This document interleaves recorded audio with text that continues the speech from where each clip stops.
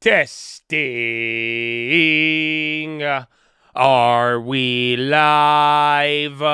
Wait for it. Wait for it. There it is. Good morning, ladies and gentlemen. I hope you're having a wonderful day. If you're watching this and it does not say live at the bottom of the screen, unfortunately, you're watching the recap. The good news is we are live Monday through Friday, 30 minutes before open. Drop your thumbs up on the video. Make sure you're subscribed. You're on mobile. Press hot chat. X out the chat. Hit the thumbs up button. Second link for the nightly watch list at main channel if you ever miss anything.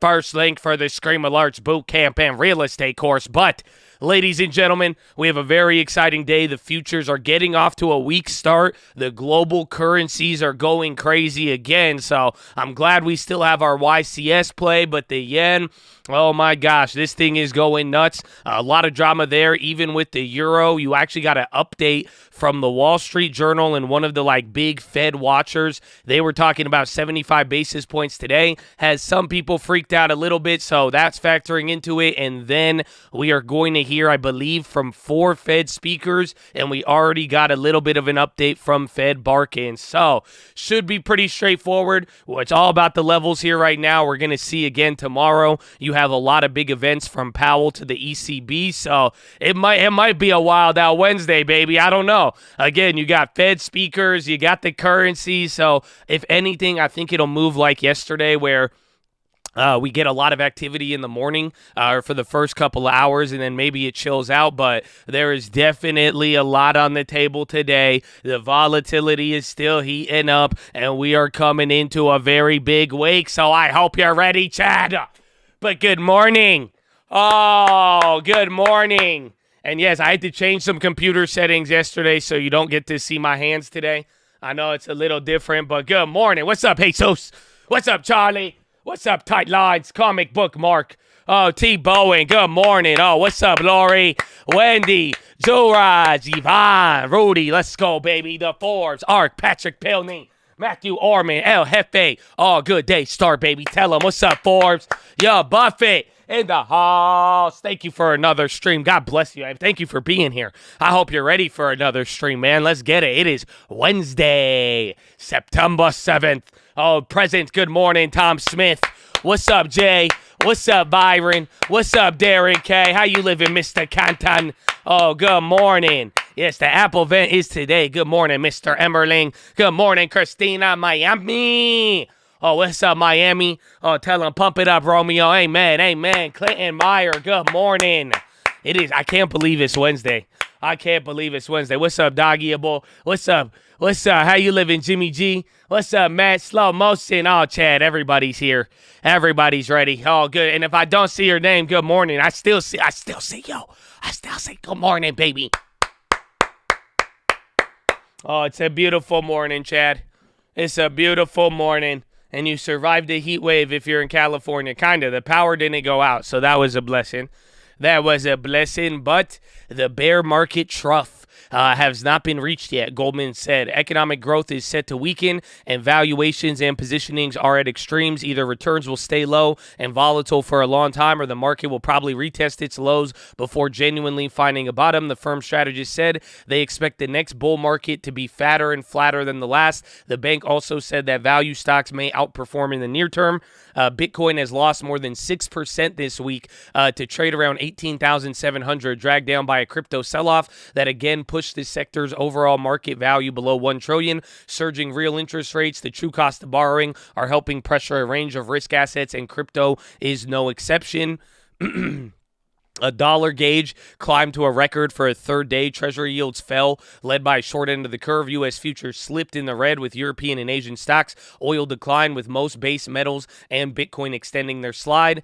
The Fed's tighter stance was reinforced by a non-voter, Thomas Barkin. He said that he told the Financial Times that rates at 4% wouldn't surprise him and that he must stay high until the bank is convinced inflation is subsiding. Today's beige book may show signs that policy is starting to moderate economic momentum. Most districts metrics may report signs of a slowdown, up from several in July. We'll hear more from Barkin later, as well as voters Loretta Mester and Leo Brainerd. The Bank of Canada is set to deliver their fourth outsized rate hike in a row, with consensus seeing a 75 basis point move to 3.25. Investors will seek clues from Tiff Macklem on whether or not he will come out in October or the tightening cycle is near an end. Chile's central bank surprised with the increase of 100 basis points to 10% yesterday, but signaled the end to hiking is near. United Airlines raised their estimate for third quarter revenue on post-COVID travel rebound. BlackRock ordered employees to return to office at least 3 days a week. NEO reported a wider than expected quarterly loss. The Shanghai EV maker production and sales were hit by the COVID lockdowns earlier this year. Richard Lee's FWD is said to be weighing a Hong Kong IPO in the first quarter. GameStop's results after close may be pressured by hardware woes, a poor start for NFT marketplace, and employee turnover.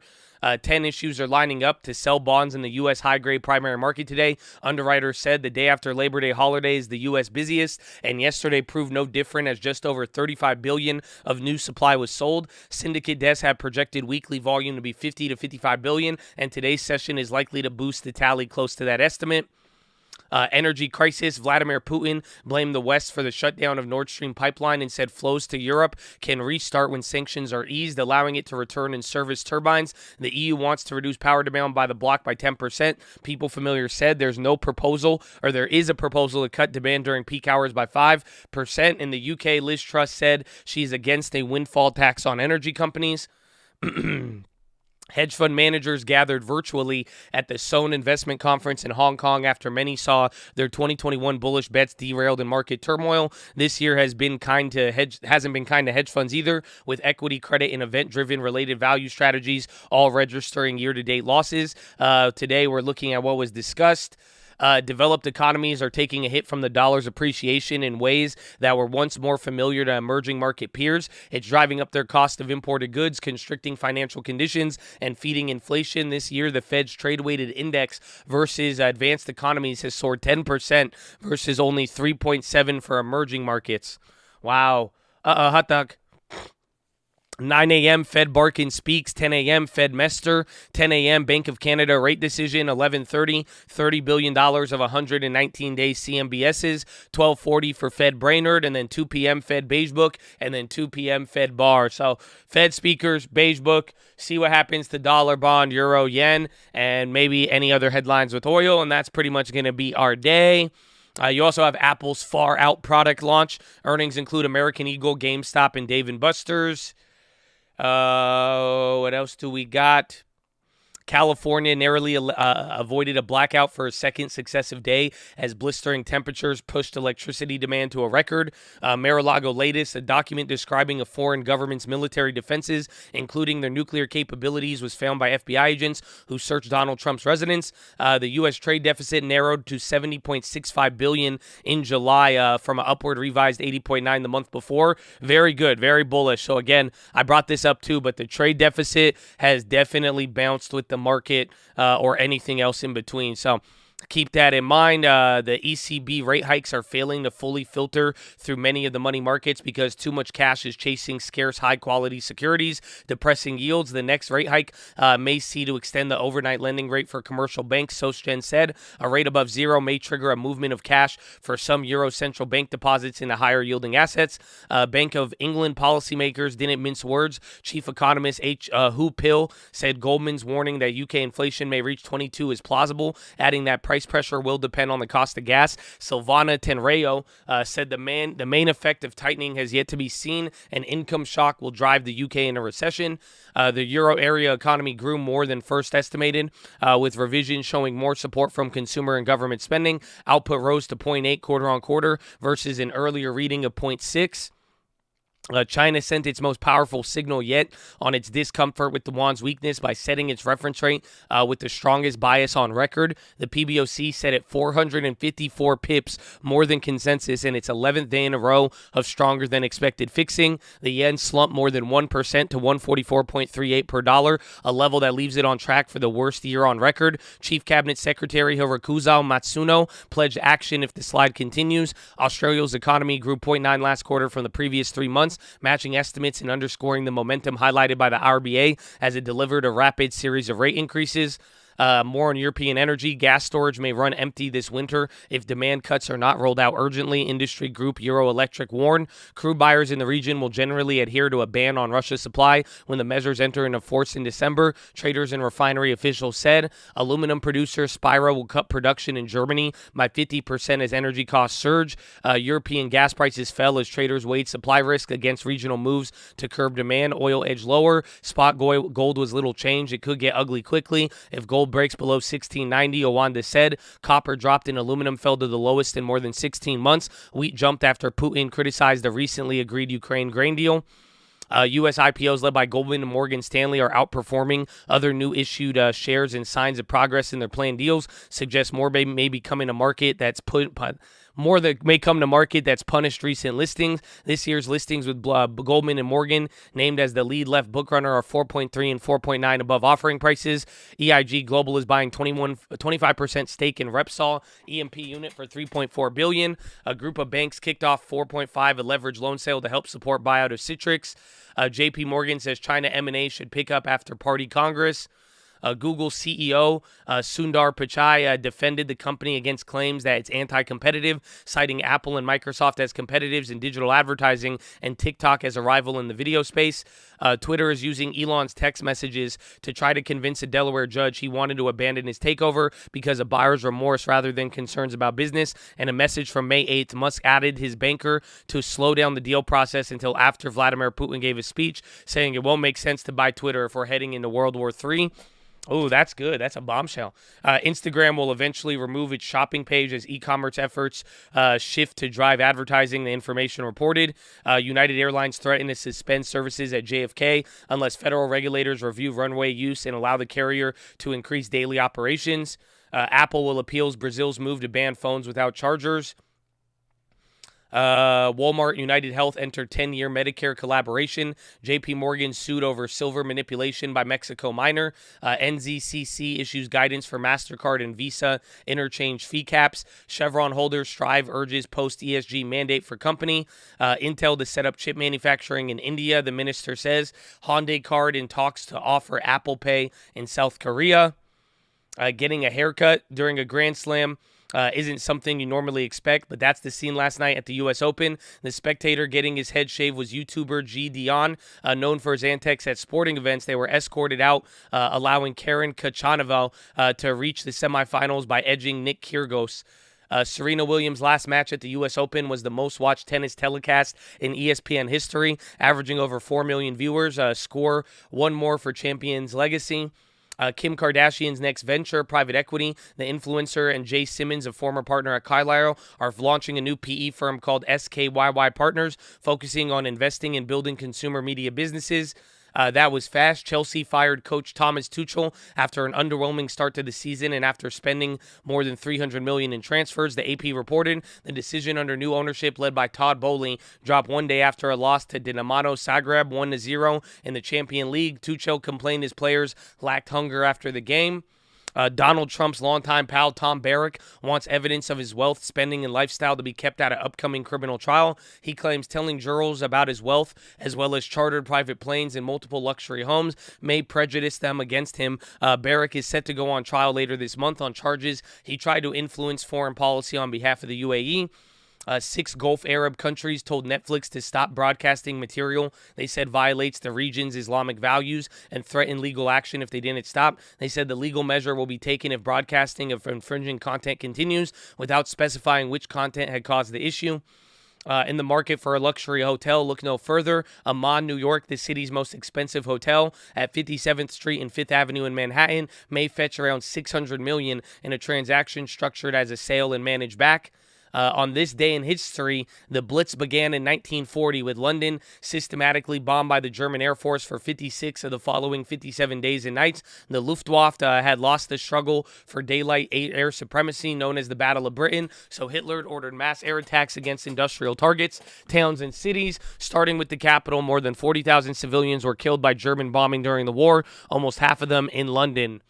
So World War II fun fact. I don't know, oil's dropping right now. World War II fun fact, Chad. Veru COVID treatment to face FDA advisory panel on October 6th. So there it is. We got a couple of pre-market movers. We got some time here too. ALVO, Alvotech, they are initiated at equal rate at Morgan Stanley, with broker flagging many knowns as a wide range of possible outcomes. Shares decline 5.4. Coupa Software rises 11% pre-market after boosting full-year guidance and posting better than expected second quarter results. GitLab gains 1.7 pre-market after second quarter earnings, while analysts were broadly positive on the software development platform's increased revenue guidance. Guideware GWRE shares declined 1% after it reported a mixed quarter and macroeconomic headwinds, RBC Capital Markets said. Netflix gains 0.8 after it was raised to neutral from underperform at Macquarie, with analysts saying the streaming service ad-supported tier could generate as much as $3.6 billion in ad revenue in U.S. and Canada by 2025. Petco Wolf gains 0.3 after being initiated, with outperforming a price target raised to 17 at RBC. Peloton shares are down 2% after the exercise equipment said August it was notified by the CPSC that agency staff believes it failed to meet its statutory obligations under Consumer Production Product Safety Act and intends to recommend that the CPSC impose civil monetary penalties. Red Rock Resorts, RRR, gets a new buy rating. Shares are up 0.3. Truist coverage of 16 U.S. digital health companies with positive view that they are ripe for disruption is out there. Again, 16 different companies. United Airlines, they say they continue to see a strong demand and environment and now expect third quarter operating revenue to be up 12% prior than the 11% guidance. And then UiPath shares fall 23% after the application software company gave weaker than expected third quarter revenue due to increasing Forex headwinds and macro uncertainties. And there it is, baby. That's a lot of runners. We got a lot of activity. Again, the currencies are going crazy. You got to hear from Wall Street Journal Fed leaker. He pretty much said 75 basis points on the way. And then you got 4 Fed speakers today, Chad. But with that being said, with you being right below the 3,900, tell me, what is the first play of the day? I need the first play of the day, Chad Adonia. Let's go. Twitch is starting it off. They said SM calls. GSAT puts for YouTube. Apple puts for YouTube. Neo puts for YouTube. SPX calls. YouTube. Oil calls. Long SPX. Apple puts. Push-ups. PNC calls, baby. Amen. Cash, you don't waste a second, bro. Come on. Give me a fucking play. Let's go, baby. Give me a fucking play. XOM puts. Apple puts, Tesla puts, Baba, Dollar Tree, GSAT shares. I think that one could be a good one. Again, I sold out yesterday, but we're going to see NASDAQ longs. XOM puts, baby. Let's go. What else we got? Apple calls, Tesla 1000 long, AVYA short squeeze, Tesla, SPY puts, blew up the account, no plays, don't worry, baby, get back on it. Root puts, Chad calls, baby, amen. SPY calls, patience calls, indeed. ASO calls, Jim calls, UVXY puts, Apple calls, Rivian calls.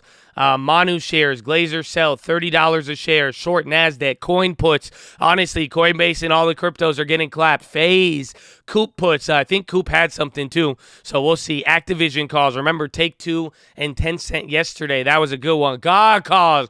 God did. Wheat, corn calls. Again, corn and wheat are both up. Member badge was the play this morning. Rolf added to the NASDAQ, up 200%. Roblox calls, change port shares. Watch it, SPY puts. KRE puts, buy SQ under 65. Margin calls. Rolf added to NASDAQ as SPY calls.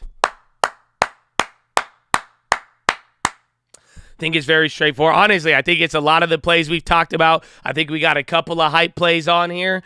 But again, I think today is going to really trade a lot like yesterday. Couple of moves in the beginning, and then we see what happens. And then hopefully none of the Fed speakers say anything. Josh's birthday calls. Pfizer, Iron Condor. So let's go, baby. Amen. So I think we got about 5 or 6 seconds. Yeah, YCS, honestly, I hope you guys see it. I hope you understand the play with that one. Again, I cut out of the future yesterday. I wish I held it, but that's the reason why we hit the YCS. But again, now, all of the currency, I mean, it's either going to go crazy past 145 or they're going to come in and then they're going to announce a measure to slow it down. But that's definitely the first thing you got to watch. Again, if you didn't hear about it, though, and even if you look at like ZQ and the Fed futures, I believe they are up right now. Again, even my ZQ play, that ended up coming back up. But essentially, the Wall Street Journal Fed guy, he came out and he said that it looks like 75 basis points is going to be guaranteed pretty much for the most part. Yeah. So if you didn't notice, I think this is the highest that your Fed futures have gone in a pretty long time. So, and they've jumped right back up here to 83%. So that's a big part of today. Just keep that one in mind. And then again, the dollar is absolutely surging, and that's what's affecting the yen, the euro. Again, even China is crazy. I can show you the yen chart right now. It's at 150. It's at 145. Like I said, I was expecting the break of 145 a little bit higher, and then I thought it'd chill out. But now this is getting past the 1999 high, and then the last time we were this high was 1990 or practically 1987, right? But now this is what I want you to understand. This is the second one, Chatadonia. This is the next currency going nuts with everything going on. It's very simple. The Chinese yuan is now weakening. And remember, we said they don't want it to break out. But this is the 11th day in the row. And today, they have fixed the currency stronger than ever before. So this is the first time that the government of China has ever strengthened the currency this amount. They fix it. It's a daily fix if you don't understand. So it's not like it's like a weakening or strengthening. It's kind of more of a temporary move, but it is showing something. And now a lot of this other stuff is starting to go crazy. It is like the Uncle song. It's a little different. But it's definitely the whole currency thing right now, the euro, the dollar, again, just like I'm showing you the yen, the dollar right now is doing the same exact thing. It's breaking past the 2,000. Pretty much, if you don't notice, the dollar is lagging right behind the yen, a.k.a. the yen is already broken up here, but the dollar has not. So we'll see what happens, but those are going to be big drivers. All that being said, though, I would watch the Fed futures, and I think a lot of today it will be like yesterday, but we have the Fed futures and then just pretty much react to how any of the levels play out. And then if the dollar or any of the currencies find news throughout the day to go crazy, that will be the key. And then again, obviously, USO, UNG, anything gas, energy related, those will definitely be on fire, my friends. So, yeah. I think that's it. Chad. How do you feel? Any questions before the bell? We have 3 minutes until we got to give our pledge, and I'm excited for it, but tell me what you got, baby.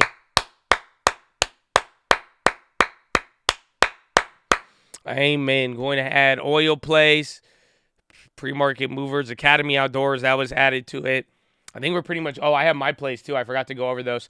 I'm going to be watching YCS, IYT, travel stocks. I really like them. Apple, GSAT, Arch, Coal, NVIDIA, Boeing, Path, and then NVIDIA. I put NVIDIA twice on there. I still like Arch a lot. Again, I think Coal plays are all going to be fire right there, just in general with how things are playing out. Let me get your poll. The market will close.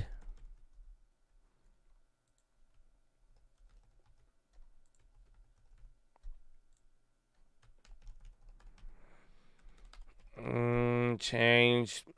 Super red. Forgot to like the video. Well, we're still going to be locked in, baby. Don't worry. I need you to love yourself. I need you to smile. I need your head in the game. I need you ready to go. Yeah, I have some technical difficulties today, but it'll let you experience full screen once again. You guys could compare the two. Amen, amen, amen. But yeah, I think we're going to be good. Arch, I still like UNG. That one's going to be down. But again, I think coal plays, those will still be in focus. We'll see what happens with oil. Again, even some of the fertilizer plays today. Again, a lot of people have been bullish on corn. And then Vladimir Putin made comments towards the grain shipping plan. So that's why wheat went up today. I think there's one more. I think it was the bonds. They might even go a little bit more crazy. But other than that, it was just really, it was dollar, yen, and everything else. Actually, bonds chilled out today, so that's good. So at least this time the dollar's up a lot, but at least you're watching that go up. So we will see. We will see. Keep it slow, but should be a good one. Should be a good one. Where is it?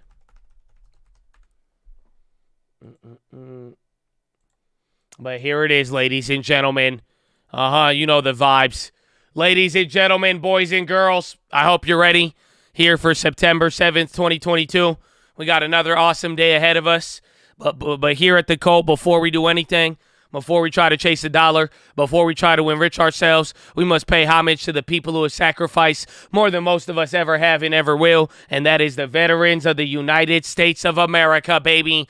So on behalf of the Cult, the people here, the people not here, we want to give a huge special shout out all the active servicemen, past servicemen, anybody who has served. God bless you. Thank you for your service, and shout out to the vets, baby. And don't forget about the police officers, the firefighters, the doctors, the nurses, the teachers, all the other public service out there as well, too, baby. God bless you and thank you for your service. Ladies and gentlemen, please rise. Place your right hand over your heart. Say it with me. I pledge allegiance to the flag of the United States of America and to the republic for which it stands, one nation, under God, indivisible, with liberty and justice for all, baby. Senator Dance!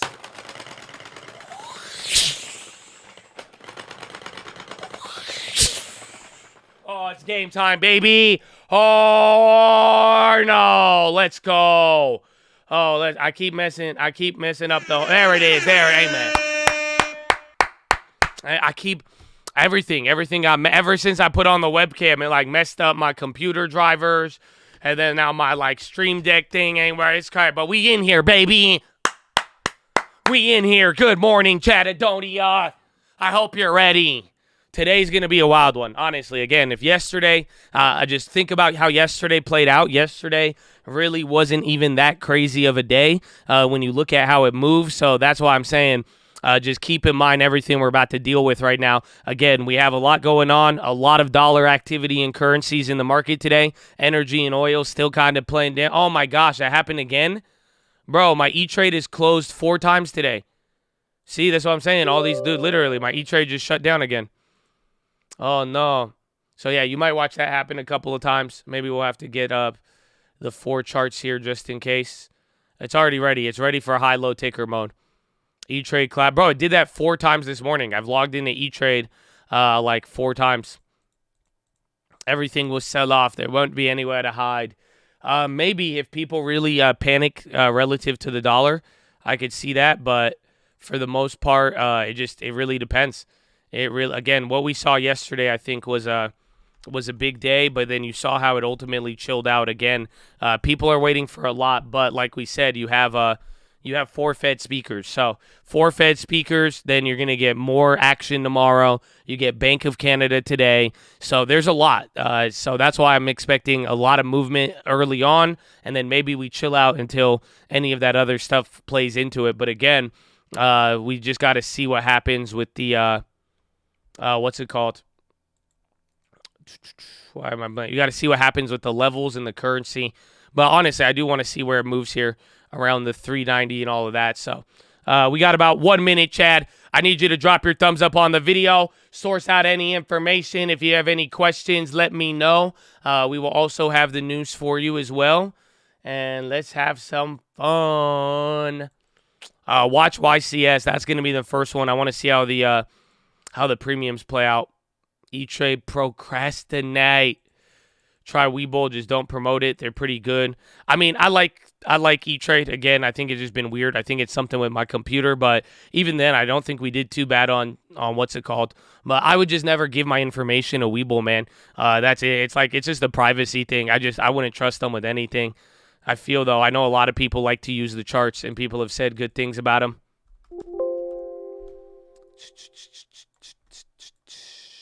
So, 15 seconds, Chad. Let's go again. I think I'm going to be eyeing YCS currency plays at first. I am going to look at travel stocks with how they got clapped. Apple and GSAT for the event. And then NVIDIA and Boeing. I want to find something there. Round 1. Fight. Musk's request to push Twitter trial back is denied.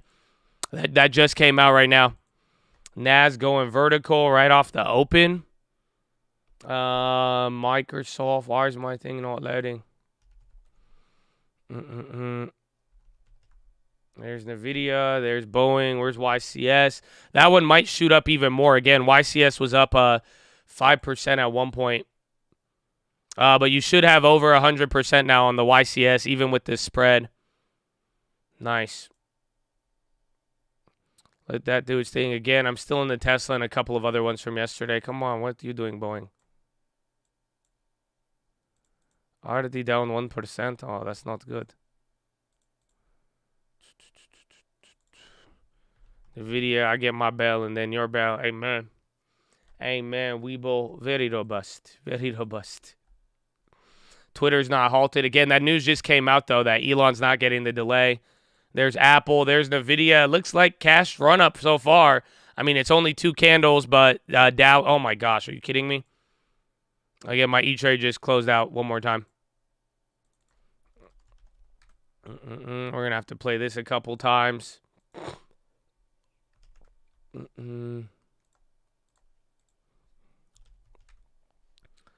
NVIDIA and TLT.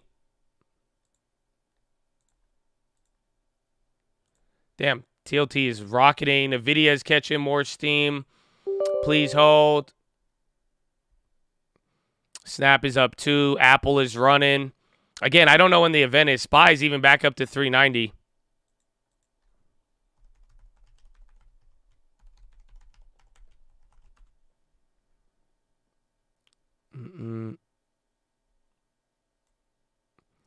DIA down 0.45. Liquid. Oil getting mollywopped. All right, I'm waiting until the high-low ticker loads up again. I want to make a move on NVIDIA or Boeing. I like Boeing a lot, though, right here. Optimism for Apple. I mean, it could be good, but it's just, I mean, it's one of those. We've seen a lot of sell the news when it's all said and done. I mean, I would just even be looking at the market right now and seeing where we go on this.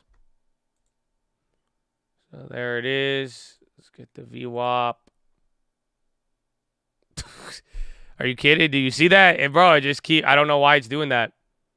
I think it's just me, though, today.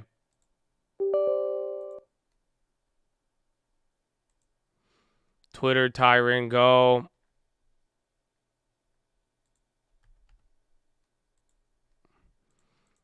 Speaking, iPhone events get sold off. Usually.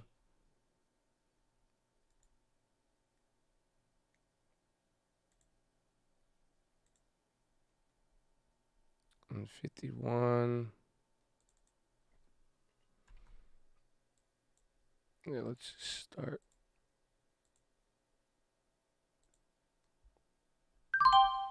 Okay, I shorted 25 shares of Boeing at 151.67. Again, my E-Trade will just shut down every 2 minutes. Again, I started with 25. I wanted to go with even like 100 or 50, but I figured if I go in a little smaller, it'll be good. No, we can't stream the Apple events. Apple is really, really weird about streaming them.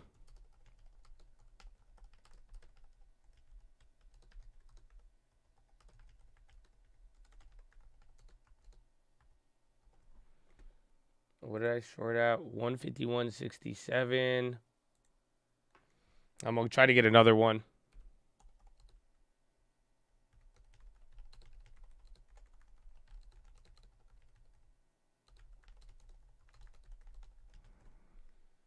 Starbucks, Twitter, Apple Car.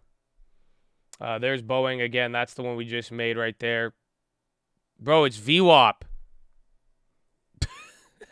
I'm going to cry. Oh, my gosh. So I guess maybe if I just don't use VWAP. I don't know what about VWAP is setting it off. Yep, no VWAP today. I guess they want us to use something else. Sorry, 25 minutes.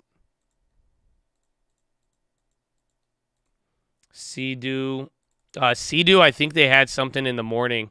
I still have a Tesla is what I'm still holding from the other day, and then I just shorted 25 shares of Boeing.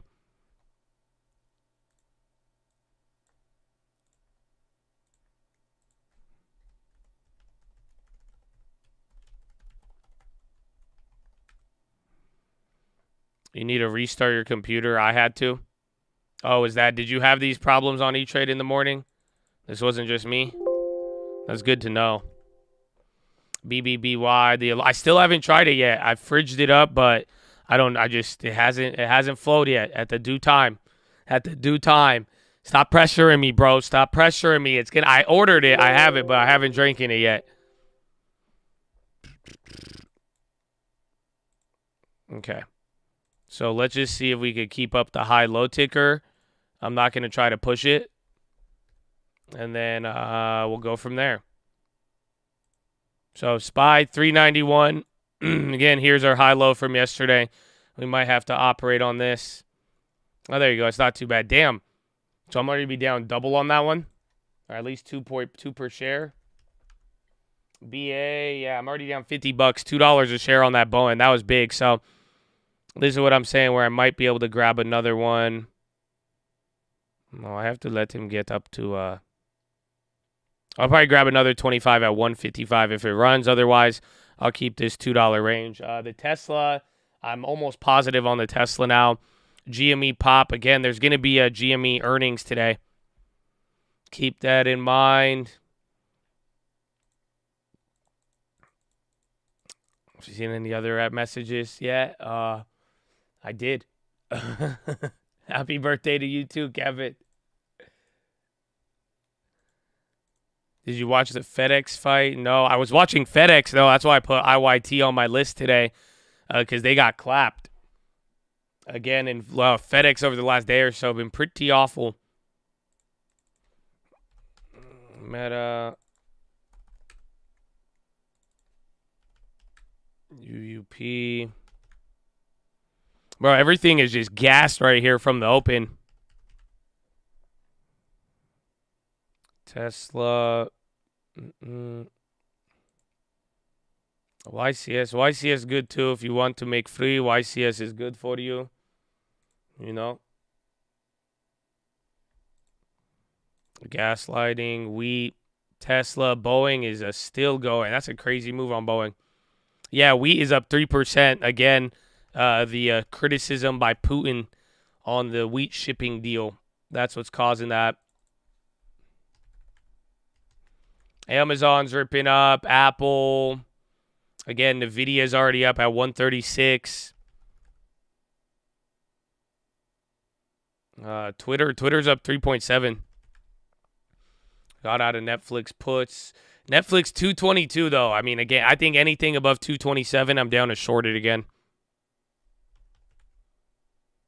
AMD bull flag, arch gap down.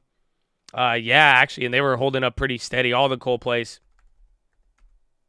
Every coal play is just clapped right now. That's weird considering they did not move at all in the morning. Sunrise New Energy announces 11 million orders from CATL.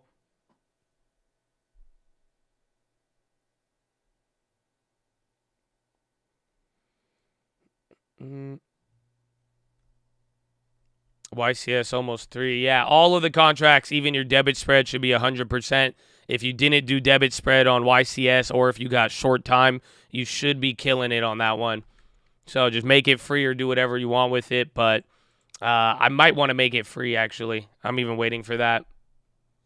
I think it might be able to move a little bit more, kind of like yesterday. But again, since I have the debit spread, I would benefit off of, premium kind of chilling out a little bit.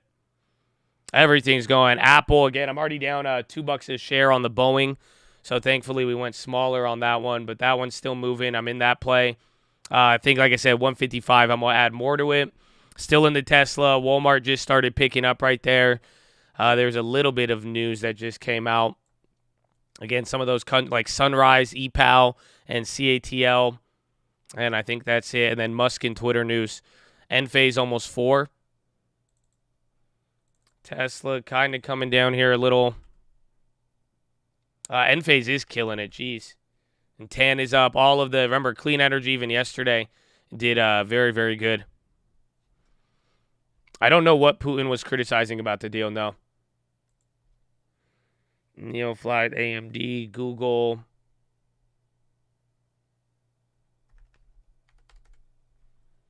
BLNK on the high.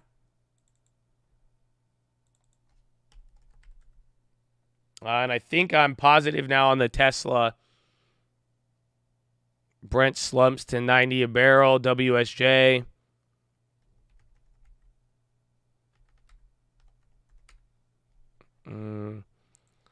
Tesla. Yeah, I got $1 gain on Tesla now. Woohoo! Yeah. There's Bowen though. That one's not pretty. Dollar sold off. Dollar sold off 0.75% actually. Now that I'm looking at it. And then SPX, I mean, you're just still above the 3,900. Yeah, we're still in the middle of all of this. We have a long way to go. Long way to go. Cash open, still ripping. Again, dollar is calmed down. See if that ends up turning around. Let's take a look. There's something that just came out on GameStop.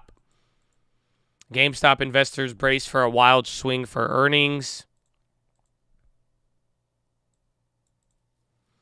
A lot of buying pressure. It is right off the open. The only thing down right now is energy, which is down 2.4, but healthcare is up 0.06, industrials 0.12, financials 0.14, and then everything else is green. Utilities and consumer discretionary, those are the ones that are leading. Are you kidding me, dude? And that was my E-Trade Pro getting clapped again. It's okay. We could do this all day, you guys. It's going to be fun. I think it's kind of fun. I think it's kind of like hot potato. You know what I'm saying? I genuinely think it is like hot potato. I dig it. Could be worse.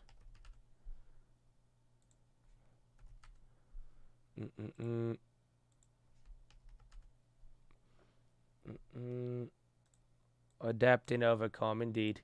I mean, we have it. I mean, at the end of the day, we just are going to have these up here. I think I just got to use it less and then just keep the high ticker on there. Otherwise, next time I will have to reset. I'll have to restart. BP average down on contract at 30. Yes, I would like to. Or that would be at least you get a discount.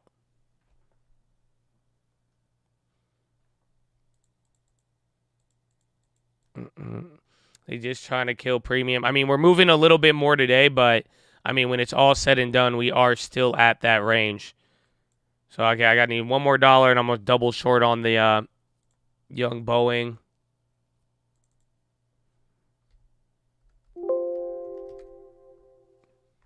Tesla.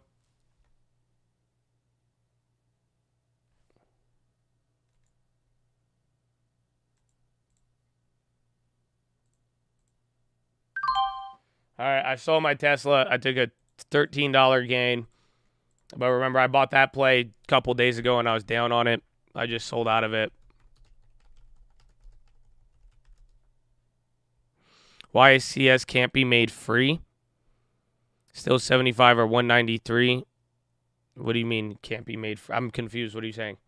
You can make it free, but are you saying you don't want to? Or I sold out at what, 278.07?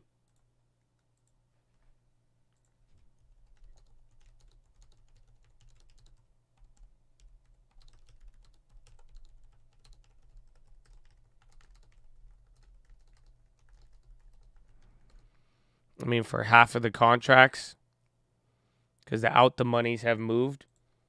I mean, again, if you could get 60 cents on the normal one, then you're good. That's all that should matter on that play. So, like, here it is. So, remember, we paid 30 cents a contract on the debit sped. So, like, it's saying 65, naturals 50. That would be like 100%. But if you could get 60, you'd be made free on that one. Even a little bit lower. I mean, if you could walk away with 90%, I wouldn't be opposed to that one.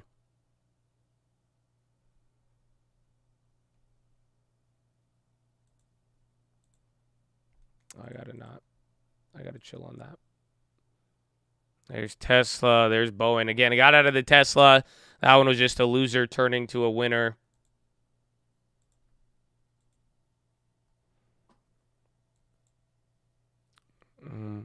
End phase, are they still going? They've been literally, I think it was like, what, 4% already?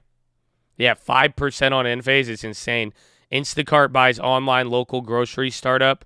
Rosy applications, no terms.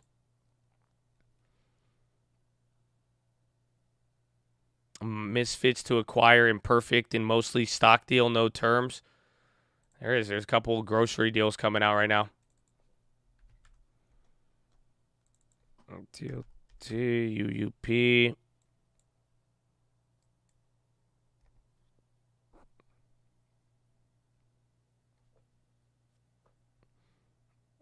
Buys online. What time is it? Where are we on the SPX? SPX, long way. We still have long way. Very early. I mean, it's been, what, 15 minutes? We've already moved a decent amount. Please don't shut down my platform. 5 million volume. Volume's actually kind of low, especially compared to the last couple days. Just got my fingerprints for the real estate exam. Let's go, baby. It's a big step. Dan wants suit day for me. Oh, I don't know if I have a suit. Like, I have, like, I might have, like, random H&M ones that I bought for, like, winnings here and there, but I don't know if I have a suit. Could CPI crush the dollar? I mean, maybe, but again, like that Fed report today where they said the Fed's not going to slow down, it might be priced in that CPI is going to come down. So I don't know. I don't think so. But you never know. I think it just really depends how much it comes down. I think everybody knows CPI is going to come down, and I think it's just a matter of if it comes down a lot, I think that could dictate more of that. Yeah, corn, JIDs. I listened to some of it actually the other day. It was fire. That was one on the car. We're in the 7th, 8th denial phase of this bubble. We are coming back up. Again, I have the SPX, not the SPY. So it's going to trade a little differently. Again, our E-Trade is tripping out, but you should still have the high-low ticker. Again, I cut out a Tesla there. Could have made another $20 there, but I wanted to go home. I'm down about $2-3 now per share on Boeing. So I'm down $60 on that, but I'm going to add to the short at 155. Man, this SPX. Look at this guy. Still no Lupe. Actually, I don't know. I don't think actually, yeah. BP, it's the same BP position, the January 39. 29 or 39. I think 39. Bro, Tesla's still rocketing.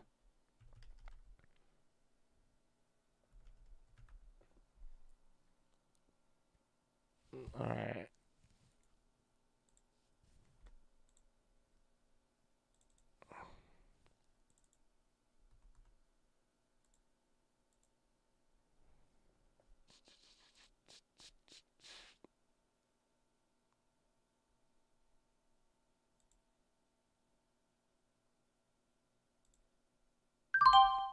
All right, shorted 25 more shares of Boeing at 154.31. So now I'm short on 50 total from the morning till now at what? 154 what?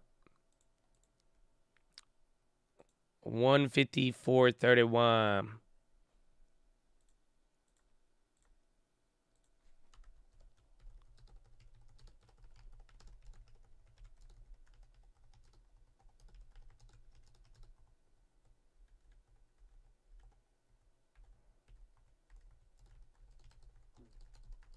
Twitter, they still do. They were up 3% earlier. So we will see. Again, you have Fed speakers coming out. What time is it? 6:50? I think we are going to get some of them pretty soon. I think around like 9 to 10 a.m. Eastern. Twitter is rocketing. Twitter's up 5% though. Are you saying GM or good morning? Either way, good morning. And GM is up. Ford is too. Again, Tesla, they're already leading the way. YCS, YBA. I just like it here on the day. I just want to go for some of the momentum. I mean, I think they're definitely outpacing the Dow and everything else. They're moving a lot, and they kind of look pinned. I think it'd be a good industry to get some exposure. TLT is coming down. Or TLT is coming up, excuse me. That one's an interesting move. Again, dollar is still selling off. Again, dollar is sold off about 0.5% from the open.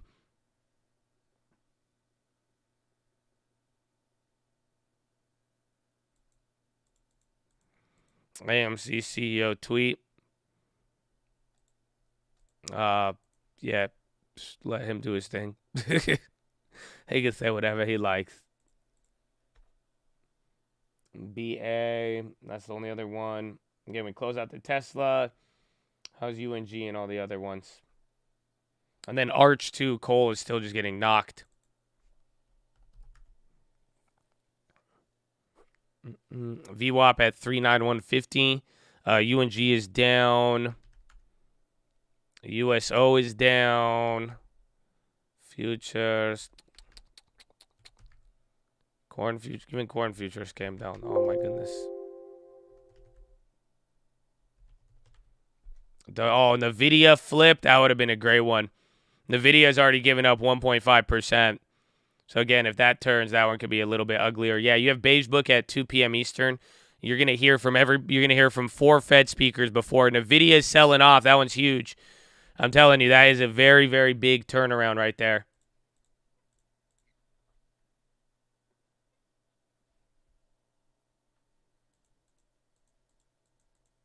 XLV are gaining traction. Everything's kind of slowing down. Again, you're still in the range. You haven't traded at a price you haven't seen. I mean, we're all in the same range. Nordstrom's on the high. That one's a weird one. Again, why is Nordstrom's ripping like that? Nordstrom's, Macy's. Go look at some of the retailers. Walmart, Target, Costco. They're all going up there for some reason. But again, Nordstrom's is like really just kind of breaking out in its own little vibe right here. And again, watch the chip makers. NVIDIA just sold off pretty decent. Boeing came down a little bit, but not enough. My average on that one is 152.99 now. Yeah, Nordstrom's still rocketing. Wait to see if the dollar comes up. SPY's still coming down. I'm going to switch to the SPY here until we get to 3,900. Kind of make it a little easier to read. Again, Nordstrom's still going. Yeah, Patterson, UTI CEO, sees large major E&Ps adding rigs in 2023. That's related to energy. I think we heard from BP CEO this morning as well, too. I'm checking those contracts right now. Yeah, bro, those BPs are still holding up. Scammers. Either bring it down or make it cheap, you know? Bring it down or bring it up, Habibi. Pick one. SPY's coming down here again. Couple names are holding. Retail, every industry is still green except for healthcare now. Before it was just only energy. So let's see. I know I should take off the chart thing. Excuse me.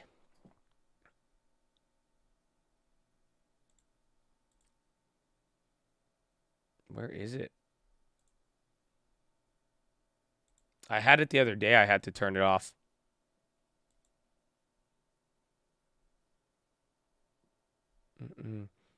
But I kind of like it, though. Sometimes it gives me a view. No.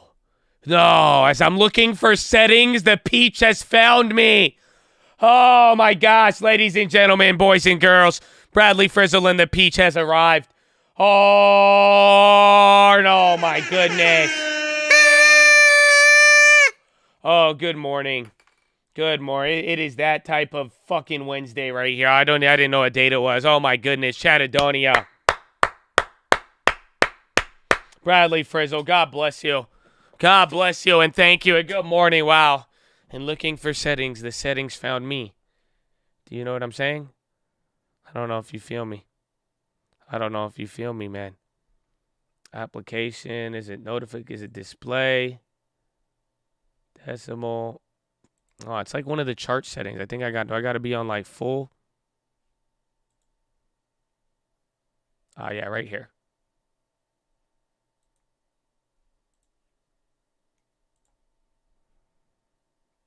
I don't have to do it on every one, do I? I do. That sucks.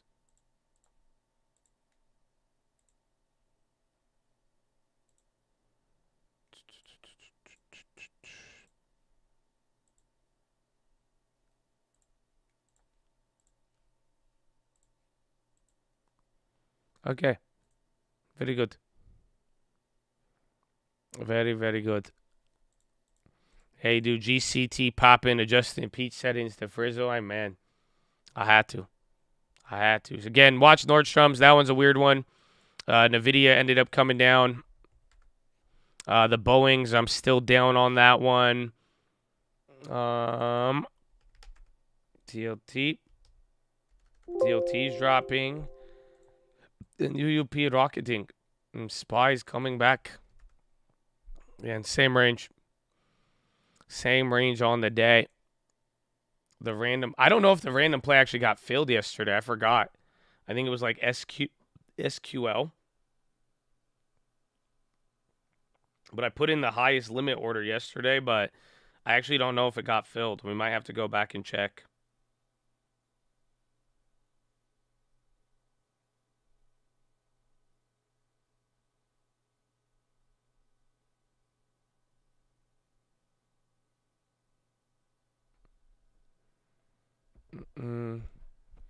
Apple to bounce. Again, when is the Apple event? Does anybody know the time? Again, that's going to be the event for... Dude, it's trading just like it was yesterday. I even think it's even lower than when we did the double short. Walgreens holding up. Springworks to supply Nairo gas stat for GSK's program. They get $550 in payments. Apple event 10 a.m. Pacific. So we got a lot of time. Myrna's on the high. United Steel, is that Airbnb? Yeah, Airbnb's up 1.5. Myrna's starting to rocket up here. United Steel again. X is rocketing. Yeah, X gap down, and then now it is up 2.5, and it is just going absolutely insane. Ay.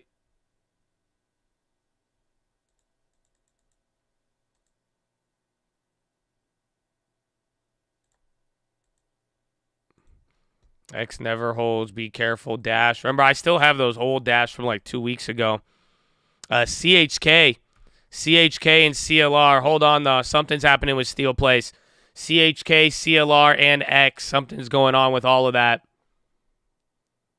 Hot rolled steel spread falls further.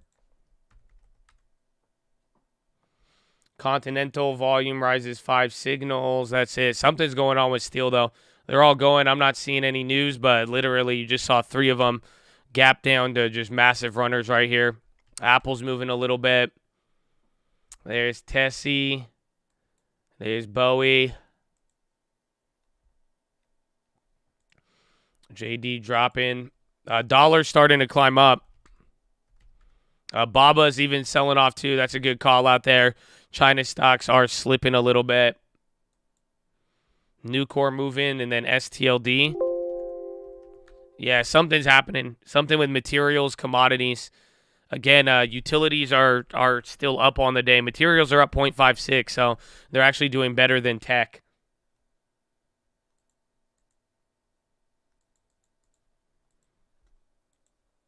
And then SPY, 392 again all day. You've not broken out of the range. UNH healthcare on the high again. Healthcare just went negative. UNH was a little bit more active in the morning. But again, healthcare is just like barely holding on for life right now.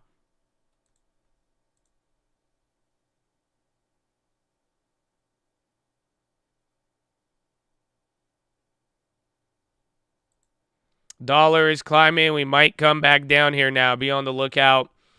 So, again, dollar's already back to 0.3. We were up 0.5. Apple might break out just a little higher. Netflix still above 220. I think the NVIDIAs have already slipped. And see the IYT. No news on IYT except for like FedEx and travel companies have been mollywopped. And that's the only thing I'm thinking of. I kind of want to short IYT, low key.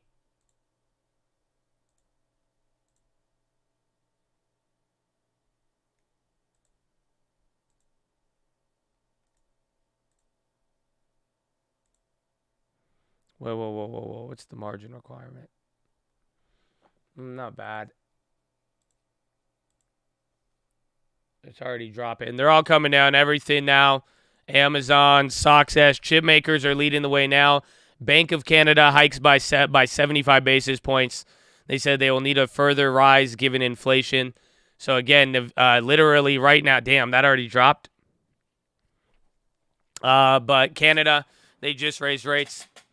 0.75. That's bigger than expected. And again, now that's another central bank that is not slowing down and is going a little bit higher. JP Morgan, new wealth management, names Paul Halpern as new CMO, Chief Marketing Officer. But yeah, Canada raising rates more than 50 basis points. Again, another sizable rate hike. Just factor that into the whole situation that we're in. But we didn't go too low off of that. We'll see how that plays out. Damn, IYT. That one's still dropping.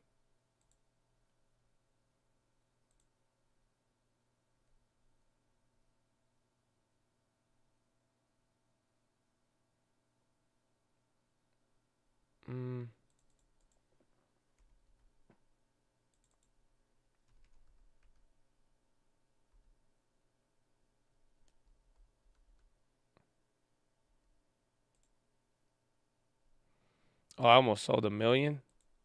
My bad.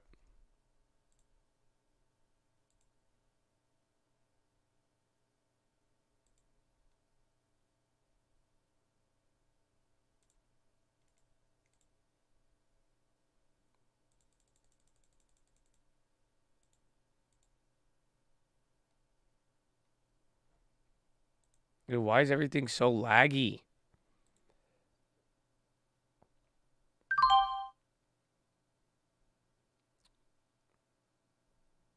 I don't know what just happened. Okay, I shorted 25 shares of IYT, 227.77. EXC utilities. Bro, everything is just so slow.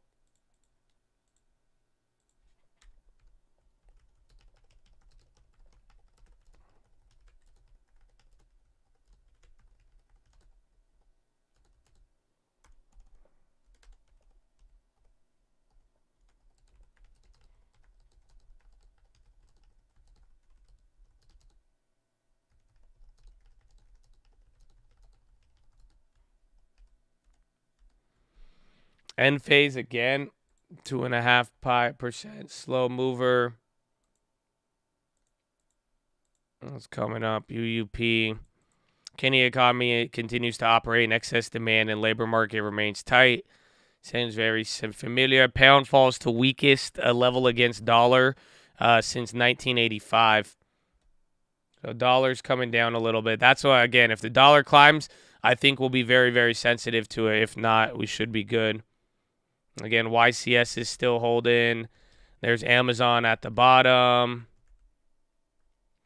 We have the Boeing. I'm barely down on the Boeing now. JP Morgan financials are actually doing good, surprisingly. Again, in the chip makers, they are knocked off. They are not doing too hot. And then SPY is still within the range, my friends. Springworks shares to resume trading at 1025. SWTX. Why are they halted? Is it an IPO or?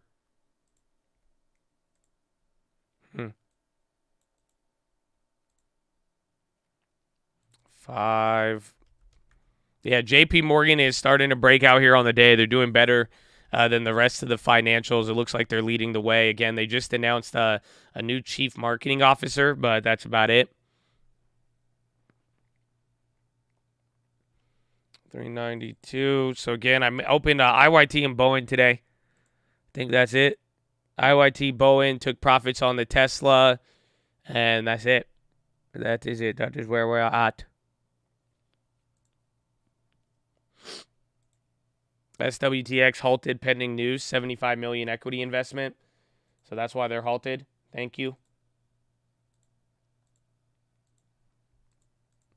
Opened oil trades. I'm looking at them. So, again, I'm going to go through the Conoco and the PSX, but the BPs, like, they're down a little today, but they're still at that 45, 42 cent mark. So I want it a little bit around 30, 35. Oh, where is coin? I forgot about that. Again, crypto is kind of smashed today. JP Morgan with that 3.5. I like what you did yesterday with Altria and the IBM. Because I was looking at Altria, I like them. But even just like kind of how you put in, way less of the capital to get the same yield. I like that. I was thinking about that yesterday, but JPM is beautiful at 3.5. Big fan. Oxy's on the way up. Maybe this is our shift right now. Again, the steel plays started going.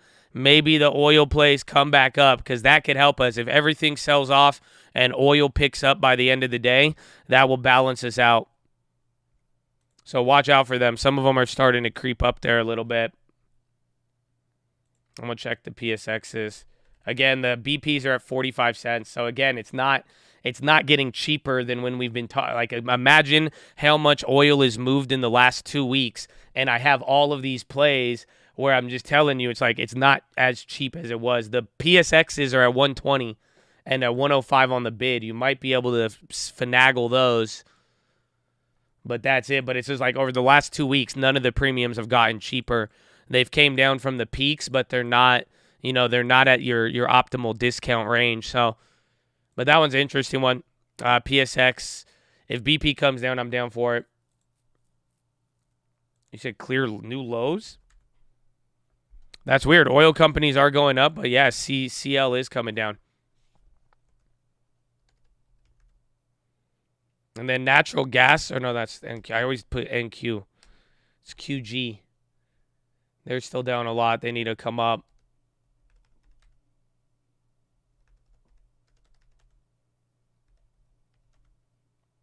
YT. Steel up when dollar rises. I don't know. It shouldn't, but I mean, maybe that's one of them. If anything, though, it's just like the dollar move today is big, and right now it's just like there's a lot of bigger dollar wrecking ball rather than, most other things. If anything, it's just what the dollar is doing to these other global currencies. That one is just, that's the standout more or less.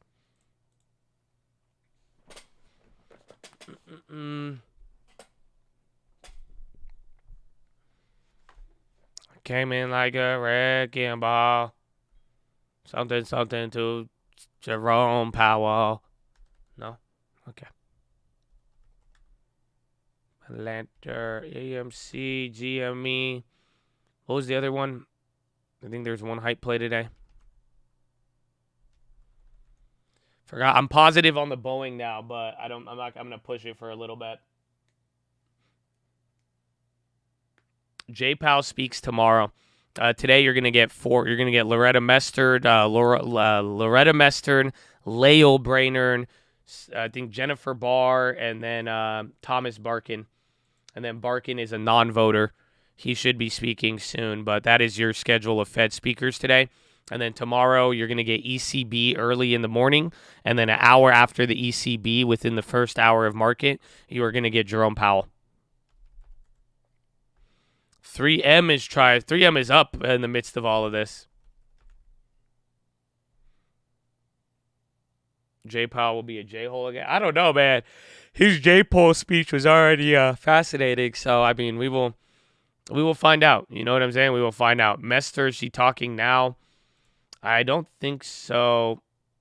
I haven't seen any updates, and I don't see her on the schedule as of yet, but I do believe she was coming around 9 or 10. So 391.59. Again, Visa's on the low. Watch out for some of the steel companies and energy names that started picking up. Today's Wednesday? McCall, Barkin, 6 a.m. Brainerd's at 9:35. So I think that's it. We might have to wait. Snap gave it all up. The SPY is holding on. I mean, hopefully you guys can see it. You are holding up the range. I mean, we haven't really done much. Again, a lot of other names are moving. The chip makers, I mean, Apple's kind of pinned. Chip makers are hitting a low. Like, even Boeing is still positive on the day. So you're getting a lot of activity here, but it does seem a little bit slower. But at the end of the day, we are definitely more controlled, or at least, chilling in the range at a slower pace than yesterday.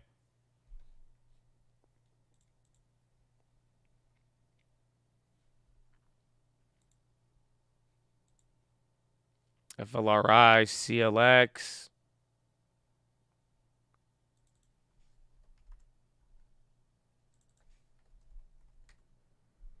Snap gave it all up. I love you. All right, I need to go to the bathroom. Follow me on Instagram at the Trading Fraternity. I love you. I think about 75% is the stronger dollar story, 25% the weaker currency story, because it's symptomatic of which currency you're looking at. If you look at the euro and you see what's going on in Ukraine, you obviously are less inclined to be in Europe. Same thing with sterling. There's a great deal of inflation is imported into the UK, and with all the rising commodity prices, that weighs on the Bank of England a little more than it does other central banks, makes their life very, very difficult. And of course, you do have a strong dollar story. And the interesting thing about the dollar, though, is the inverse correlation with the S&P 500, for example.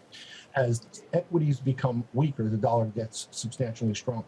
So until we have confidence that the Fed is about to pause and equity markets rally, we're probably going to continue to see a stronger dollar. And there's nothing the other central banks can really do about it. I mean, they can try to slow it, but inevitably it's going to continue.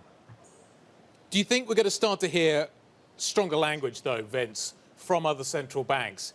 The BOJ, maybe it's comfortable with where it is right now, but I'm not sure the ECB is. I'm not sure the Bank of England is either. We're going to hear from Lagarde tomorrow. We're going to get a press conference. How much of that is going to be about the currency? She started to talk about it over the last few press conferences. Are we going to hear much, much more about it tomorrow? Well, I think she can't ignore it with the euro under one to the dollar, actually. It definitely has to come up in some way, shape, or form. You know, as currencies move, they do move financial conditions. So the back of the envelope calculation by rates traders in the FX space will look at basically 4 or 5 big figures in a currency, and that's saying the euro going from 105 to parity is worth about 25 basis points in interest rate change.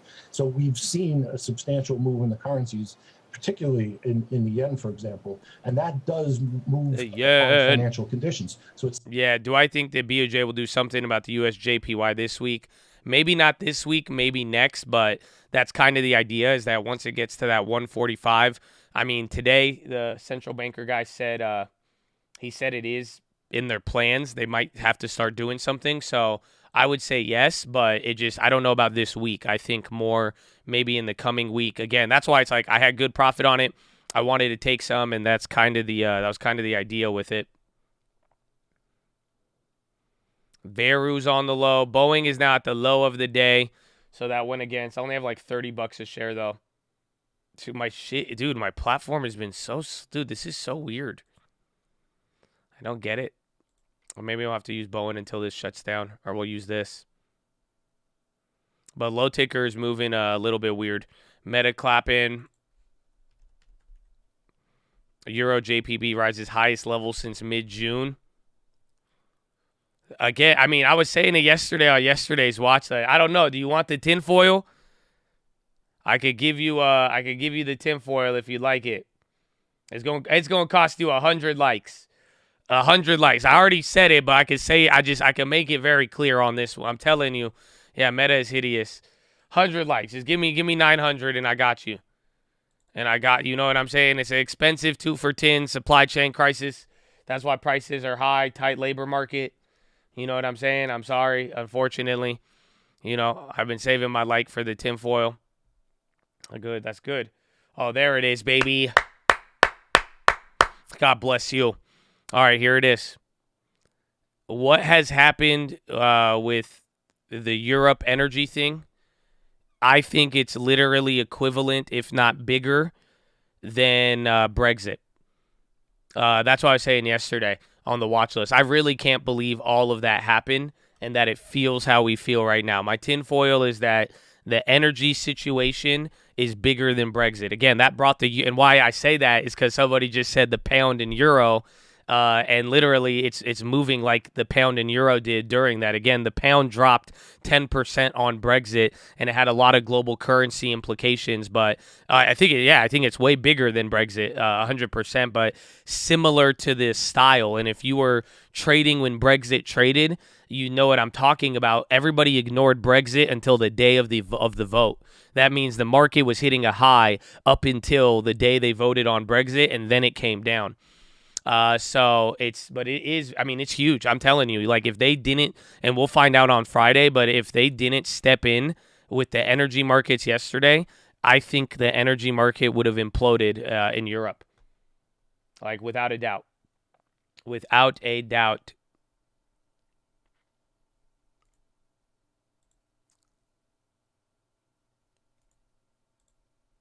There it is. A SPY coming down.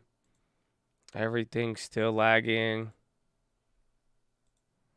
The dollar will walk everyone looking due to safety. I mean, it will up until, and it has to. That's just it. Like, at the end of the day, I don't know if I kind of like, I was talking a lot on the watch list, but I hope I made it clear that the fact is, if Europe is going to be easing to save their industry, the last thing they're going to do right now is the last thing, the world you're going to see. You're not going to watch people. All right, I close out. Ah, shit. I did something wrong.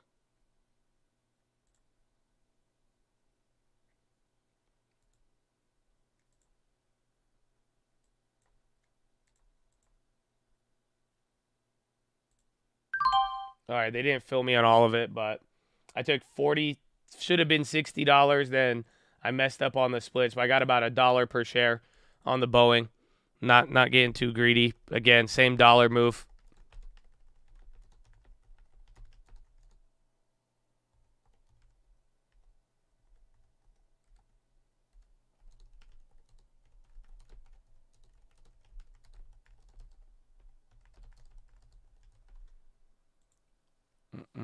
EXC more.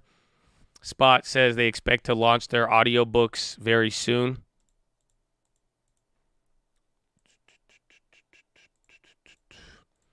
Oh, Biogen TLT. Source on Spot. Biogen is up a lot. Spotify, you got 3BA. Calls or puts. Watch oil. It's weird. Oil companies were coming back up, but then oil started to shift a little bit. But watch the retailers. Costco, Target, Nordstrom's. A lot of them are doing very good. Should trade options the way you've been playing the shares. We could try a couple. I mean, again, I have the YCS, I have the Altria, but I mean the shares account for any stupid moves.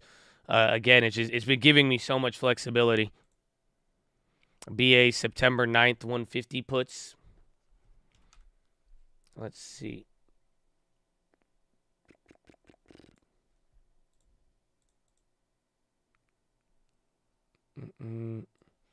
So we could kind of compare it.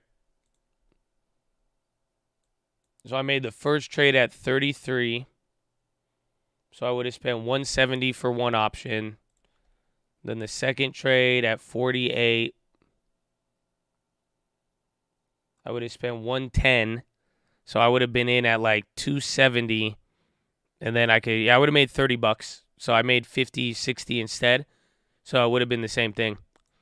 Do you see what I'm doing? I'm just comparing. If I bought one option at the time, and again, I'm assuming I got a lower price, and then if I bought the other one here, I would have spent like 270 total, and now right now both of them are worth about 300. So maybe, I mean, some of them are there, but then that's the thing is like if it takes 10, 20 more minutes longer, I would get clapped. But if we could find a good opportunity, I just want stuff that's uncrowded. Again, after having that discussion yesterday, I really think that's where we're going to get a lot of good option trades. Like YCS wasn't bad. It was an ETF, but it's there. So it's decent. But it's like that's kind of where I'm looking at it.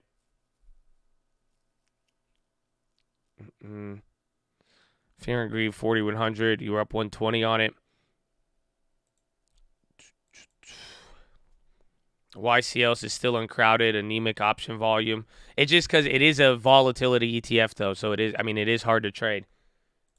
But again, I just imagine how many people in the retail trading crowd. I mean, not everybody is trading the yen. You know what I'm saying? So I do think it is there, but just the nature of YCS is what's going to make it difficult. Oh my gosh, it closed again. We were doing so good.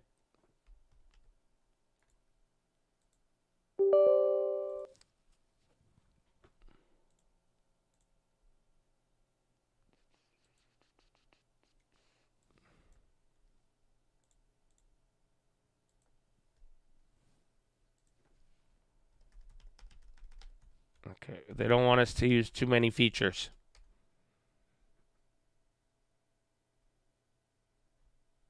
Oh, I forgot to reset my cash on there. Mish mishkila, habibi. Mish mishkila.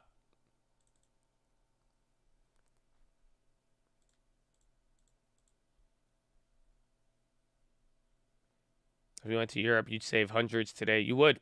Everywhere, bro. Everywhere in the world right now. I'm telling you, your dollar, take that dollar anywhere, and you're sitting on a gold mine. Again, that's what they even said today. Like, usually you should benefit in like foreign countries, but like the dollar is so strong that you're getting a bigger benefit from the dollar in developed countries than undeveloped countries, which is crazy. What Russia did in 2018 is what China's doing now, weaken their currency for oil.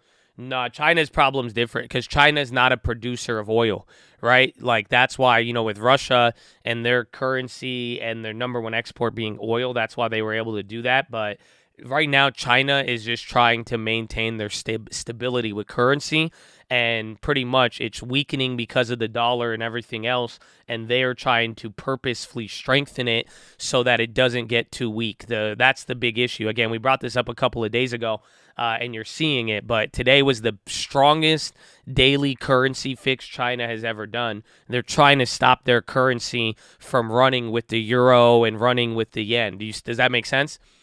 So, like, right, what China's trying to do right now is make sure that their currency doesn't do what every other currency is doing right now against the dollar, which is weakening. Best currency to arbitrage, I mean, Japanese yen or euro, simply because of liquidity.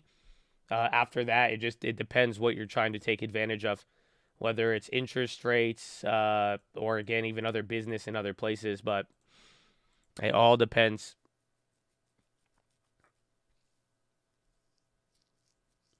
Global markets are sailing treacherous. I know they're just repricing. It's a race to the bottom now. It's the dollar wrecking ball, and now it's setting all of these currencies to reprice. Again, once you lose the foundation of the value of your currency, everybody needs to adjust again, and that seems to be what we're dealing with right now.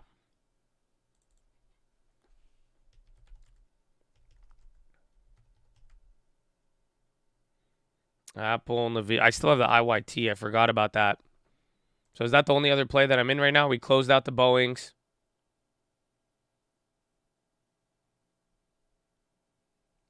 Yeah, we closed out Tesla with profit.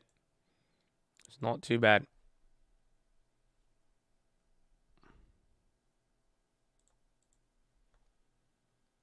Arch is down, though. That one's clapped. What's the other one?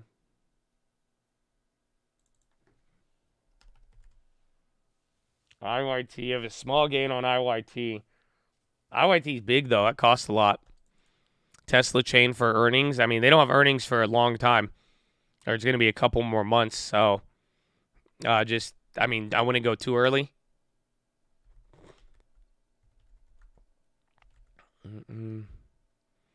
VWAP, I could try, but it might shut down everything.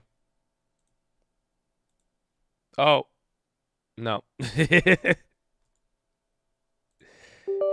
it's not working.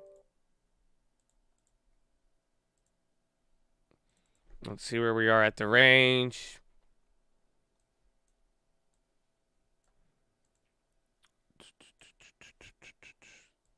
Clear cash.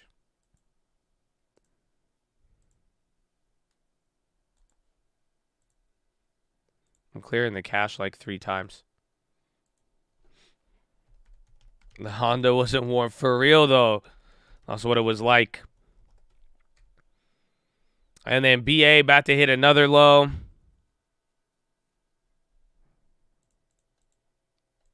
Add VWAP to TD. I think this might work now that I reset the cash, but it's been weird. Dude, everything's just been lagging for me, though. I don't know how to describe it.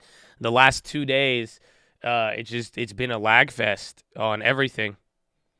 So, again, here is this SPY. We're still within that range. Again, I have the IYT. We're actually up on that I forgot I made that play. Then the Boeing, we closed out for $1 a share. I might have to get in on some of the SPY futures. But remember yesterday, I mean, this is looking like yesterday, just a lot less movement. UUP, if UUP starts coming up, I mean, that'll be a sign. Up. They're dropping, so that might be a little bit more bullish here.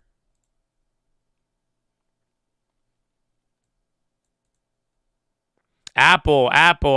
Yo. Apple is getting clapped. Yo, what's going on with Apple? Apple. Nano J release, what to expect. I'm not seeing any news, but that's a big chicle on Apple. Something's going on with it. I don't know if it's a leak, but I'm not seeing any other update, but that's a big candle there. It's kind of, I wouldn't call it like a news candle. It looks a little bit bigger on TD Ameritrade, but, I mean, it's clear something just hit.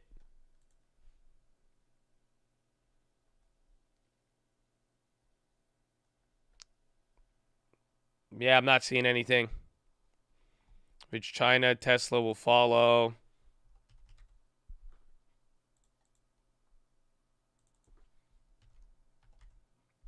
I was like, well, almost $1. It's like 70 cents.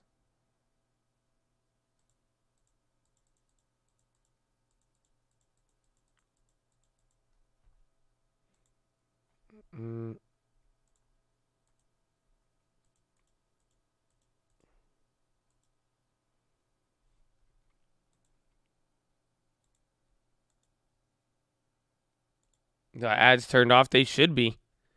That's what Lending Tips told me that yesterday. He said, even if I don't put on ads, they still be showing you guys ads on my videos anyways. Kind of offended by that. But it should be off. I mean, again, I think that is part of YouTube's policy. I think they still can show ads to you even if they wanted to. So even if I choose not to get anything off of it.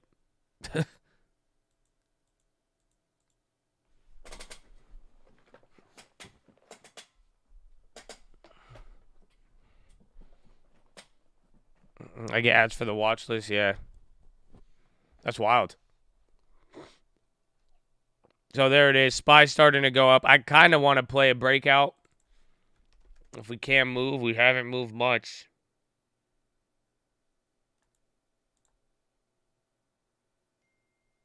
No, I might be a little more patient. I want to grab the future, but I don't want to push it.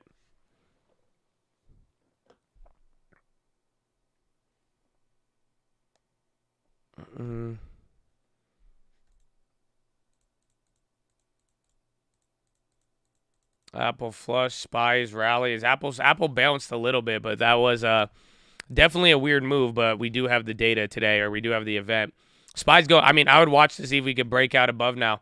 I mean, it's been almost about an hour. Volume's a little bit lower, but see if we get above 3930. I think we might make a move to 3950 again.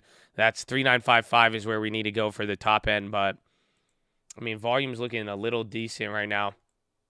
12 million, actually kind of low, 12 million in the first hour.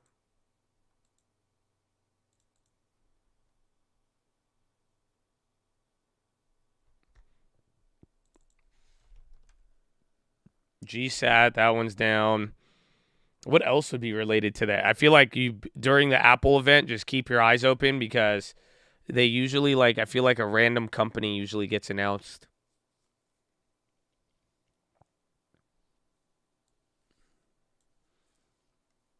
Springsworks, SWTX.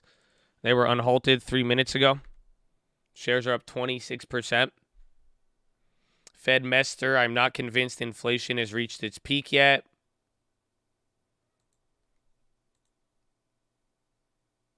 Inflation, recession, and the global economic. I think this is her.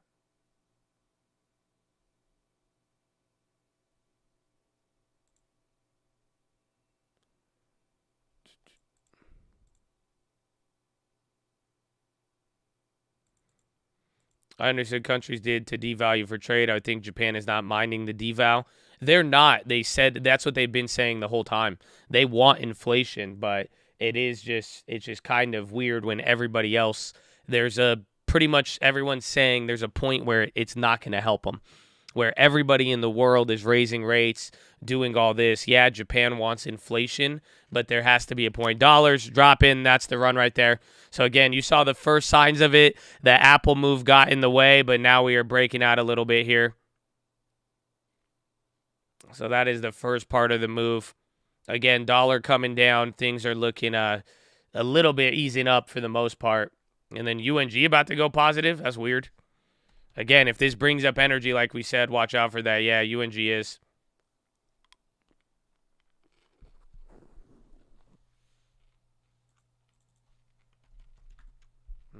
A video.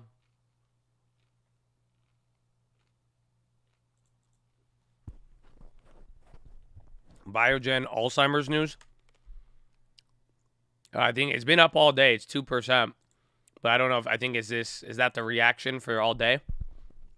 Like, I don't think news is dropping right now, but I think that's what will explain it. Immunovant 8K. Yeah, they put out a 8K this morning, I think. And then bio-named a catalyst-driven idea at Morgan Stanley. UUP, that's it. Dollar's dropping. I think that's why we're getting this rip here. Again, NVIDIA, everything, all the tech companies. I think Apple is just even a little bit more subdued. Even Meta. Meta is actually still down on the day. Bluebird Bio is popping. A couple of biotechs are moving here. Again, watch healthcare because they were negative and now they've gone actually extremely positive. Dollar is still selling off. That is the bullishness right here. Fed members will say anything important than 75. Probably not. I think they're going to highlight that, and the Fed futures have already reacted. So 3935 again. I'd watch to 3940.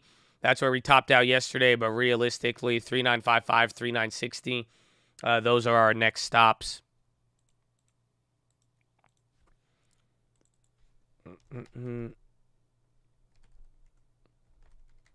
Apple, Amazon, everything's moving. Path breaking pre-market high. Yeah, they were down 20%. So, I mean, them bouncing, shit, I'll take it.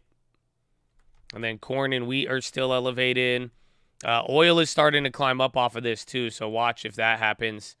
I mean, that will be interesting. Apple's already starting to come down though. And it's not like not everything picked up off that. NASDAQ is up 0.6, SPY 0.61, and then Dow 0.56.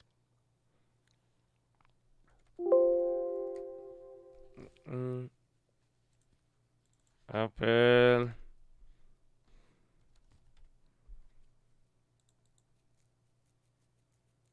NVIDIA, I wish it wasn't towards the low, Habibi.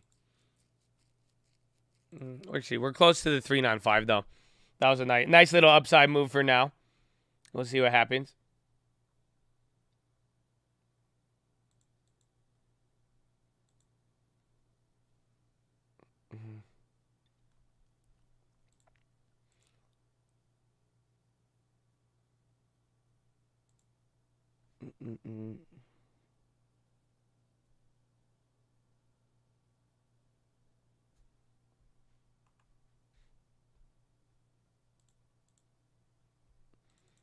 European gas futures extend loss, dropping as much as 14%. Yeah, Apple's still coming down right now. Tesla is coming up in all of, dude, Tesla's been holding up very good. Mester, inflation is still very high. China names on the bounce, intraday low.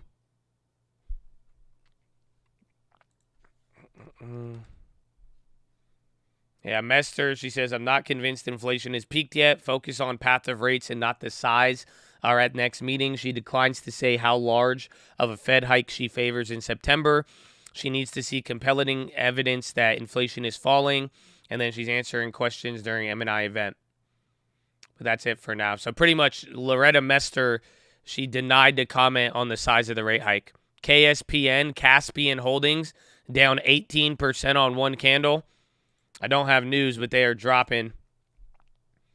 They put out an 8K a couple days ago. That's it, but they're getting clobbered right now.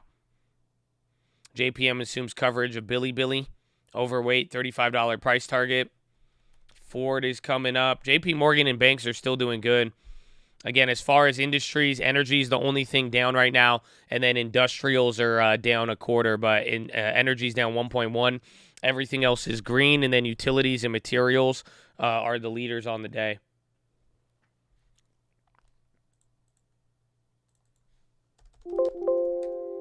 Slides coming up.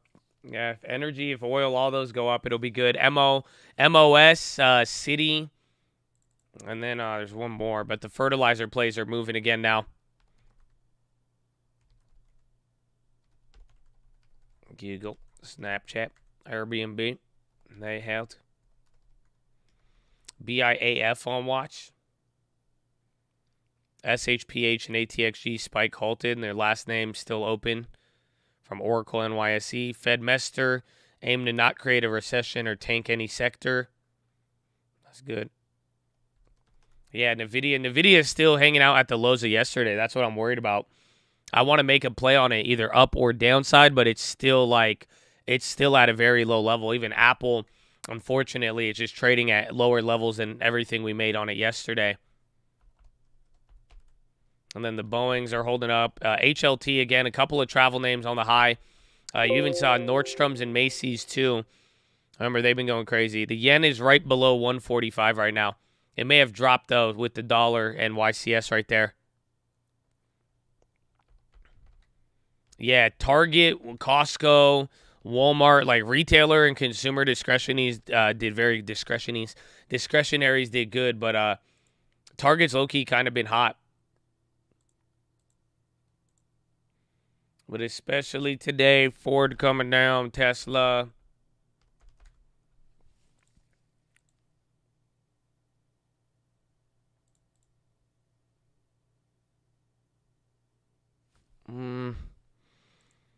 I know, Lord forgive me.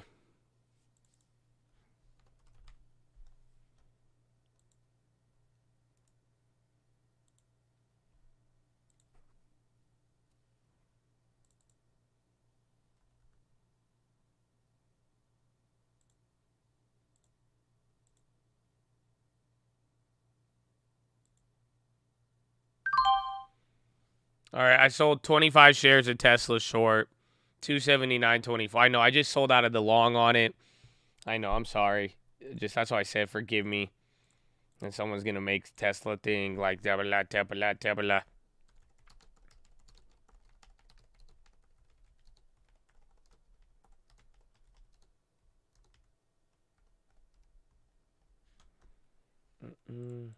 They're just outpacing so strong, 279.24.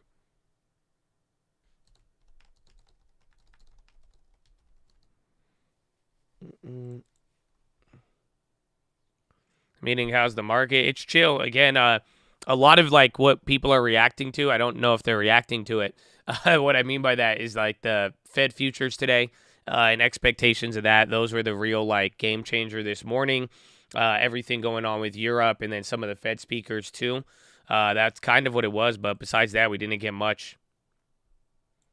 But again, Fed futures and the Fed rate cuts or rate hike expectations, those have been going up, and that's kind of been a bigger factor on the day.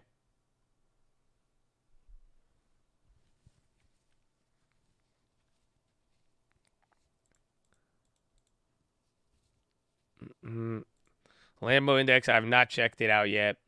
Again, it's been weird on Car Gurus. They haven't been hooking us. Dude, Caspian, KSPN, that dropped 18% on one candle. It's down 24% right now. Fed Mester says she doesn't see a housing crash with systemic implications.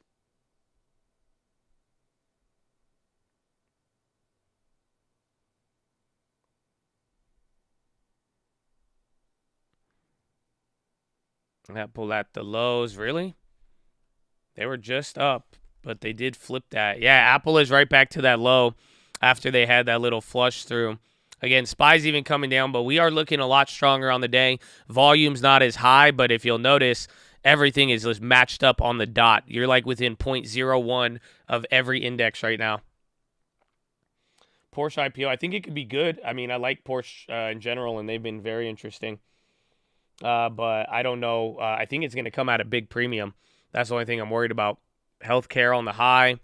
MMM on the high. Apple on the low. Dude, yeah, 3M, even, I don't know, healthcare is going crazy. Healthcare was even negative earlier. Bristol Myers killing it, 0.9 at the top. Again, even J&J, they're all going good. GSAT dumping. Wheat is up 5. Jeez. And corn. GSAT, I mean, it's day before the meeting. Again, that's why I was worried about holding it. Apple, new low. Again, Apple's doing this little flush thing. We do not know. We don't know why. There's no news on it. Pretty much, it did this about 15 minutes ago. Had just a very big flush, and then all of a sudden, it's doing it again.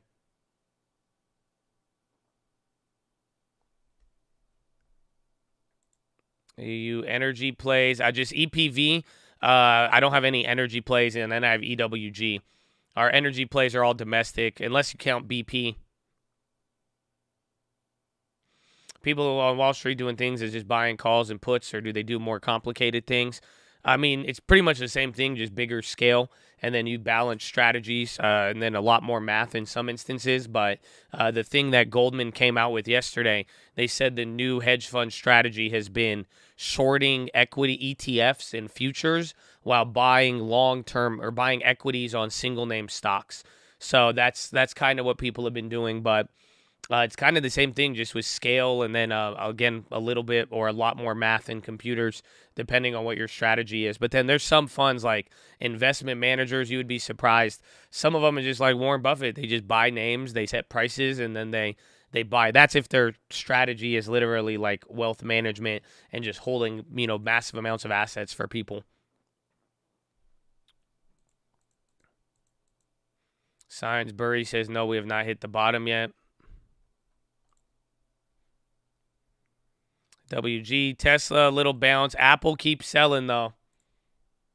Again, it could be that event.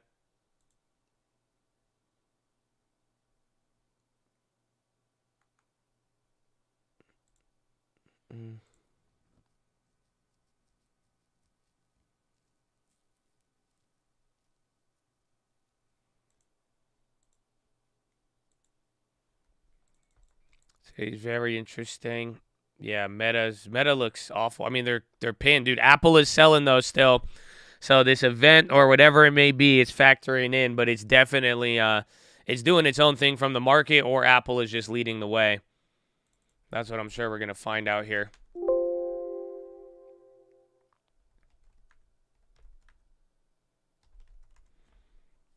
Oh, Apple. Apple is just fading away. Good morning from sunny and smoky Central Oregon. And then I think we've gotten all of the Loretta Mester stuff. We might get something else, but for the most part, we've gotten all those now.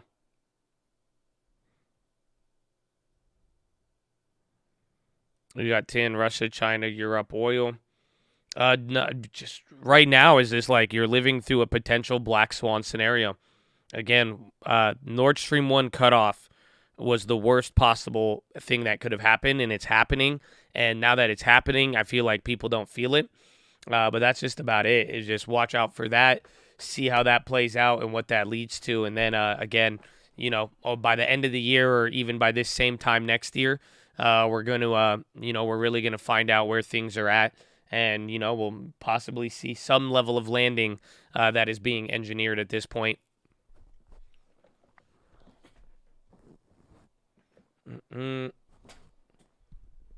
Meanwhile, market is this. If I just move slow, like that's what I'm saying. The tinfoil I gave today is I compared the Nord Stream 1 to Brexit, and I think this one's worse. But like, if you remember when Brexit was happening, they just move slow over there. Like it's another part of the world, but like Europe knows how to kick the can, bro.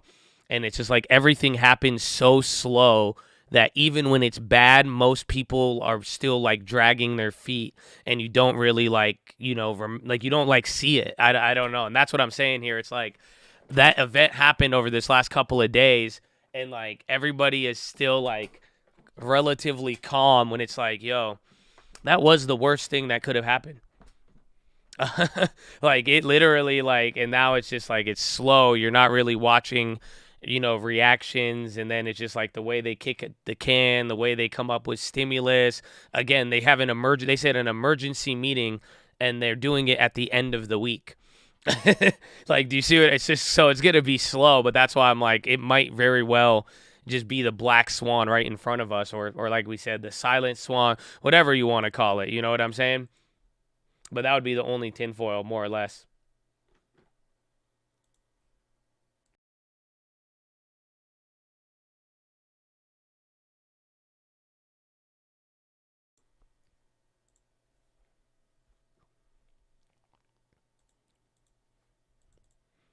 ATXG, insane IPO, couple days, insane rip up, about to break day highs. ATXG, hey. It's moving. Aditox, up 16. What was the float?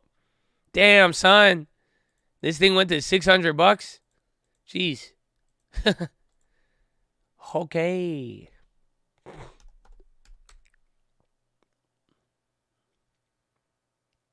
Just broke day high. That's crazy.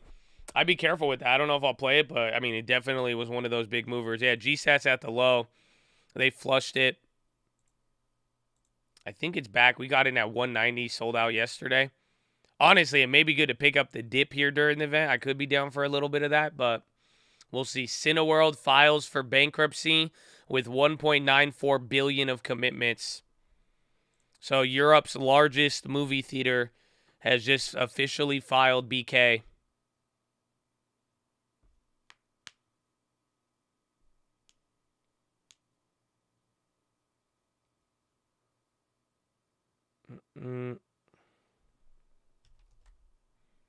BQT. Is Enphase still up? Bro, all of these solar energy plays are killing it. Anything renewable. And then utilities went up, but then a lot of the uranium stocks didn't do too hot.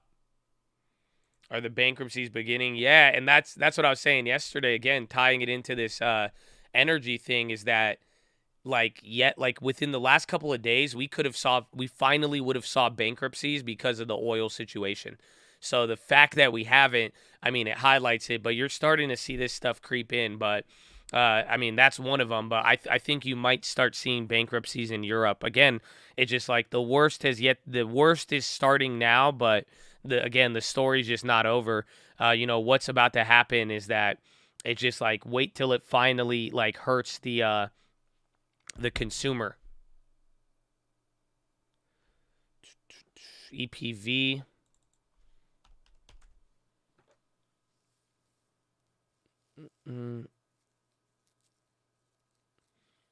Actually, shutdowns, jacking supply chain, top of bankruptcies. But my question is, do we live in a new world where we don't allow bankruptcies?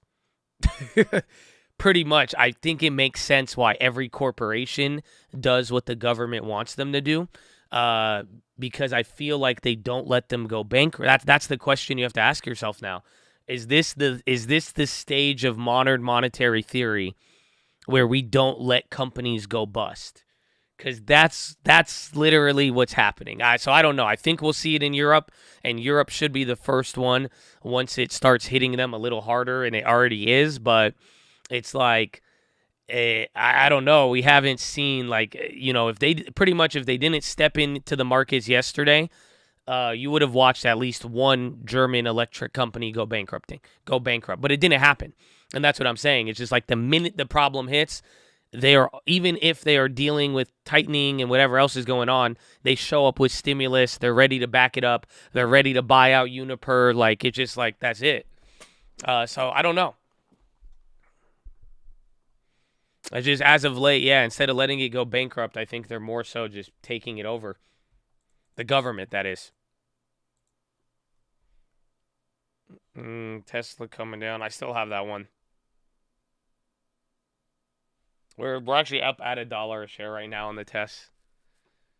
Yeah, EPV. I'm surprised that they've been coming down the last 2 days, but they are up since we got it. That one you got to be careful for. Again, it's a volatility index. And again, that's why, like, the emergency meeting, how Europe kicks the can or not, that's going to affect it all.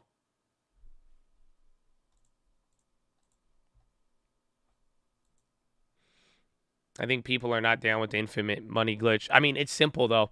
Like, you're going to see it. It's just that depending on what happens with the midterms, that will let you know what people are down with. That's kind of the way I view it. If people really are against, if the silent majority is really over the infinite money glitch and is really over the, money here, money there, put it towards this, whatever, you're going to watch everything flip when it comes to voting. If not, then there you go. But like I said, I almost said Donald Trump, President Biden, he will be the first president in like 70 years, 50 years, who is going to have to see what things look like, how you poll during inflation. So we're going to find out. But I think that's the way we've really figured it out. Is we'll see if there's a political flip flop or not, and if there's not, I mean that just means you're going to get more of the infinite money glitch, more or less. I mean, because that's what we've gotten so far.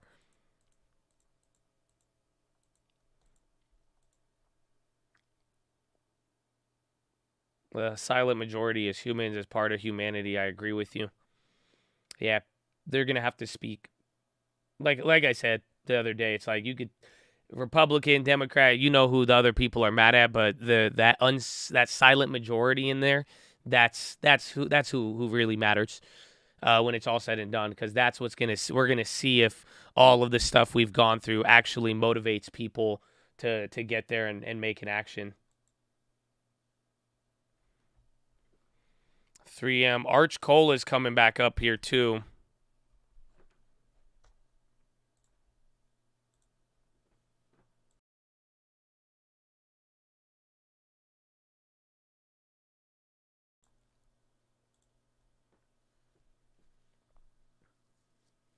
Did you buy your ticket to the Inflation Reduction Party next week? Amen. On CPI Day. SPY's coming back up again. I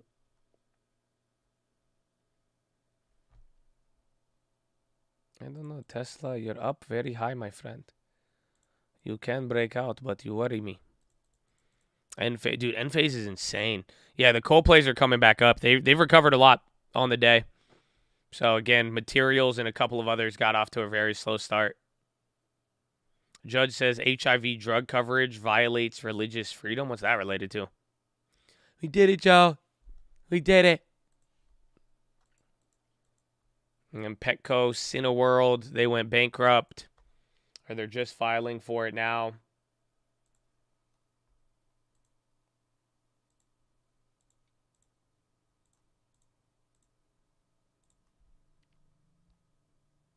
On Sea-Doo. Didn't that thing go crazy this morning, though?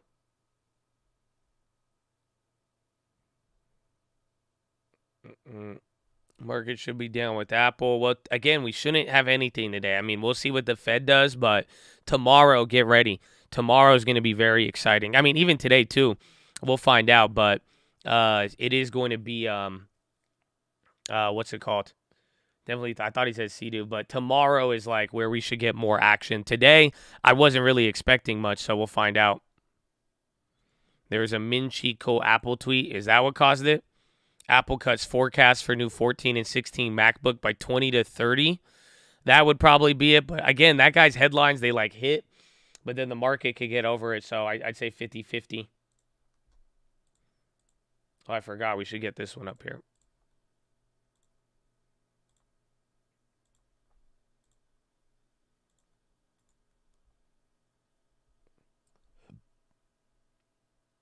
What the hell?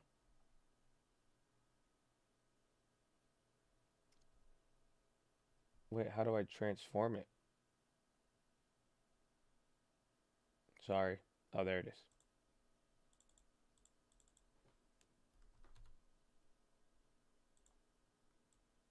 Okay. Yeah, is that good?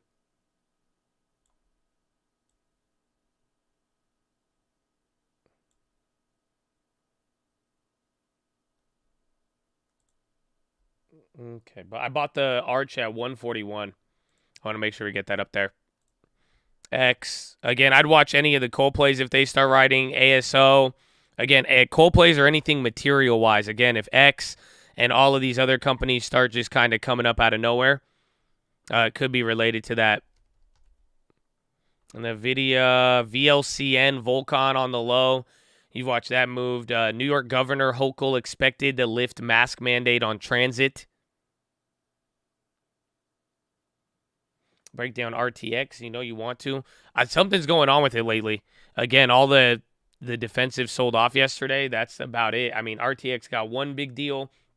I think so did Lockheed. I like them, but unfortunately, I don't think my analysis goes that deep for RTX. Again, it's just playing global tensions, and they could kind of be a defensive stock if we sell off, but that's as far as it goes for me. And then SPY is coming back up here. We are fighting. Altria, he is working his way up here. Again, we still have that one play from yesterday.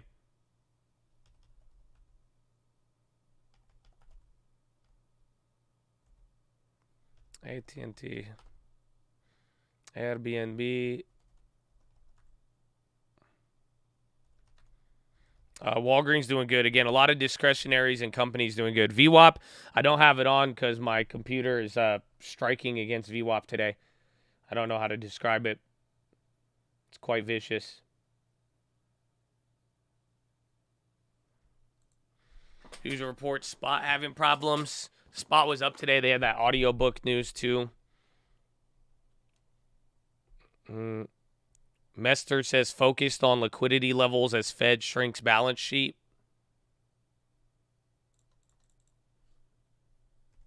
ENVX going up. Apple rumor of supplier. Up 6% right now. This one looks interesting because it's been going up all day. So it does kind of look like it's preparing for that. I'll look into it. They don't want me to VWAP, I know. And then there was news this morning. Enovix management to meet with Oppenheimer. In September 12th, hosted by Oppenheimer, it was produced by The Fly. That's it. Apple and SPY inverse. Again, there is the Apple event, but yeah. And again, just how Apple has been holding up, it has been at a very key level. I'm in Arch as a call play, and then I'm up 500% on ARLP January calls. I got back into UNG yesterday. I'm still in it, so I think that's the one on the bottom of the screen right now. And UNG, I'm down $1,000 on 300 shares. I'm up $400 on the option that's in the money. But I'm actually going to plan to buy UNG a little bit more. I mean, pretty much my logic is I think UNG could even come down for another week or so. And even if it does, I mean, with shares, I just plan to keep buying it, holding it, and then once we get the next pop, just pretty much sell out. I plan to ride all of the buys on it. I'm more bullish on oil than UNG. However, I do think there's just definitely going to be a lot of pops in the next coming weeks, more or less. I think it's going to do this. I think it's going to pop, sell off hard, chill out, pop, sell off. It may come back to the level it was at a week or two ago and then go from there. I mean, pretty much it's the same philosophy with YCS. The same thing I expect with natural gas is this. It's going to move just like a currency. So do you see this chart, and doesn't it kind of look like energy if you're paying attention? This kind of reminds me of energy early on, but it's kind of one of these where I'm thinking it's going to have a massive pop, go crazy at the highs, come down, pop up, chill out, maybe do nothing, pop up again, calm down, do nothing, kill out everything again. And these are still like 30% moves, and then kind of, find its way. So my plan is to ride the lows out no matter how low it goes, again, because I don't think it's going to end, if that makes sense. Like, even then, we picked up this low. That was a very low. I did not think this story's over, and it's kind of similar. I think all the way up to even like $20 or so. I think this story's in play. How can you justify this to your wife? Just use a small budget. Small budget.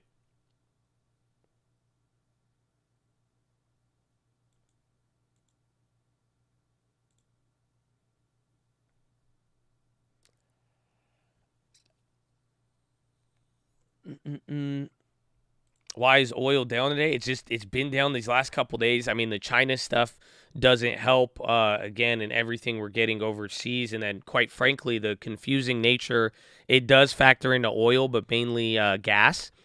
Natural gas is that you literally have Europe discussing price caps. So that's something you got to realize. When we're talking price caps in Europe, there's two different kinds. The first kind of price cap is a price cap on Russian oil, where they say, hey, you are not allowed to buy Russian oil unless you pay less than $40 a barrel or whatever, right? That's the first type of price cap. You feel me? But now the next price cap is a domestic price cap on what the price of gas can go to. Are you following? So that is a possibility coming into Friday, is that you legitimately might watch the European countries put a literal price cap on oil and gasoline. Are you following? So that means they would put a cap on the price of any energy commodity traded within the block. So then that means they're going to say, hey, you can't charge more than 100 per kilowatt, or you can't charge more than $200 a barrel, 100 a barrel, whatever it may be. So that is what's factoring in, not to mention, again, all the other factors. But even if that was the case, I'll tell you, like, if, your next question should be, well, Josh, if that happens, would that change your theory? Yes and no, but mainly no. All that would happen was that it would keep the prices lower from some time, but then it would build up pressure on the back end that right when the price pressures were removed, it would rocket up, or the price caps would cause a massive deficit that would either lead them to take it off, or again, once the price caps are removed, it would lead to an exponential move on the commodity. So that's why I want to give myself time no matter what. Good call out. Amen. Amen. It's moving again. Materials as well.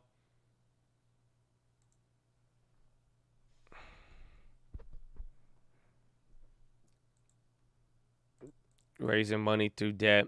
It's kind of seasonality, but I mean, it's a good time to raise money now. I mean, because normal rates are up. So people need money. They're offering a lot to investors. And now when you go see the base rate going higher, it just like some corporate ones are really good. F-35's temporarily halted over China alloy concerns. That's why LMT's making that move. Boyle on the low, UNG. I think oil too, they're selling off. Yeah. And then SPY is coming up. Dollar is still at the low of the day. And Apple's even popping off of that, but they're a little clapped.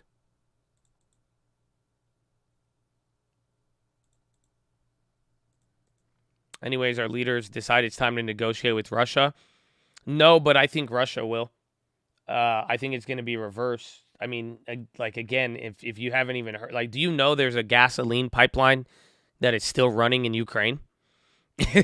So it's just like, I mean, at one point, I think when I think this is a fat escalation and a lot of people don't realize it. But when it's all said and done, I think Russia and Ukraine might get what they want out of it, and they might just call it a day, and that's it.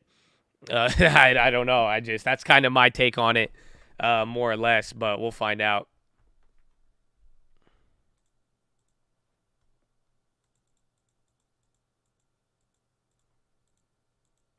For another 7 years. We will see. I mean, it feels weird, though. Damn it. E-Trade shut down. Because the longer we go, it's just like the longer this goes on, the more this changes the world. That's it. The more it changes the financial structure, the more it starts looking like the new Bretton Woods, like all of that shit. So pretty much the longer it goes on, the longer things are going to be a little bit more uncertain. Or again, it will literally just reshape the financial and economic world.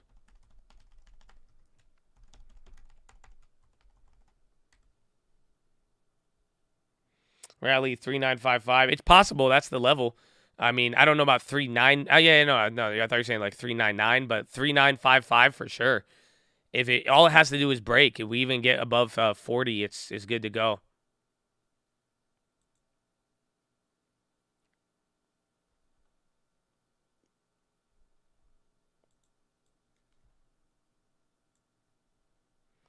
Yeah, we haven't even had Euro close yet. No way. So Euro close will be a deciding factor. I'm sure we will see. Tesla's going up. Mandatory military service. I think a lot of places in Europe do that, though, right? I know that's how I know Switzerland. That's what my girlfriend told me. They make everybody serve somewhat in the military. Sava's on the high. Bro, a lot of biotech runners today.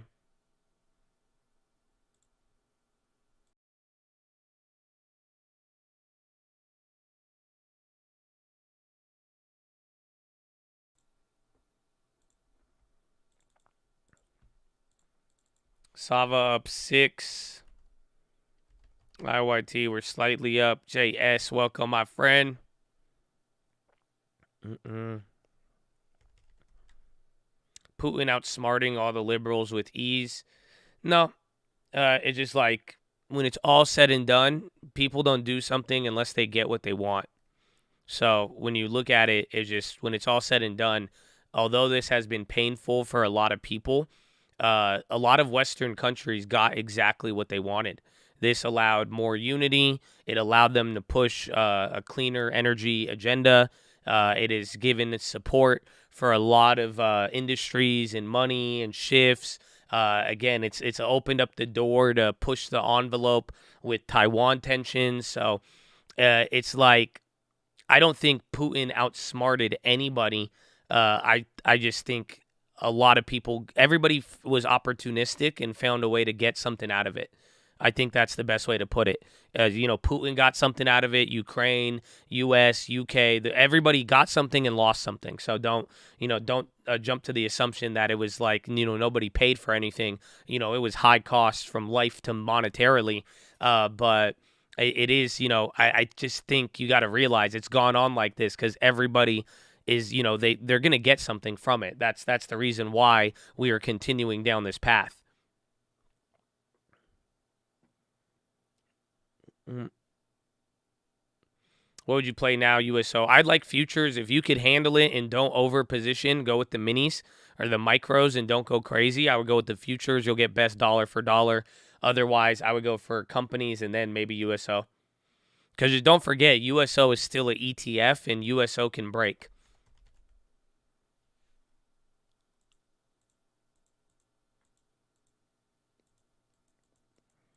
Sava is really going. Leg number 2. Yep. And then EXC utilities at the high.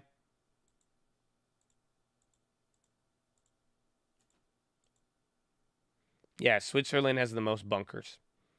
I'm pretty sure every house in Switzerland has a bunker. That's wild. AN on the high. Auto Nation. I think it's popping. It's just not showing up. Small one. HD on the high as well, too. Couple things are moving, especially on the Dow now, but even then, S&P and NASDAQ, everything's matched up 0.75%.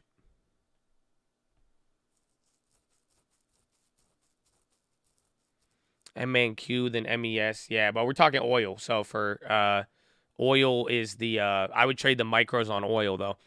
If you want to trade the futures on there so you could hold it for longer. Again, that's the thing. Right now, the positioning in oil futures is very low, and that's what people are bringing up. And the big reason why is that there's a lot of volatility. So it's like the swings on oil are so big that if you buy a big position and it goes against you, you're going to be forced to liquidate.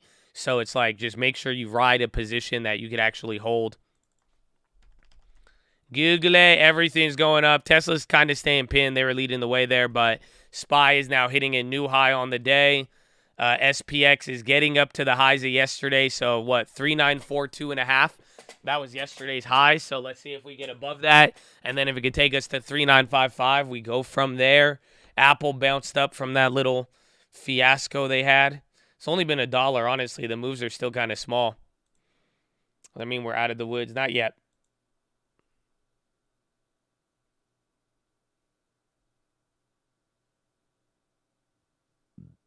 European energy companies have to post $2 trillion in collateral because they went with the price surge on short-term futures exposure. If they don't post the collateral, which would not be easy, the number of prominent banks will go insolvent. That's why I said Europe's going to kick the can. That's why I said this is like a black swan moment. It's weird that no one's like freaked out in a weird way, but The other part is that they've guaranteed credit lines to all of these companies. So the government's going to take the hit, but somebody might go bankrupt. It's just hard to say.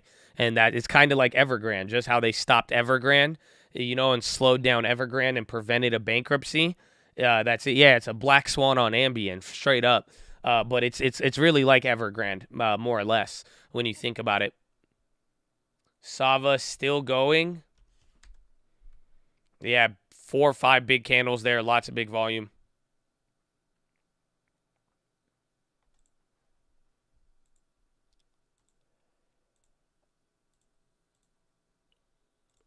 How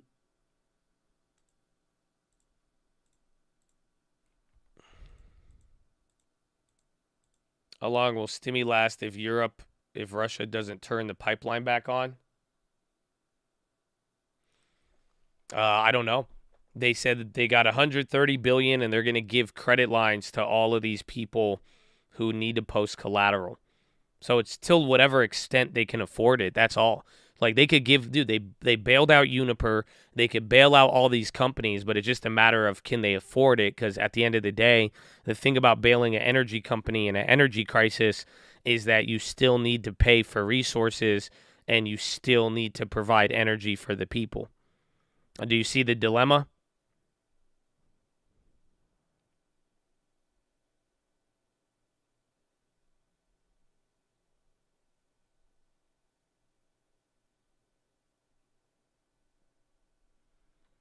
But they can't produce energy, the money doesn't matter. Yeah, well, exactly. That's the dilemma with it. So it's not only will people take the BK hit if they let somebody fail, but also at the end of the day, you could take over the energy company. That's fine, but you still have to buy your resources to give to the people to have electricity. So it's a very very wild concept when you're looking at it from energy. That's why I said it might make sense where eventually they'll just solve the problem with everybody finding an agreement. But who knows? Again, that's the thing. Coming into Friday, like you got to realize they might make it worse and institute that price cap on Russian oil and all the commodities.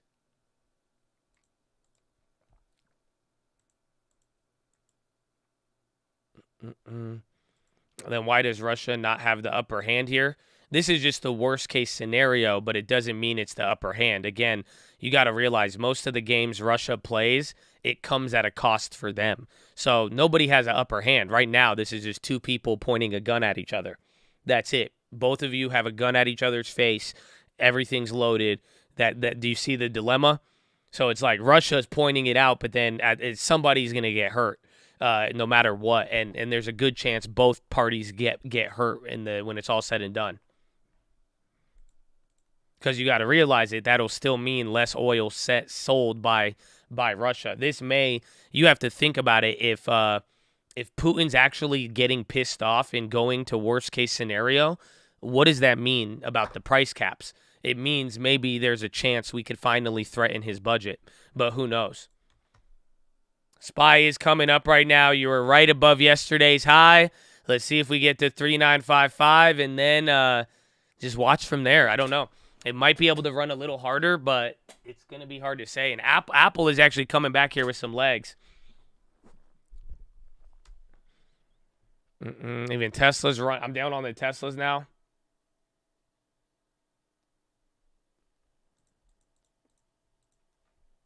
Mm-mm. 394 TLT bounce. That's positive on the day.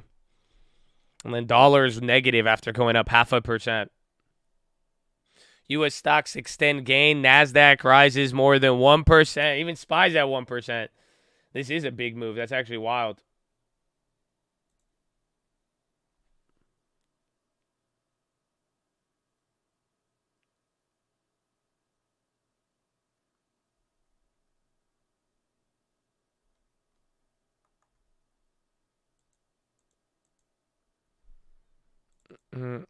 Up 20 on the TLTs. Oh, you grab calls. Yeah. Good work. Take profits. Position for downside. I don't know. Because again, when we're looking at, the TLT, I'm looking at the macro. So don't ask me on anything on the short term with it. just because I don't think it matters at this point.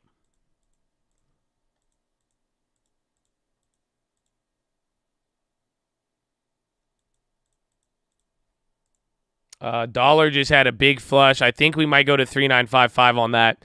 If SPY could bounce with that move, then I think we're going to hit that top level. If we don't, then, I mean, that'll say something too, but we'll see where it goes from here. Boeing came up. Dude, mortgage rates are already running. So, like, literally, your mortgages are getting up to 7% already. Or at least as of yesterday, they started making that move.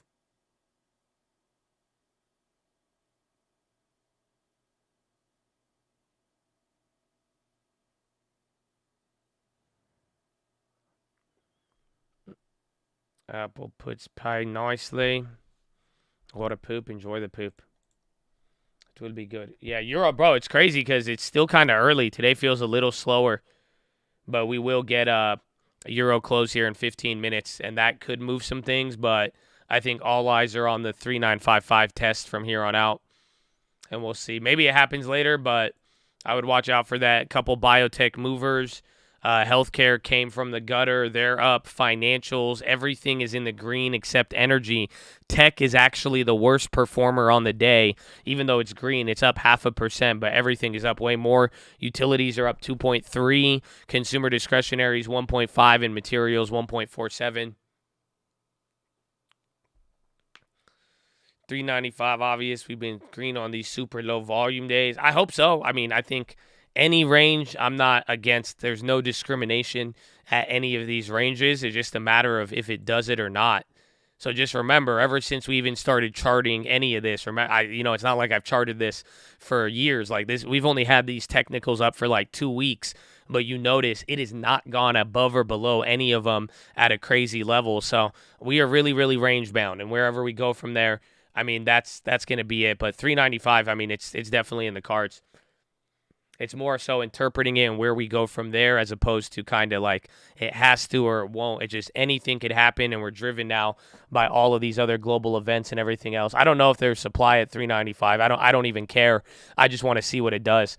I want to see if it breaks it or not. If it does break it, how much higher do we go? What are we reacting to? Again, we're reacting to a more aggressive Fed today, amongst other things, but I want to see where it goes. Where does it hold? Where does it really show support? Where does it really show resistance? And from there, we'll get one. China's Chengdu to extend lockdown. Check oil. Oil's going to get clapped.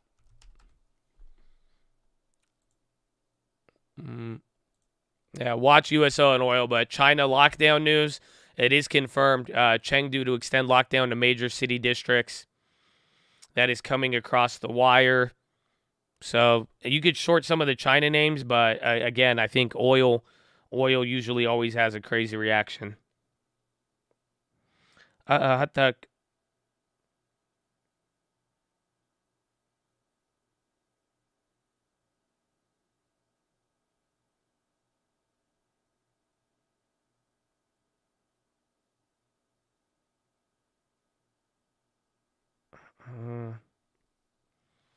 Apple on that one, maybe. Again, that little Apple developer guy, the Twitter dude that we've seen, he tweeted earlier that correlated with this drop, but they're right back up. But keep that in mind.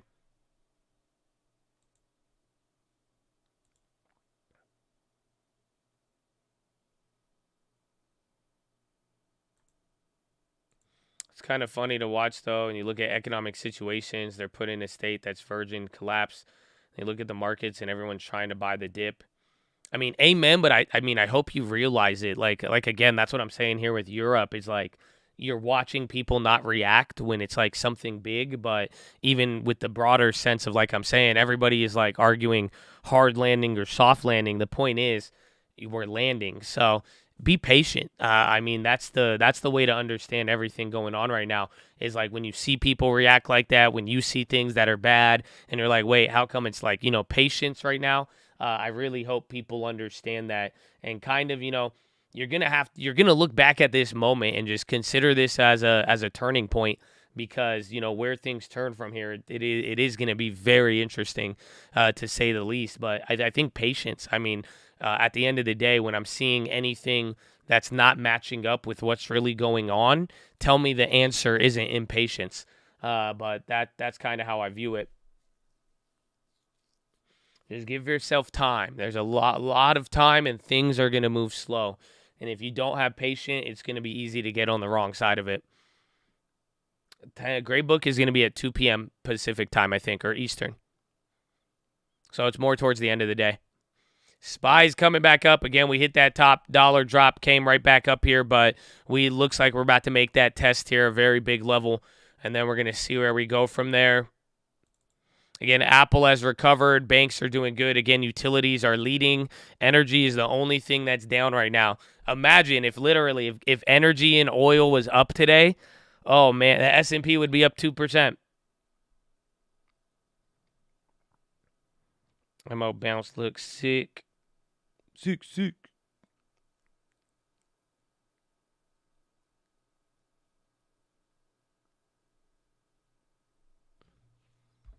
That's a breakout 390. I have the January 39s. The same play. Same play I've been repeating for the last 2 weeks constantly. We went over it today here too, but all of them have not changed. BP, CSX, PSX, and ConocoPhillips. Every time I open an option chain, right when I start looking at the option chain, it collapses. Now the market is going up. Yeah, but again, we didn't need it to go down. No, I don't think today had any expectation it had to go down. Today was a quiet day. Rate hike odds came in, but just remember, we are not moving out of any range we haven't been to, and there is not anything big that changed this here. So up move should not be as offensive as it was in July. Or at least that's my take on it.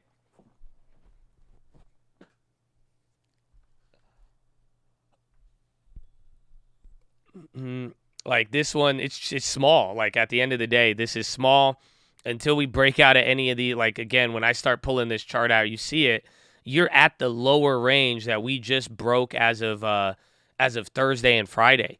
So like imagine this move right now on 1% up, even with energy being down, you were just coming back to the lows that you closed at on Wednesday and then right where you came back up to on Thursday.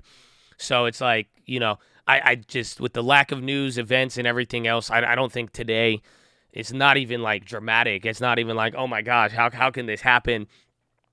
Tomorrow, let's see what happens with more data and action. But other than that, I'm not really, I think it's chill. I think the market's figuring out, and then it's slowly, it's getting rid of the cushion, but keeping us up as we get into now some of the more bigger events that could have a lot bigger implications.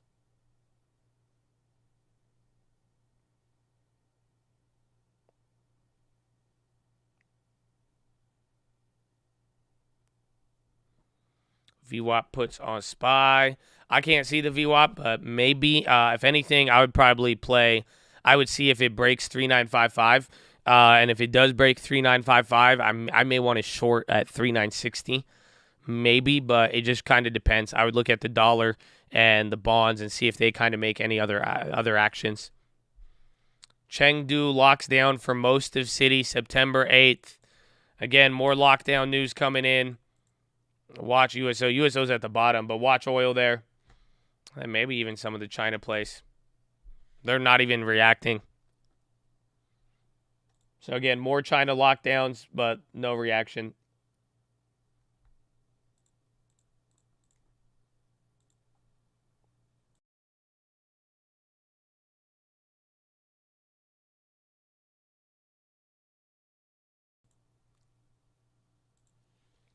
The DAX, I think Germany's clapped.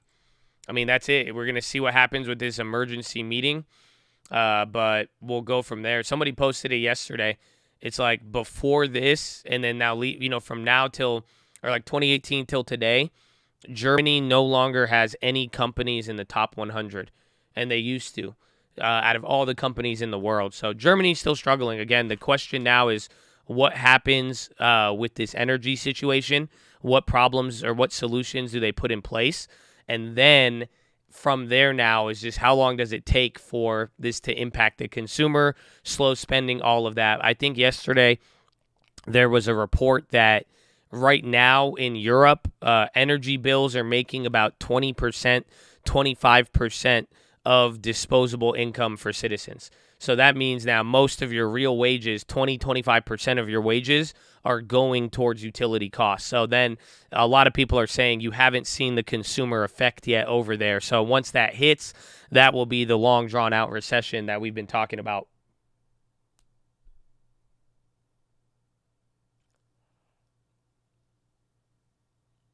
UNG could leg down one more.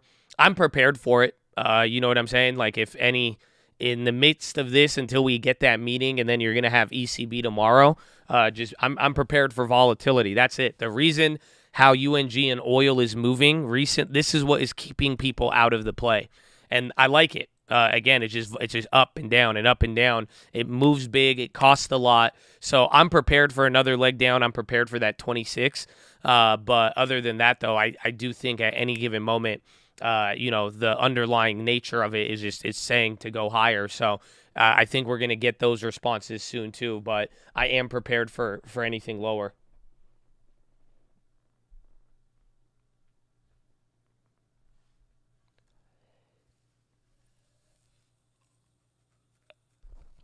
Beyond on watch, Panda Express announces nationwide availability. Panda. LMT green now. Oh, that's good. What about RTX? They were down the other day. And then SPY slowly edging up. I think we're going to try to make that test there. Again, we're still right below it. You're actually 10 points below it. Still a whole nother point you need to get up there. People forgot about Jackson Hole. They didn't. Jackson Hole was right here. So you're technically down, what? You're down like 4 or 5% since Jackson Hole on the overall market. So people haven't forgot, again, the Fed speakers and even that little Fed leak from the Wall Street Journal today. They were trying to make it clear not to forget. Again, even Fed Mester today wouldn't even say what she expects. But we're going to find out. I mean, if anything, you have a CPI next week and then Powell, and then we even have Powell tomorrow morning. Forward pop. Oh, my gosh. Why did they do this to me?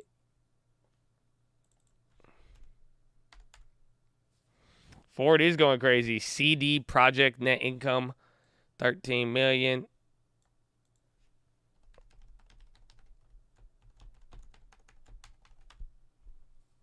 Has the market priced in 75? I think now it is on the futures, but I'm worried. Lockheed says F-35 remains safe for flight.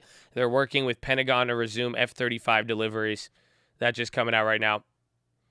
But I think 75 is priced in for the most part. I don't think the currencies are priced in now, and those are going to go crazy. But the one thing I am kind of just worried about is how is the market going to react to CPI, because CPI is going to come in lower.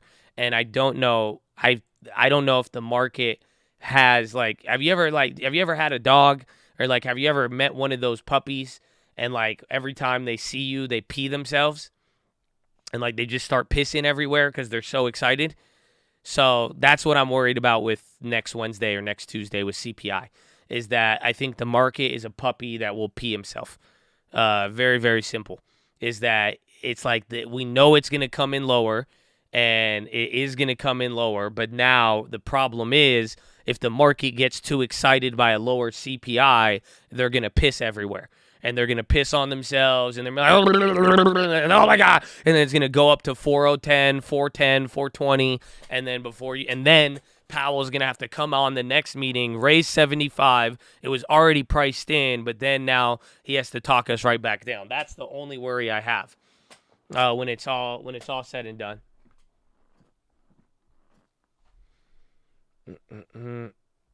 So, yeah.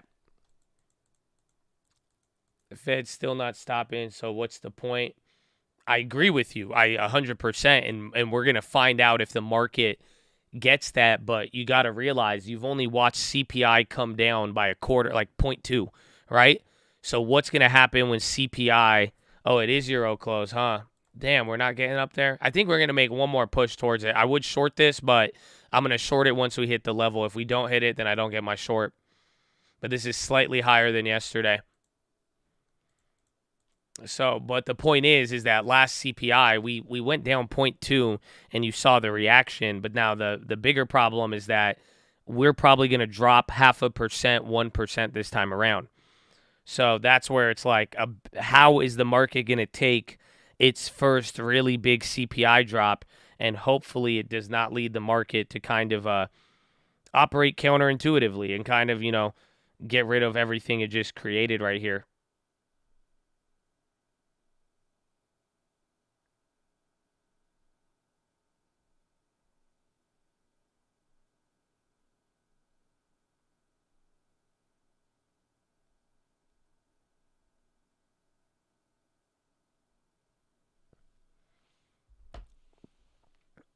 I respectfully disagree. No problem.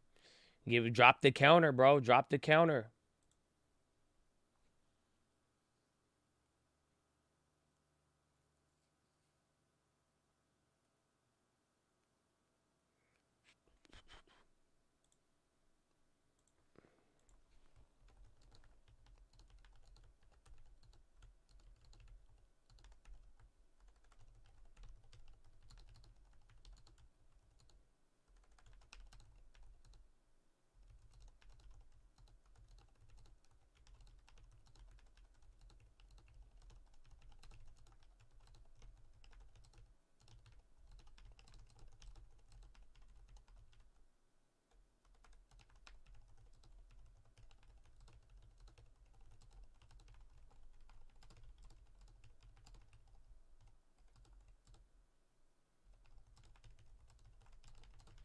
Uh, 119 bills draw 3.195, allotted at high 35.8.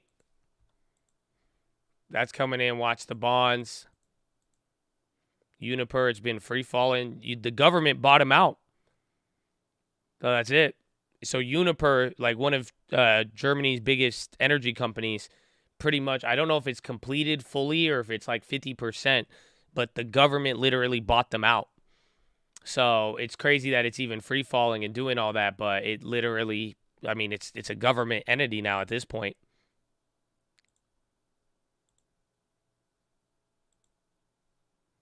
It's Snap CEO on CNBC. Tell me when it comes on.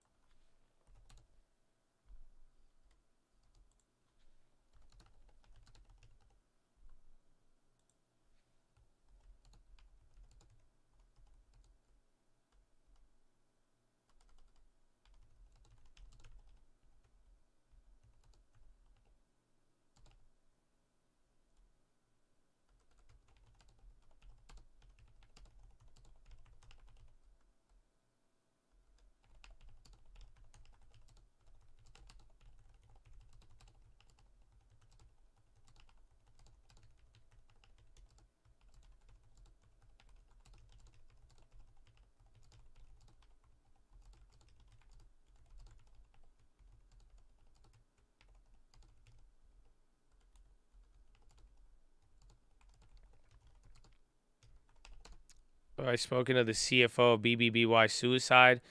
Nah, there's too much going on with it, man. It's a sad story. A lot of the articles try to not, like the professional articles, they try to just say it's a death. I know the medical examiner did rule it as a suicide, but I don't know why. I mean, and, I don't think, rest in peace, the dude.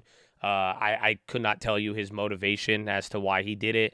Obviously, people are going to want to speculate stuff with the company, with this and that. But at the end of the day, I mean, it's a sad story, and this is what happens. I mean, and God knows the truth. When it's all said and done, and how deep it goes and what it really means. But I don't even think there's really anything to say. For having me. Evan. But I actually want to start off asking you about a different app that everyone here at Code is talking about, and that is TikTok. My question for you is, the restructuring you did, all the changes you're making, how much of that is due to competition? Well, it's really hard to disentangle, the competition that's happening because the overall pool of ad dollars is declining from the platform policy changes, from the very challenging macroeconomic environment where, the cost of capital has just exploded. So people are really focused on earnings, and digital advertising is easy to turn off quickly. So while I think digital advertising is going to play a key role in the recovery, I don't know when that will begin. And so we need to really refocus our business and prepare for an uncertain macroeconomic environment. And we believe the companies that are going to be most successful through this period are ones that can really demonstrate and grow profitability. Yeah, I know you're really focused on profitability right now, but I also know you are a close watcher of different economic signals as you try to anticipate what's going to happen in the ad market. What are the signals you're watching right now, and what's your outlook for the rest of the year? Well, advertising is a really interesting business because it really represents a cross-section of the global economy. And I think one of the things we're paying a lot of attention to is the Fed funds rate relative to CPI. And if you look today, it looks like we still have a long way to go. I mean, we're negative 7% or so on that indicator. And that means that, overall monetary policy is still very accommodative. And so when you hear Chair Powell say, looking forward, that they really think that they need to raise rates and get inflation under control and to expect pain looking forward, we're listening and we're making the necessary changes to be able to emerge from this period of time, in a much stronger position. That's fascinating. I mean, we're going to hear from him again tomorrow, and we'll see how much he echoes from Jackson Hole. But Powell's comments are actually ringing in the hallways of C-suites. That doesn't happen all the time. Well, I think when you have inflation running this hot, people know that the paths forward are really difficult. I mean, you don't have to look very far. The 1970s, the 80s, these were really challenging periods of time in our country. In the 70s, we kind of took this stop-start approach. In the 80s, Volcker ripped the Band-Aid by focusing, really on money supply and having rates be the output. So they went to 18% or something like that. And so I think looking at, of course, inflation today, the energy shock, food prices, this is a really challenging time for the world. We're fortunate in the United States to, really have our own energy supply. But, we're concerned about the environment looking forward. It's a good economics background. You don't, like Carl said, like macro, your CEOs talk about the macro like that. I want to get a little bit more micro again. Last night here at Code, Alphabet CEO Sundar Pichai, he talked about this idea that competition could come from anywhere. Julie asked you about TikTok. I want to ask you about another app. That is Be Real, that's gaining traction with a younger demographic. First, are you on it? I'm not. Second, then, it's like the anti-Instagram, right? It asks users to take a picture, an authentic picture at a random time every day. Is that an indication, you think, that people are getting tired of the curated Instagram, TikTok posts? And is that an opportunity for you guys? Yeah, I mean, people were exhausted by that 11 years ago when we started working on Snapchat. And now there's nearly 350 million people every single day using our service because they want to express themselves without fear of judgment. So I do think this has been an enormous trend over the past decade or so, and I think it's set to continue. Do you think Be Real has legs? Could it eat into your demographic, or are you not worried about it as competition? I think what's really important as we look at Snapchat in our future is that other apps don't have to fail for us to be successful. And so as we've really focused on messaging, visual communication between friends and family, that's really the value that we provide to people's lives. And of course, we continue to innovate and add things like our map, where you can see what your friends are up to, or our AR platform, where 250 million people are engaging with AR every single day. So I think, we started with this core of visual communication, and then we've evolved our service over time to diversify engagement and ensure that we remain competitive. Hey, Evan, it's John back in New York. I'm curious about this mysterious, perhaps, this magic 20% number. Sundar at Alphabet wants 20% more productivity. You're cutting 20% of the workforce, though it's just taking you back to early last year's levels. Shopify, Peloton, both seem to have been caught up in this pandemic head fake.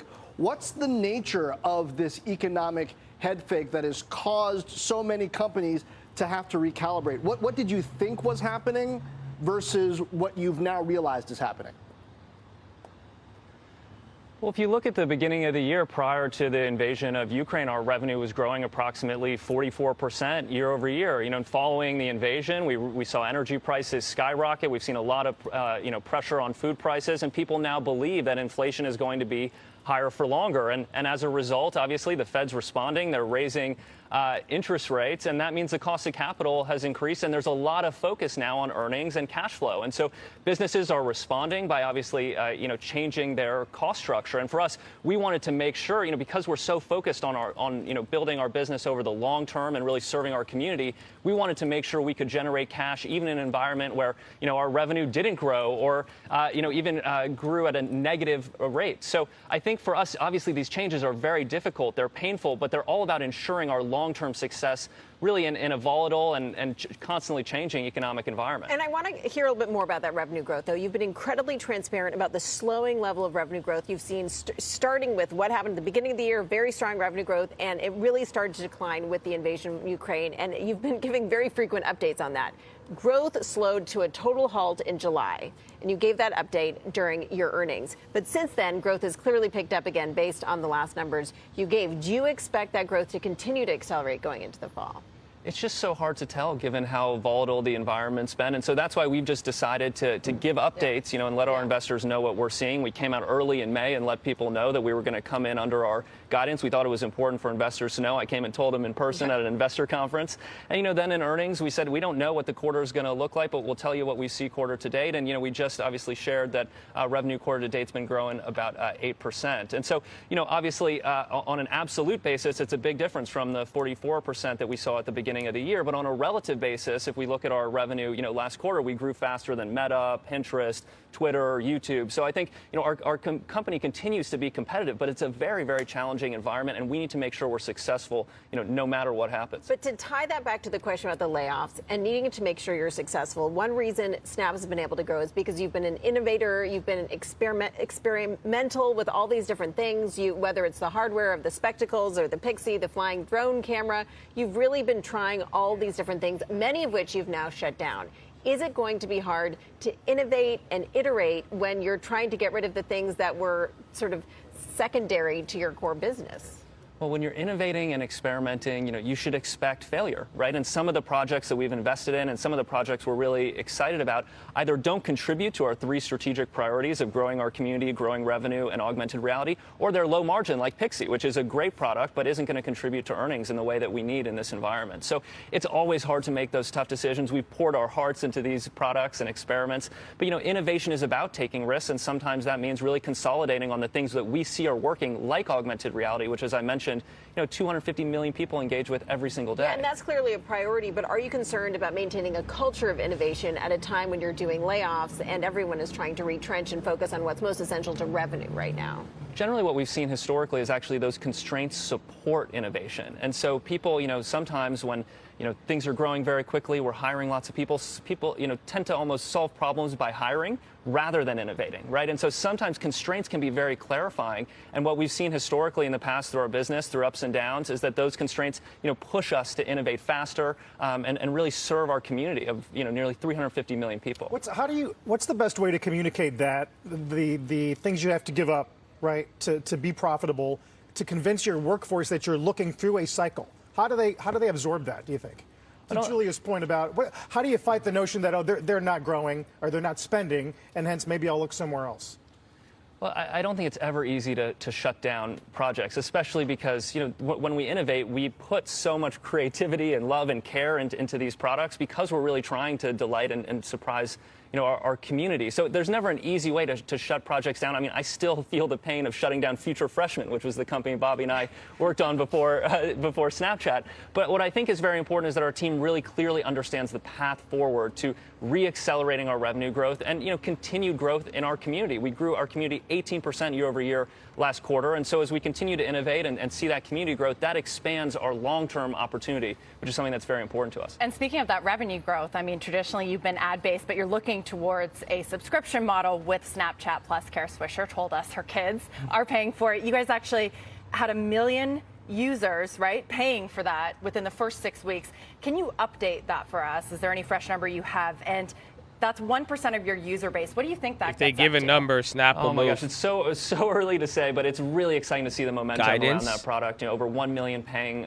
subscribers. And what I think is so exciting about the Snapchat Plus subscription service, I don't think he's going to give a new number. If he did, it would go crazy. Innovating for our community with our monetization model, because our community pays a little bit more for some new features, $3.99 a month. So we'll see where it goes. We've been dropping new products and features for Snapchat Plus on a regular basis, and we think that's going to be an important part about continuing to grow our subscriber base. Another thing you've been focused on is augmented reality vis-a-vis shopping and integrating augmented reality into shopping features, which is, again, of course, it's been 15 minutes to zero close. We We've just not got came headlines down, yesterday that and we've not Instagram is going tested to the be dropping some $3.95. of its shopping initiatives.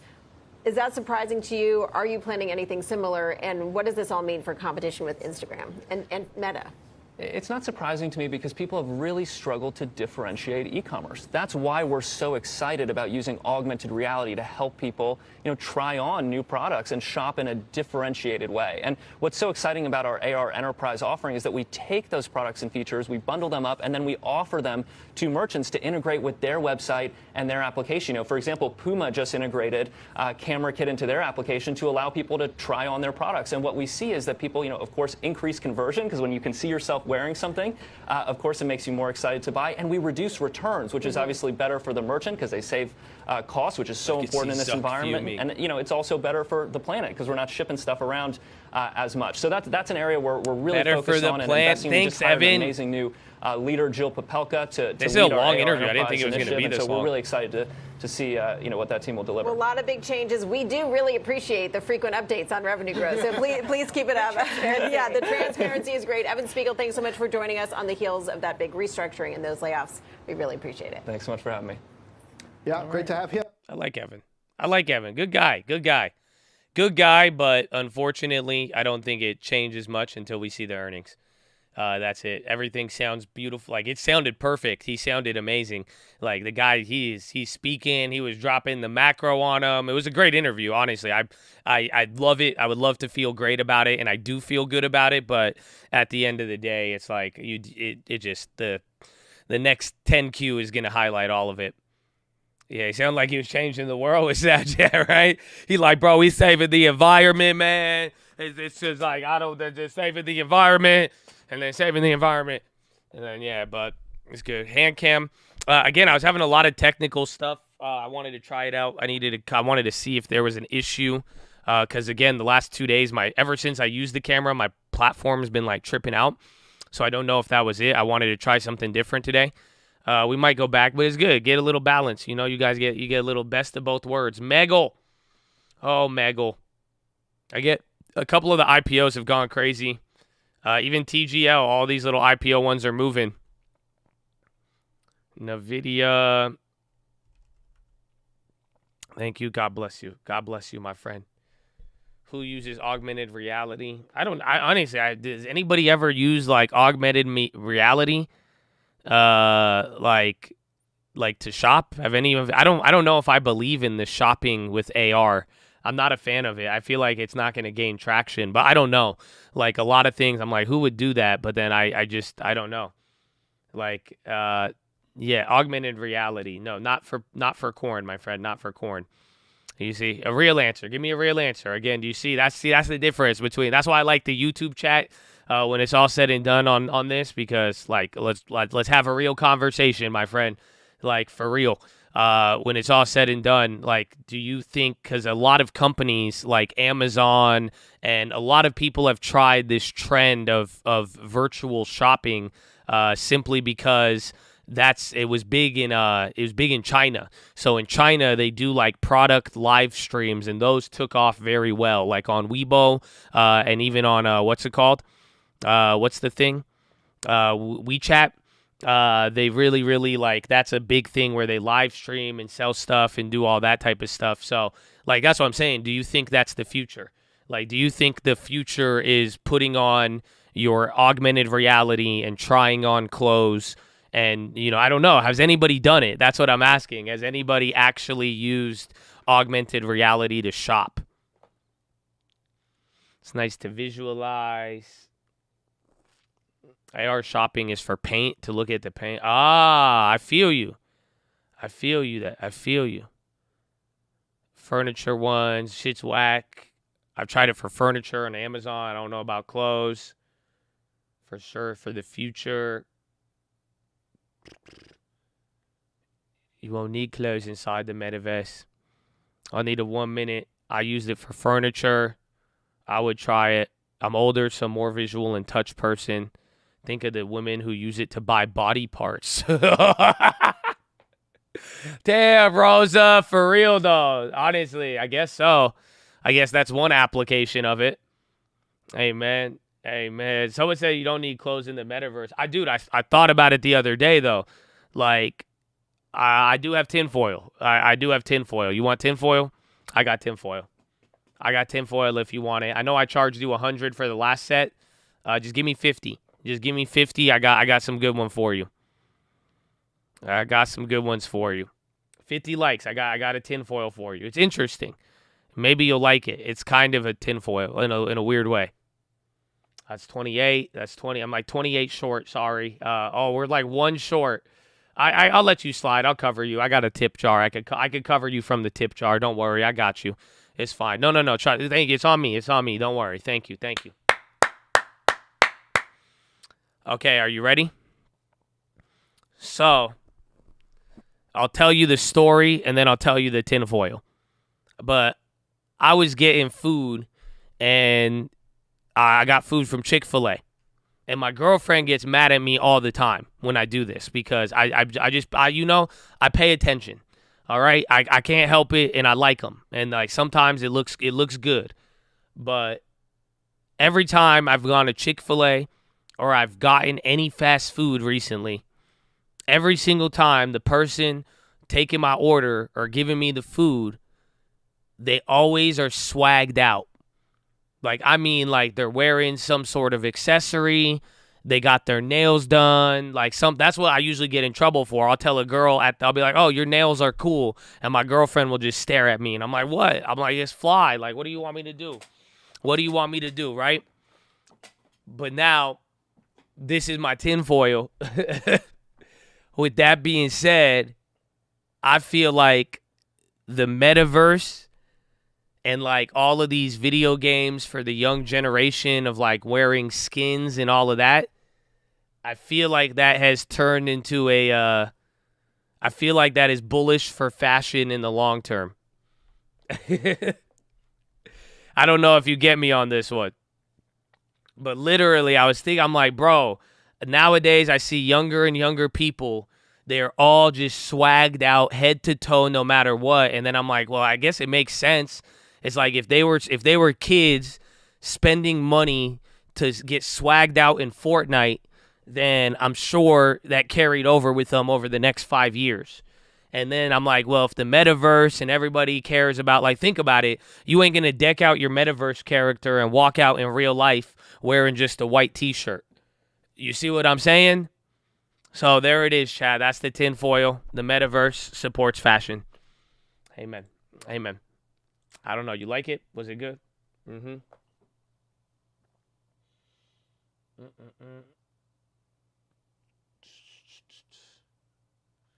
It's saying that the game mini transactions have turned Zoomers into closed douches. Kind of, yeah. Low key. My daughter didn't want to play last week because I didn't want to buy her an outfit for the virtual ball. This is real life. She said, "Mom, I need a dress for the virtual ball. I cannot show up to the virtual ball wearing the same skin that I've been using." That's actually wild. That's wild. But that's what I'm saying, though. I feel like I can only imagine what that relates to in real life, though. It's like, come on, that has to have some sort of connection. The fact that kids are spending millions in Roblox for cosmetics makes the tinfoil true. Yeah, that's what I'm thinking, man.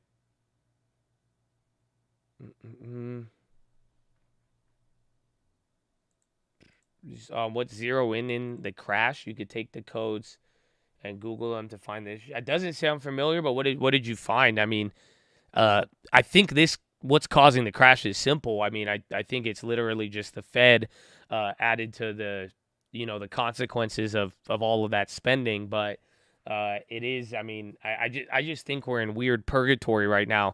And I don't even think that we need to even figure out what it is per se, as much as it is you just got to be able to stay alive as it's happening, because I think you could know the exact reason why it's going to crash. You could have all of that, and then it's still not going to. I still think the market would stay up for 6 months until the Fed is done with it.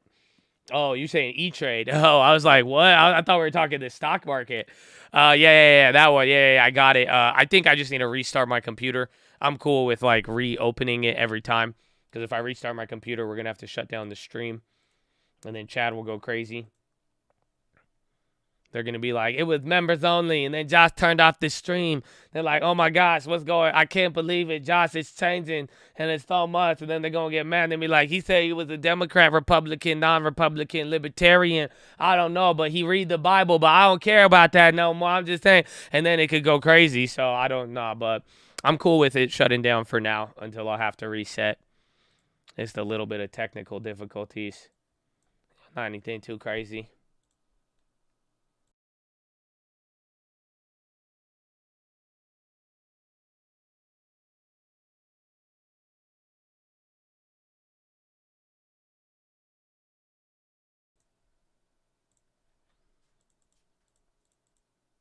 Have you ran through any of the foreign exchange reserves lately? Just that other day, I would watch German after. So whatever they decide to do with Europe, I'd watch all the European nations. But nah, last time I checked, I mean, U.S. Wasn't that going down, and then China was going up. Did you notice any big declines?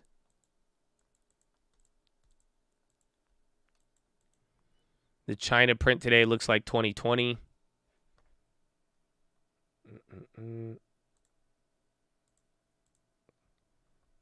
Let's see, money. Could be, and again, remember, the last couple days, they've been trying to strengthen it, so that does cost reserves. Oh, it did drop below. Uh-oh. It's no good, Habibi. Yeah, that's not good.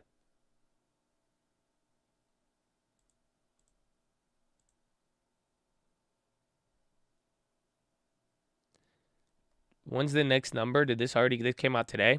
In a month? That could be a leading indicator. Nah, that could tie, yeah, that does. That's actually really bad. That could mean China's getting ready to crumble.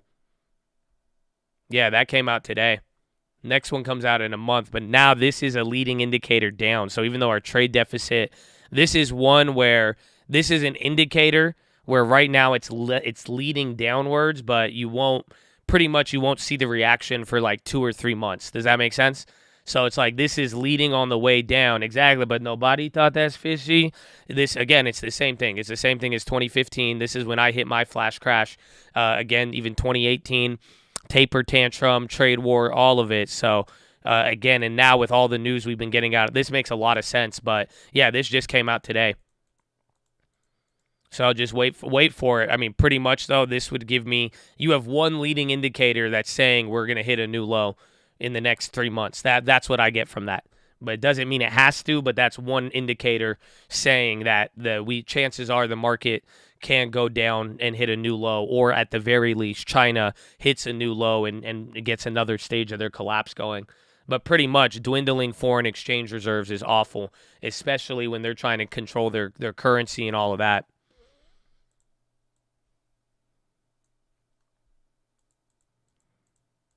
Ever seen the interactive bar chart for GDP?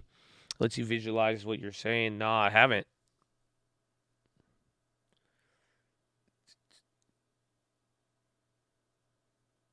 Chances that Taiwan blockade just went up. I would say the opposite in a weird way, because just at the end of the day, it's like their foreign currency. It's like if something goes wrong and like they need to defend with a war, and your reserves are already at their lowest in 20 years, you have less flexibility to defend from the outside. That's all it is. You got to realize foreign exchange reserves. They are there so that you can operate your country without influence from anybody else. Because now if you have trillions of dollars of reserves, you could buy and sell your currency. You could stabilize it however you see fit. You can make it stronger 11 days in a row. If you wanted to go invade Taiwan and you didn't want your currency to experience hyperinflation, you could defend your currency. You could do all of that. So in a weird way, having more reserves gives China more ability. Last thing you want to do is have your reserves at a 10, 20-year low and then try to invade a country and then get into what Russia just got into, because then you won't be able to defend the currency as well. Long K-Web, I mean, maybe. It just depends on the premiums.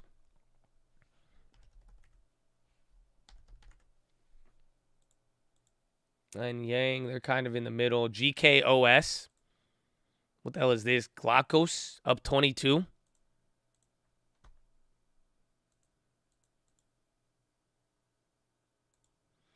But now they have the Russia buying from them using yuan. But it makes sense now why.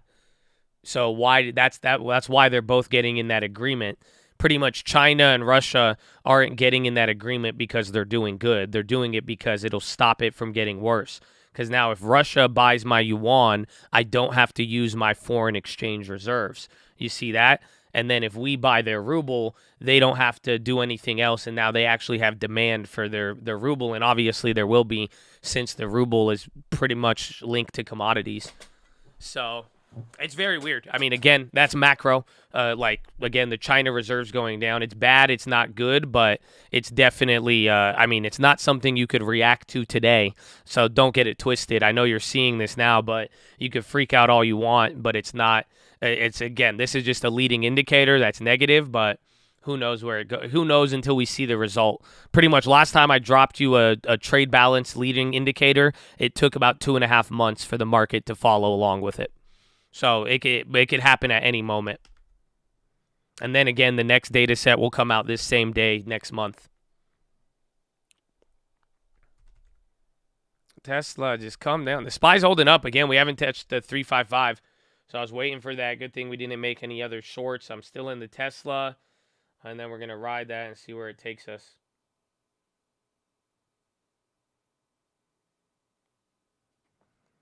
Officials, Russia's met in Geneva on Russian grain fertilizer talks. They were positive in construction and constructive. Is that why corn and wheat fell? Those fell big.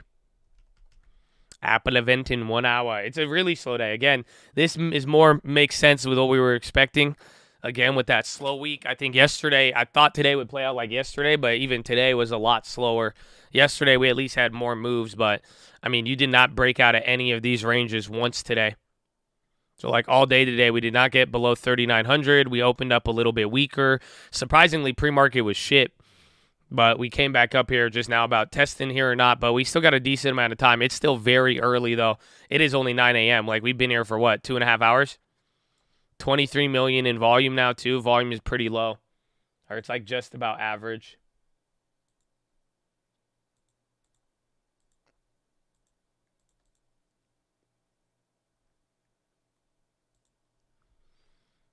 Gumbo, everything. Utilities still up 2. Industrials up 0.5.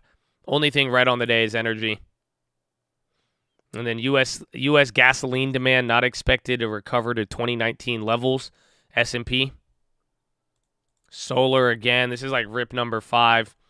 Yeah, end phase went from 300 to 310. All of them. FSLR. My prediction, I don't know. On Apple, I think, usually it's sell the news, but, we'll see what happens.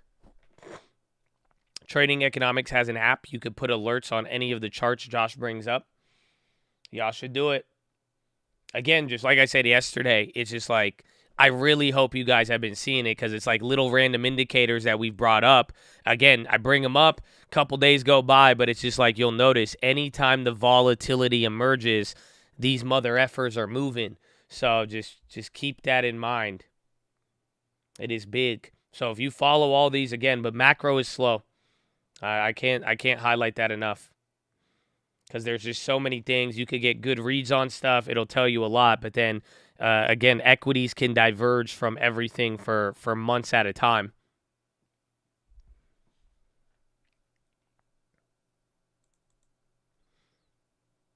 China UST Treasuries over $1 trillion. Yeah, it depends on the maturities though, because again, if it's not maturing and it's not liquid, they cannot use that for foreign reserves. And then depending on how much they spend, that's the whole problem. When the reserves go down, that means they're spending a lot. So it's like if you have to keep people locked down, if you have to support people, if you have to do this, you have to do that, all of that just like, again, pretty much what I'm saying is that even if China holds $1 trillion, don't underestimate how fast they could spend that. If you're trying to defend your currency on a global stage as well as keep your citizens locked down, that shit doesn't come for free. They could dump on the market like Japan. Japan is dumping their own bonds, not necessarily government bonds. And again, they can if it's at maturity. But if you sell before maturity, they may actually even take some losses on them. And then the question is now, too, think about when China bought a lot of those bonds. They didn't buy them at higher interest rates. So in a weird way, it's like they, even if they did sell them, I'm sure somebody could probably get them at a better pickup. But it's not like it's going to. It's like right now they're getting clapped. It's just like the Fed. It's just like the Fed's bonds that mature at zero. They're getting clapped. Yeah, exactly. That's why they are angry at the raising of rates. Pretty much China, any of the China bonds that they bought between 2018 and 2020, they're dog shit. If you think about it, they bought bonds at 0.112%, and now the same bonds are going for 3-4%. So it's a little different, but we will see. Mo, what just happened with them? I thought you guys were cheering it on the upside. This guy just died.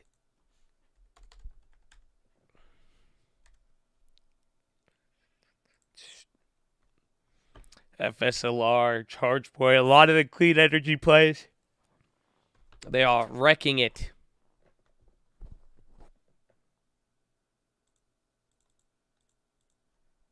I still have the Boyle. I think they're up. You should be able to see them on the screen. I don't have them. Tesla, UNG. I'm down 500 on the Boyle since Friday. So that's like what?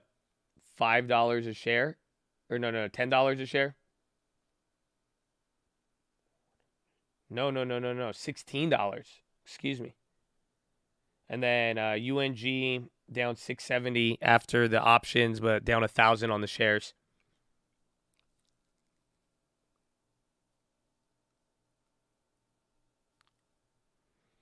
If the yield goes up, the bond value goes up. Yes, if someone's willing to pay for it, though. That's if you sell it on the secondary market. So it's like your bond yield could go up and if you could sell it, but I doubt China is going to be able to find people to pay 3% for their government, U.S. government bonds that yield 1% at when they purchased it. So it just they might not have a recourse to actually get that.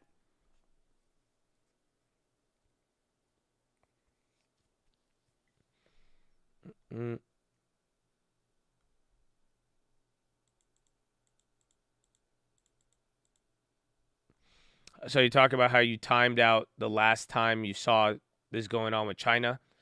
I timed out. How did you wait? I just waited till they devalued their currency. That's it.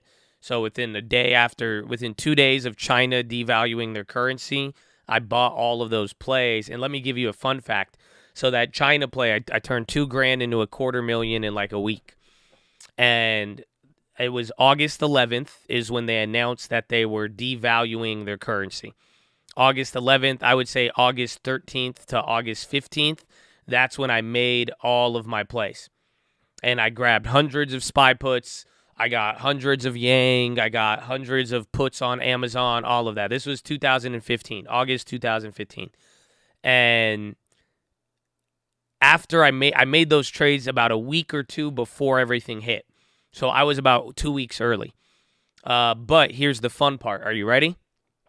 Let me put the cherry on top of everything. All of those plays that I made leading into it. So August 11th, devalue. I'm fully positioned by August 15th, August 17th max. But I think August 15th, I was fully positioned, right? So what do you think happened to those options in the next 2 weeks? Just take a wild guess. After buying it, again, the flash crash didn't happen till like August 22nd, 23rd. I got clapped on them. I actually lost about 50% of my value. And then a week or two after that, they went up to $250,000. So keep that in mind. But I was actually 2 weeks early. But at that moment, it was different. I did not predict the China. I did not time it by looking at this chart. This chart did not help me at the moment. It added to my thesis, but it didn't give me what I needed. If anything, it was just simply the Chinese currency devaluing for the first time in 20 years. Today, they tried to strengthen it for the most they ever had in history, and I think that is important. But for the most part, that's it. It was just it was a big, big event that gave me the confirmation. Paramount expects significant growth for Walmart Plus after the deal. Swear I saw par on the high. Walmart's not moving. Paramount's popping off that. How hard were you stressing? Not at all. I was going full tinfoil. That's it. I just said, everybody's insane. And I said, I don't care. I said, there's no way. I went to Costco and bought water. I didn't care. I would trade all day. I would scream about how nuts this was. I would bring up 15 different things happening along the world. I would buy these puts. I sold out. I even took $1 million prepayment early to get out because I was sketched out on everything. And then literally the market would close and then I would drive to Costco. And then I would fill up my car with water bottles and like anything else, like even like canned food. And I would go home and then I would talk to my dad and anybody else who would listen about it. And then I would do the same thing every day until it hit. And then once it hit, I was like, look at. And then I was like, it's going crazy. And then that's it. So, yeah.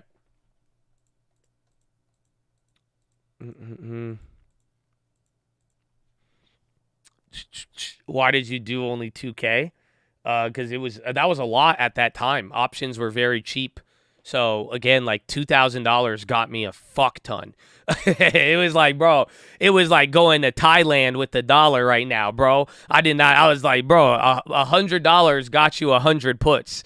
I don't think people realize that. Like, it was legitimately $100 got you 100 puts on the S&P within like 10, 20% out of the money. Like $100 got you a lot, bro. Like I was shopping for days. Like $2,000 got me a lot of options. Like, again, the notional value it represented was more than $100 million. And it got me like 2 months of time on the play as well, too.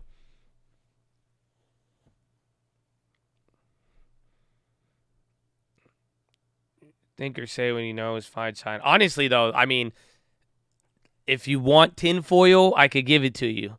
If you want to attach it to everything we just talked about. Are you open? I could do it for 50. We're almost at 30. It's 25. Give me 25, I got you. Did the value of the options? Yeah, I made like 20,000, 30,000% on most of them. It was insane. It was absolutely insane. It was one of the biggest trades. I mean, it was nuts. You got to realize if you bought 2,000 puts the week before the stock market dropped 10% in 3 days, you made a lot of money. Like it was a ridiculous move. It was a move none of you have ever seen.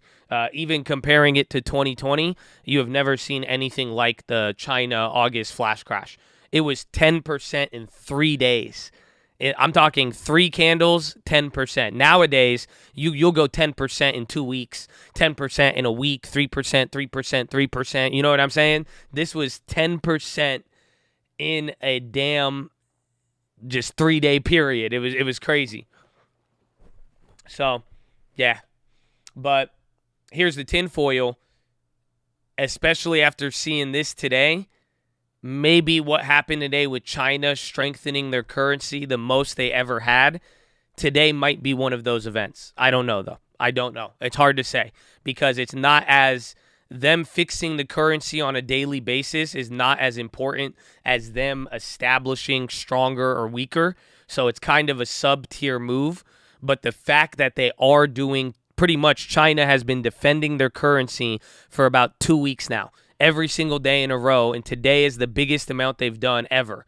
So maybe with their reserves dwindling, this could say something, but other than that, I think it's a little hard to say. But that's your tinfoil. Fed Collins says returning to inflation to 2% is job one. I'm not going to Costco today, no. I already have a lot of water, so I'm good on that one. I'm just more prepared now on a daily basis. Yeah, Fed Collins, is that the new girl?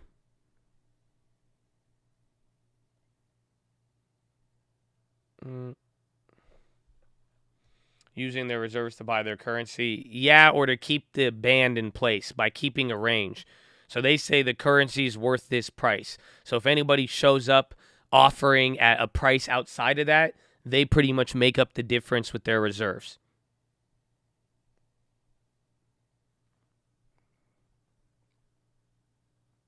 Colin says premature to specify September Fed decision. Oh my gosh. Do you guys hear this or not? Bro, 2 Fed speakers today have both declined to comment regarding this, regarding the size of September.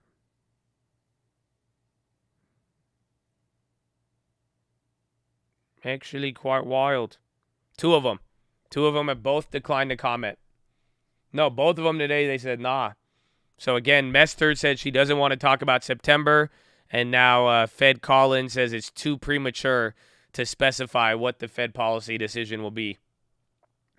I think Waller said 75, but that's it.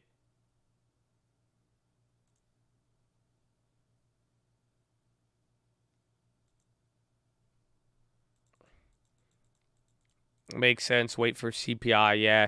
Again, but CPI is coming down. I don't know. Like, that's it. Like, gas prices have stayed down for another 30 days. I think it's very simple. Like, it's going to surge down. The question is, though, does the market go apeshit with that and then turn it into a rally?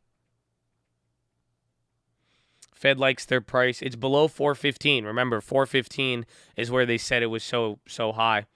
If inflation doesn't come down, then shit, we're going to have I think then you're going to get a lot of volatility. I think we would come right back to 380. If you get another high inflation print, oh man, it has to come down. I don't think there's no way it can't not come down.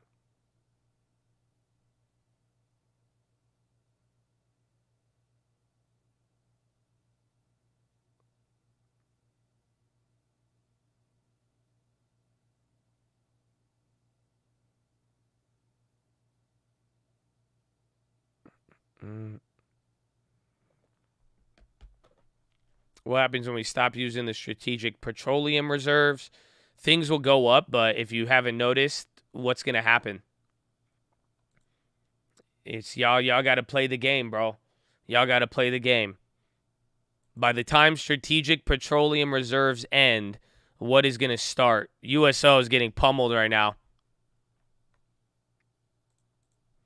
Naira, small gains. Oil again, so watch if it just takes down the market.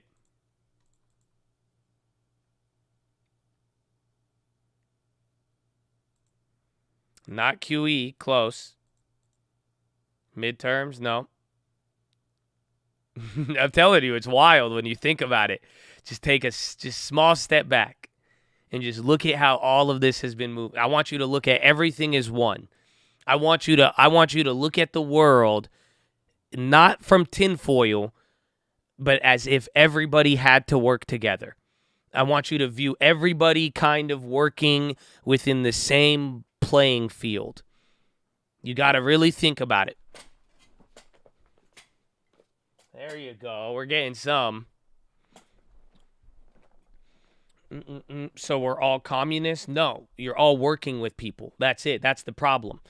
It's a good and bad, but you have to work with other people. That's what sometimes people in the chat don't get, and they get confused on. Wait, they think members only is because I want to make money. No, it's you have to work together. That's it. If everybody doesn't work together, you are tied. This is globalism in a way. You are connected. So just think about how everybody's operating. You mean it right when the SPR ends, tell me if they will start doing this.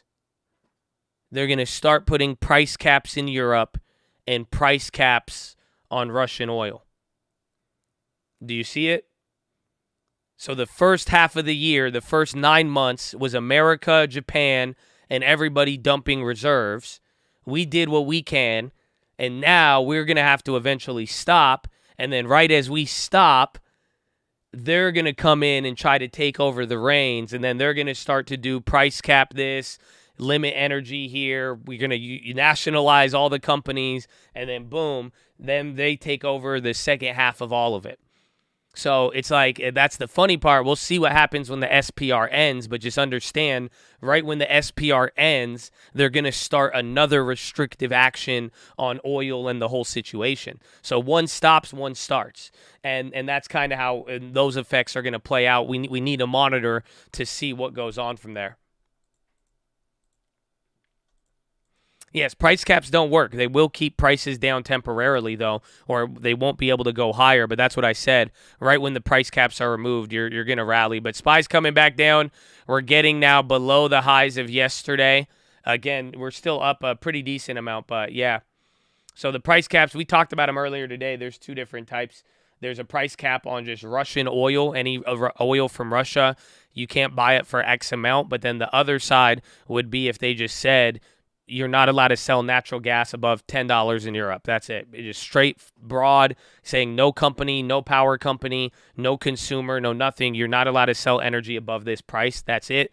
And boom, that's a price control. USO might go down if there was a price cap, but then people might price in what's going to happen when the price cap goes away. So it could actually, it will be weird. Pretty much the price of oil will stay capped, but then it doesn't mean the underlying pressure to surge won't be there. But literally, if governments don't allow it to go up, it doesn't matter. But right when the cap goes away, it's going to rocket. Or if people need supply, you're going to watch a black market get created, and then there's going to be the stated rate, and then the over-the-counter rate, or offshore rate, and then the stated rate.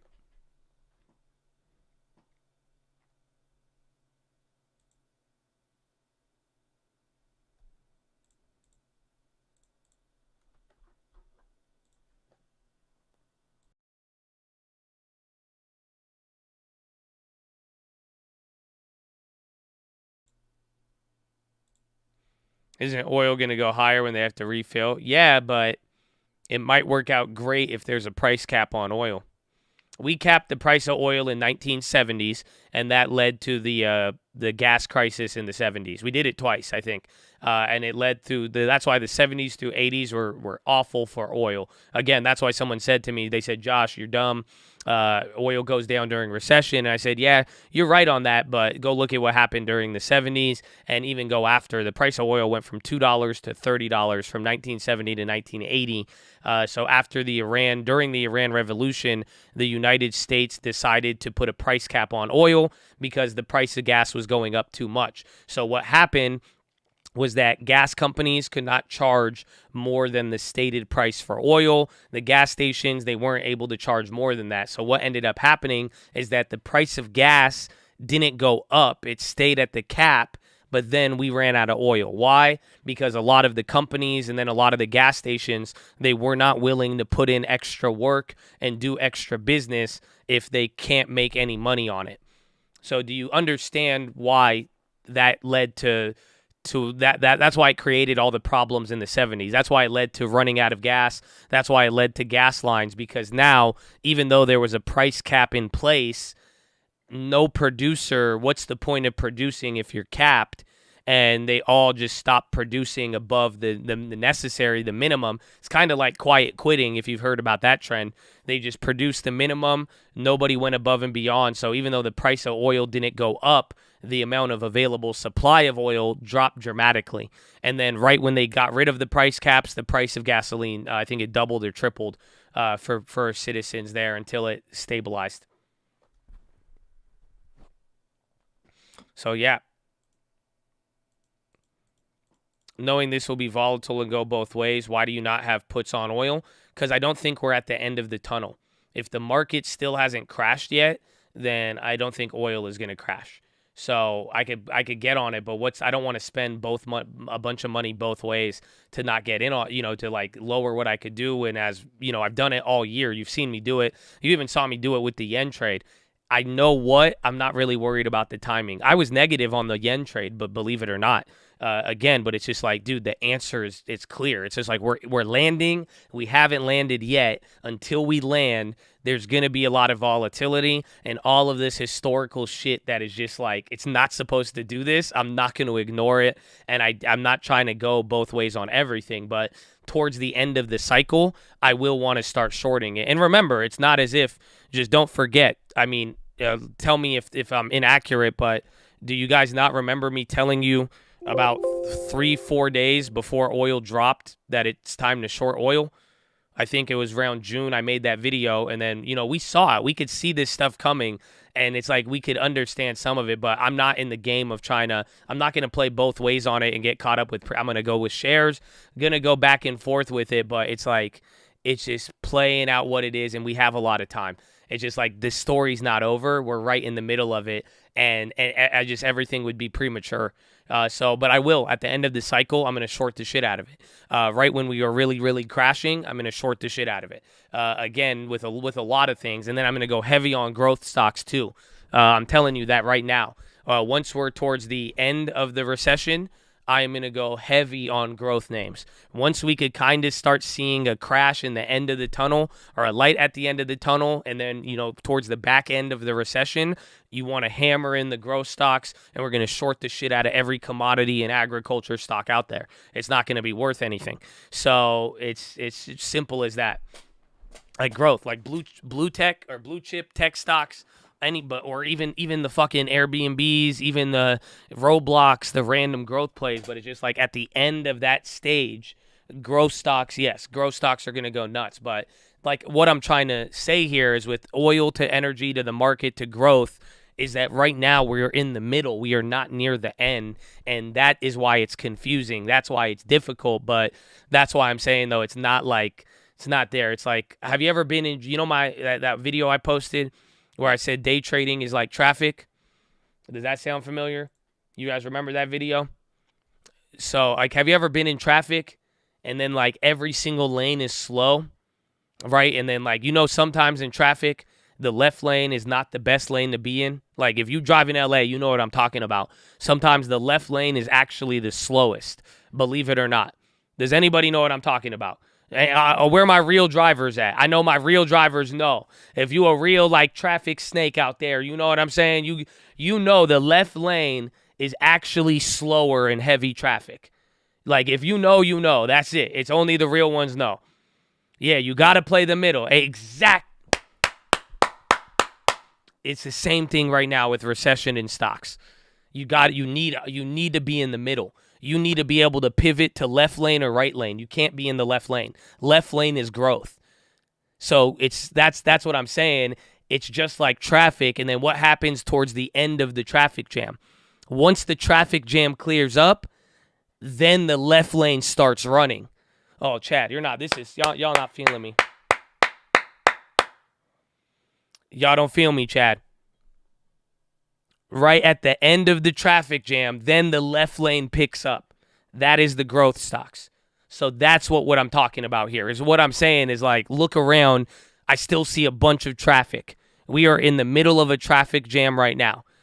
So right when the end of the recession, we have not even started the recession, but once we get to the end of the recession, then we are going to pivot hard to the left lane once everything starts to break out. Until then, it's staying in the middle, and that's how I feel with everything, again, from commodities to oil and anything else you could think of. Left lane is always enticing.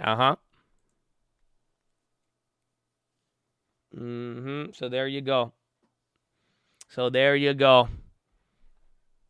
If you understand what I just said with traffic, you're prepared for the next 18 months. And that's it. Like, that's what I'm saying. You could think about a lot of stuff, but I think if you just simplify it down to that, you'll be good. Just keep it simple. We haven't seen anything yet. We're in the middle of it. Again, it's just like, regardless of whatever is happening with oil, like whatever you think the price of energy is going to do, I just want you to understand that in real life, in the real world right now, people are shitting themselves about what is going on with it. Do you see what I'm saying? Is that I don't care what the price does with it. You're in the middle of it, but I just want you to understand there is a real world impact and a real world effect that will not always be reflected on a day-to-day move with the price. It doesn't matter what happens to price. Is you got to understand the real world of like, yo, like why, like we're talking oil, we're talking gasoline, we're talking this stuff, and yeah, it is a play, but like, yo, we're like, think about it. The reason it's a play is because it's bigger than something right now. It's bigger than the market. It's bigger, like it has a real world effect. Again, understand wheat. Like, why do you think that wheat was such a big play when we hit it in February? Because it was real world. Do you see what I'm saying? It didn't matter what anybody said. It didn't matter about how it moved leading into it. It was just at the end of the day, there was a real world impact that was bigger than whatever price movements occurred. So that's where I'm just saying, when it's all said and done, understanding the why is a really important thing right now. And if you do understand that, it could help you understand, like, yeah, go play the back and forth. You could go in, you could go calls, puts, do whatever you want with it. But just at the end of the day, understand, I am not looking at this. I'm not saying oil because of the technicals. I'm not saying oil because it moves $10 and it's going to go ape. It's like, yo, it's like, no. It's like there is literally something happening all across the world, and you have portions of the world right now panicking because of the lack of ability to secure fucking energy. Like, it's wild. I giggle at that because I'm like, dude, how come this is like this? I think there's a big disconnect that people are not putting two and two together, that even if you bailed out these motherfuckers, you still have to get the energy. Do you see what I'm saying? So even if you stopped every single margin call in the world in Europe, and you bought out every government and you made every energy company government related, where are they going to get the energy to keep all of the businesses and citizens operating? That's it. Do you see what I'm saying? Like, that's all I'm trying to say, like, with a lot of this. And again, even like on the broader factor too. Everyone's like, oh, hard landing, soft landing. Oh, let me do this play to do. No. Fuck that. Landing. Like, they said they are landing it. And that's the point, is right now, like, if you want to understand what's happening, the dollar is getting massively strong, and every other currency down to the most developed nations are getting fucking taken out at the knees because of what the dollar is doing right now.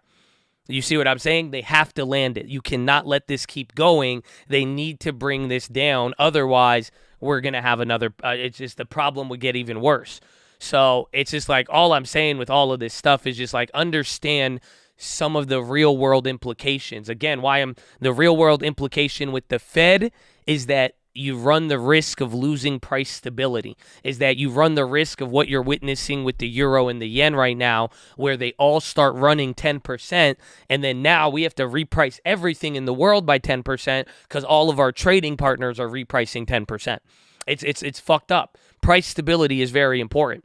So that's where it's like all of these things are being threatened right now. Energy security, price security, all of that stuff. But it's like, if you understand what's really happening and see how it's playing out in the real world and how this takes time, but it's also like, again, these numbers and charts, it goes beyond that, and just make sure you keep that in mind to try to understand the broader sense with these plays. And granted, that being said, I will probably miss out on some of the micro. Granted, I am viewing this in a macro sense, so I do hope this helps you, but understand it's not going to help to understand the day-to-day movements when it's like, oh, why did this do that? Why did this do that? It's like, you don't need that answer all the time, but I hope you see definitely what I'm getting at with a lot of these plays from energy, again, and why we're so attracted to them.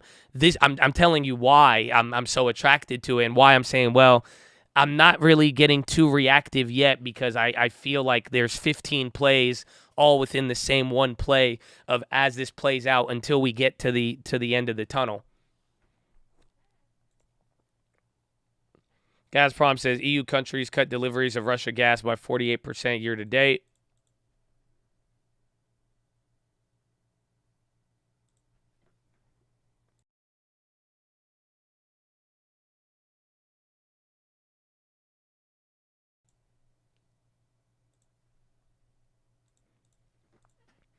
Some call on SoFi. I forgot I'm still in that Tesla. And we dropped a little bit. We came below the high of Friday. Or was that Friday? That was yesterday. That was just a bounce there. Then crude futures are still dropping. Ford is up.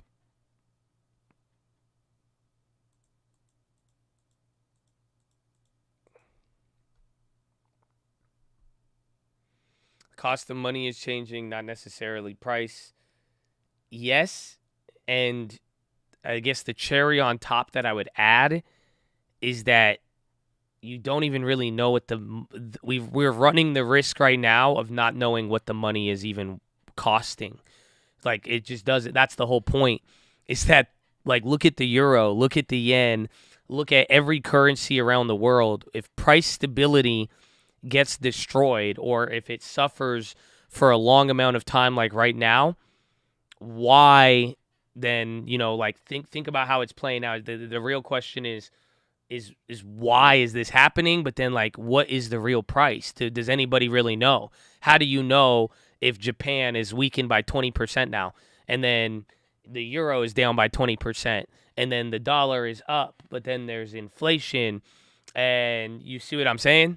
So it's like you don't even know. If you threaten price stability, that's why I'm calling out the global currencies, because you're watching it one step at a time. First it's the dollar, and then it's the yen, and then it's the euro, then the naira. I could go down the list of all of them, and you'll notice one after the next, they're starting to move. So that's not stable. And then the question is, what happens when the dollar comes down? Will the other countries be able to follow price the same way? Probably not. So, but it's just really, I think we run the risk of just not knowing price of any money or cost, and the value is getting distorted.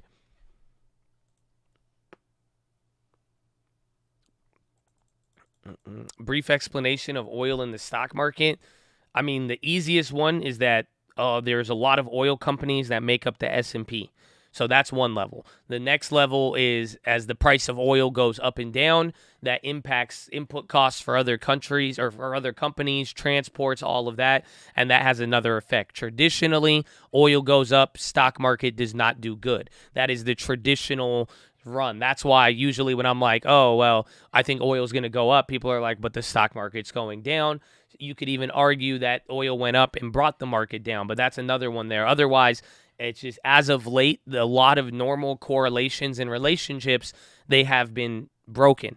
Again, bonds and stocks, it's been different over the last 24 months. It's not what I would have given you a different answer in 2019, 2020, just because it never moved like it did in the last 2 years. Again, same thing with oil. It's like, it's so much easier. Like, we could talk, the oil stock market relationship is so simple, but we're living through a generation right now where the last time we saw oil move like this was the 70s. So it's not as easy as it is. And sadly, the recent inflation and government spending and what we've dealt with, it has created a lot of these relationships have been harder to read. And honestly, though, that being said, the relationships being hard to read, you could read that by saying we have volatility and uncertainty, and there is a lot of problems ahead on the future. That's the way to interpret it, but it's not as clear. It doesn't give you timing, and that is the problem. Yeah, corner. It was after that. I think it was after the other stuff that they said. They say they gave updates, or like Russia gave a positive update on it. Yeah.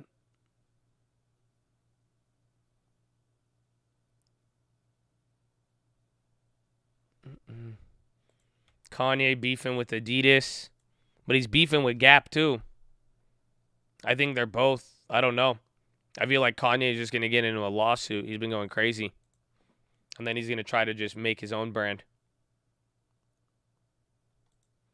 Apple event, it should be starting here in, 20 minutes? So playing the price action is the middle lane. If you could afford it, but don't play the price action if you're going to lose 10%, 20%, and then now it's going to take you out of the game, don't play it.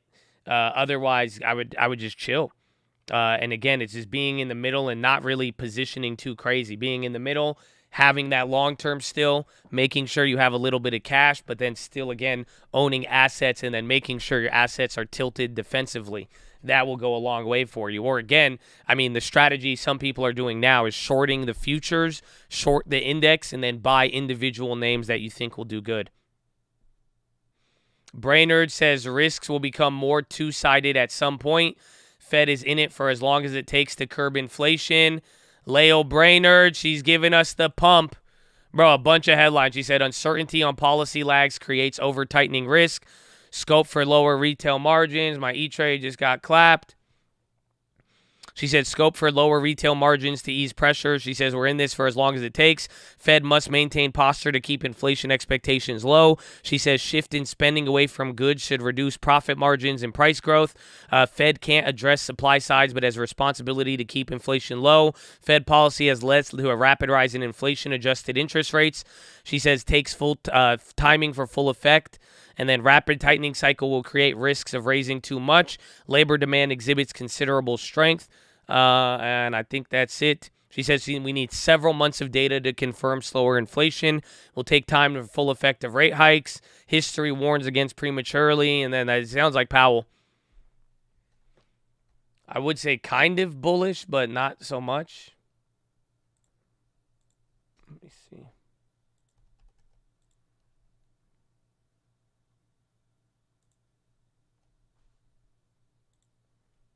Apple going up. I'm going to try to see if I can. Someone says I need to update E-Trade Pro.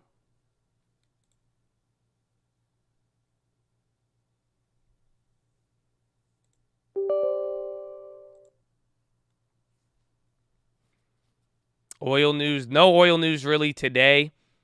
I think there was one little thing. I don't know if it was OPEC related or not, but really not anything too much. Just if anybody, people calming down and then reacting to some of the price cap stuff that we've gotten.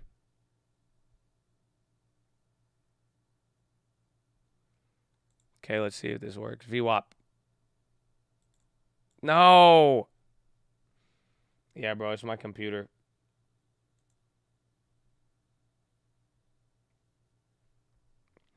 Ulta, 3% sounds bearish. Brainerd quotes on CNBC. In line with us, it's been out already this morning, Brainerd saying that policy should be restricted for some time. Here's a quote from her speech that bullish. She said something I thought that was bullish, or it seemed like she was kind of leaving the door open. Let me find you the quote. There's one. Everything sounded like Powell, but there was one.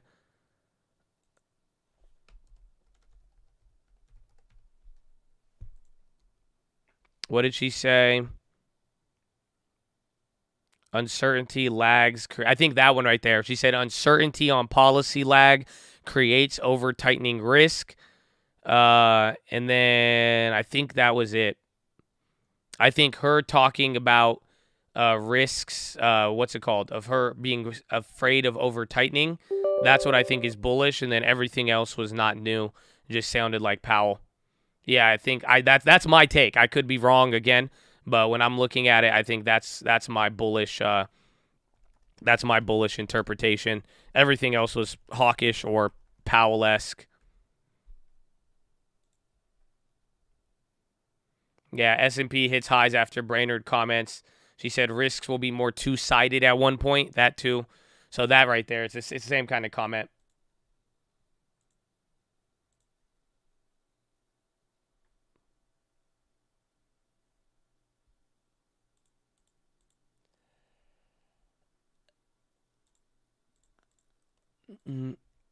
It's 1 p.m. It's still early, though. I feel really early. All right. I'm not going to try to turn on VWAP. No VWAP today. I'm sure we're above it, though, right? I feel like we have to be above VWAP.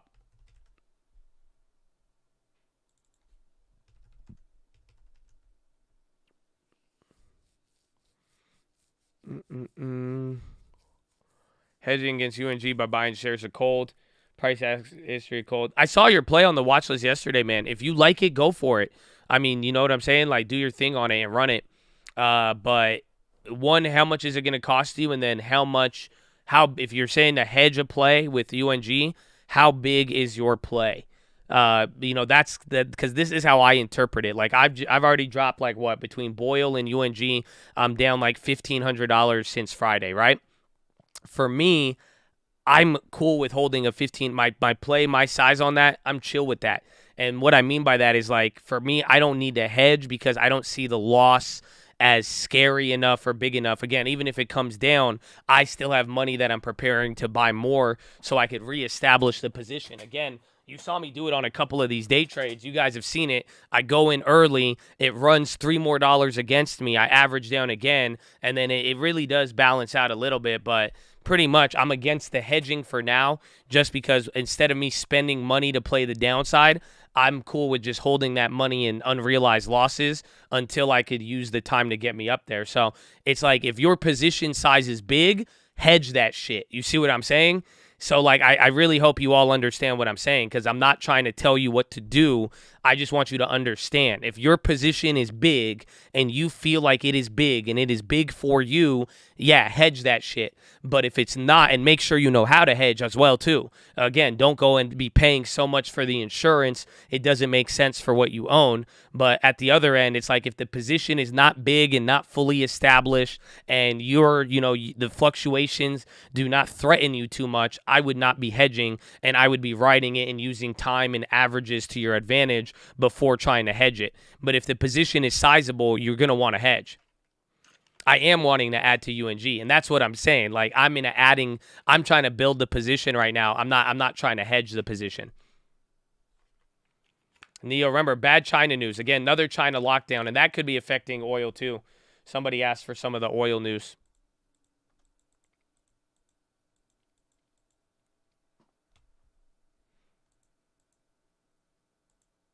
October 2018. Wasn't it I think it was a hurricane. I want to say I think it was a weather event that caused that. Oh, Brainerd's live? I thought those were just pre-written statements. So Brainerd's live right now. Between real spending on goods. There's no video, just audio. 4% or 5% above the level it would have been at based on the pre-pandemic trend, and services, which remains about 4% below its trend. In addition to that fiscal drag and tighter financial conditions, high inflation, particularly in core categories such as food and gas, is restraining consumer discretionary spending by reducing real purchasing power. While those price increases at the pump and in grocery stores are burdensome for all Americans, they're particularly hard on American families at the lower income end who spend 3/4 of their income on necessities, more than double the percentage that high-income families spend. According to the AAA, since the very elevated prices at the pump we saw in June, the nationwide average price of a gallon of gas has declined every day throughout July and August, and most recently has fallen below that $4 per gallon level. That rise and fall of gas prices has played a major role in the dynamics of inflation over the summer, contributing nearly 0.5 percentage point to month-over-month personal consumption inflation in June, and then subtracting 0.2 percentage point in July. And that was a very important driver of the decline we saw in month-over-month PC inflation from 1%, very high in June, to minus 0.1% in July. But in contrast, food prices continue to worsen, reflecting both Russia's war against Ukraine, but also extreme weather events in the U.S. and Europe and China. That price index for food and beverages has increased each month this year for a cumulative 8.5% increase year-to-date through July. Just to give you a sense of the comparison, in the entire 4-year period before the pandemic, that category only rose by 0.5 percentage point over 4 years. So that's a big change for a lot of families. Core inflation, the kind of inflation that excludes those very volatile categories, also moderated in July, decelerating to just 0.1% month over month after averaging 5 times that high in May and June. That is very welcome, but it'll be necessary to see several months of low monthly inflation readings to be confident that inflation is in fact moving back down to 2%.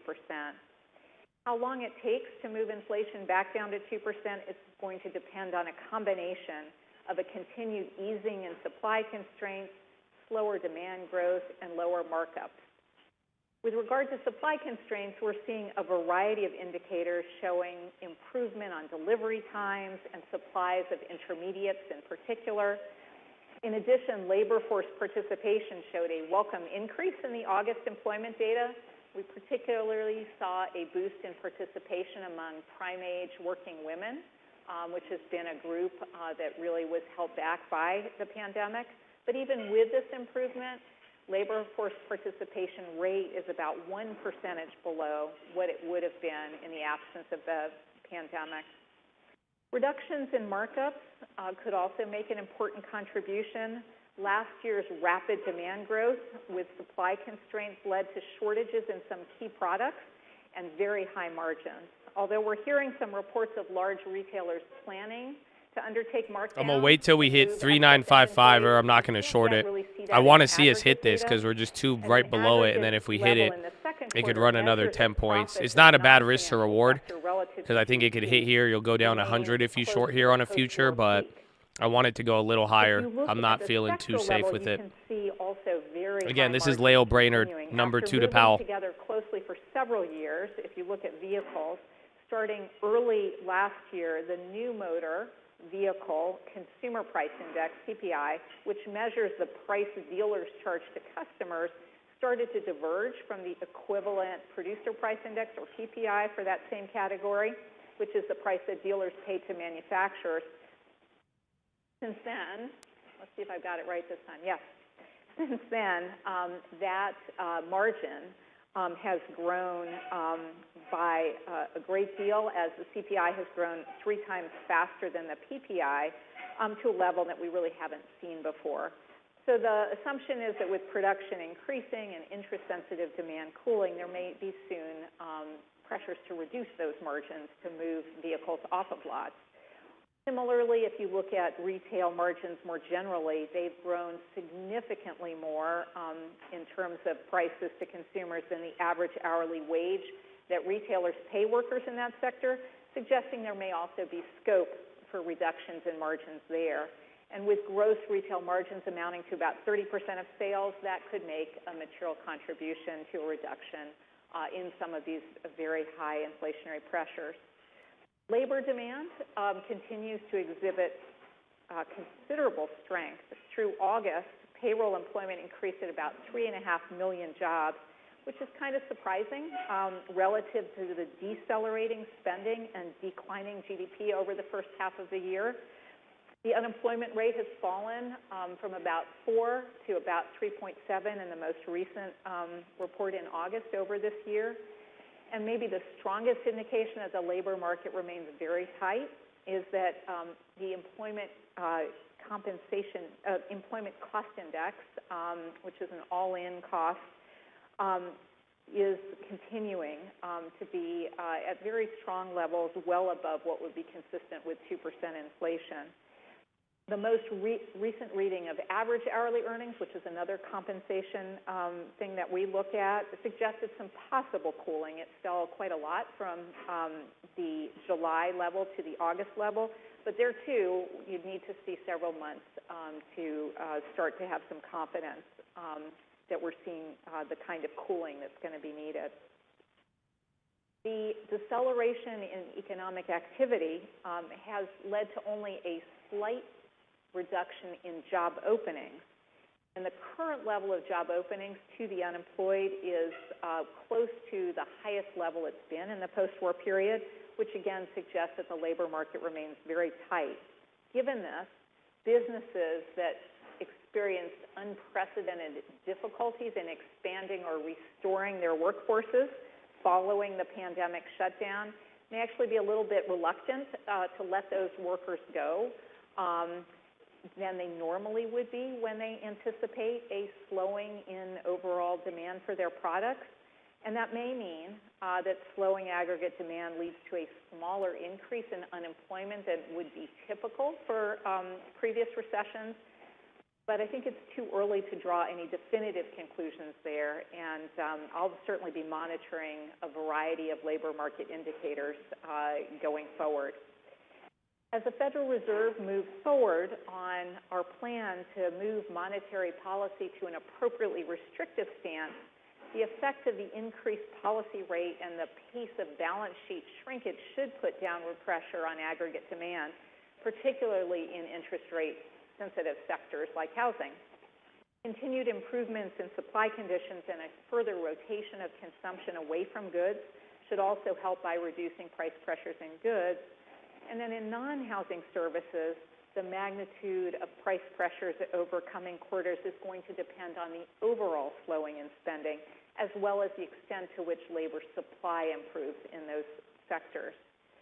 Since pivoting last year, our actions and communications have led to significantly tighter financial conditions. I'll just give you a few examples. Since the beginning of the year, real two-year yields, that is adjusted for inflation, have risen more than 350 basis points to about 1.2%. And real 10-year yields have risen almost 200 basis points and now stand at about 0.85%. That rapid tightening in monetary policy is also reflected in a significant increase in the projected real short rate. So if you look at the blue chip financial forecast, they have the expected real short rate moving into positive territory above 0.5% and significantly above the pre-pandemic level over the next 12 months. So that's been a big change as well. That is the final slide. It may take some time for the full effect of these tighter financial conditions to work their way through the economy. The disinflationary process here at home should be reinforced by weaker demand and tightening in many other countries. It's particularly the case as Europe contends with downside risks to activity and a severe energy shortage caused by Russia's war against Ukraine, and as China maintains its zero COVID approach against a backdrop of weaker consumption. At some point in the tightening cycle, the risks will become more two-sided. The rapidity of this tightening cycle and its global nature, as well as uncertainty around the pace at which the effects of those tighter financial conditions are working their way through the economy, create risks associated with over-tightening. And if history is any guide, it's important also to avoid the risk of pulling back too soon. Following a lengthy series of adverse supply shocks to goods, labor, and commodities that in combination with strong demand drove inflation to multi-decade highs, we have to maintain a risk management posture to keep inflation expectations anchored. While we don't have any control over those supply shocks, we do have both the capacity and the responsibility to maintain anchored inflation expectations and price stability. We're in this for as long as it takes to get inflation down. So far, we've expeditiously raised the policy rate to the peak of the previous cycle, and the policy rate will need to rise further. As of this month, the maximum monthly reduction in the balance sheet will be nearly double. Yeah, I think she's just saying everything. That's it. Once I heard after hearing expeditiously and then hearing the four other quotes that we already had, I think she's just going over everything else. But that first pop, this is literally right when her statement came out.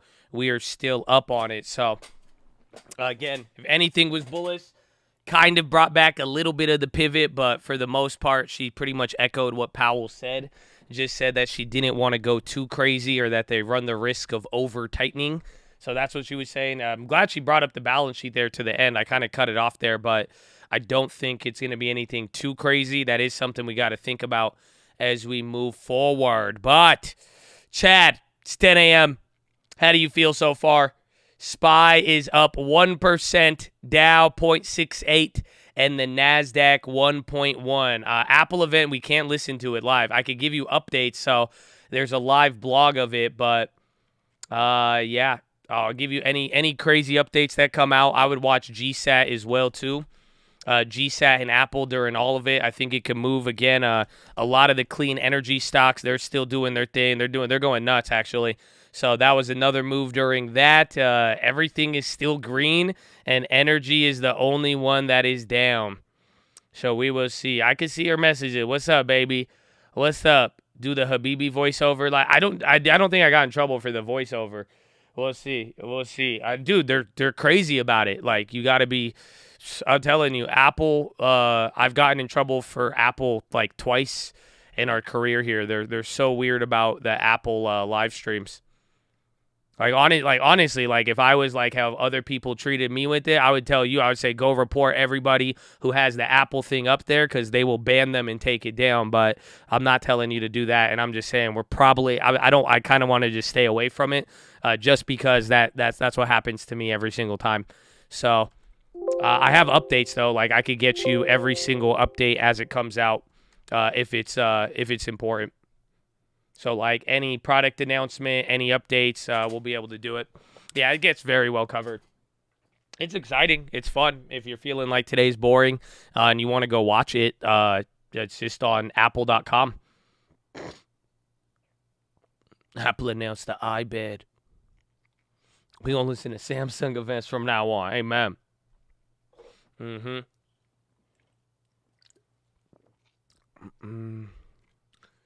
Do you speak Arabic sometimes? Kalam Arabi. Shwaya shwaya, habibi. Shwaya shwaya.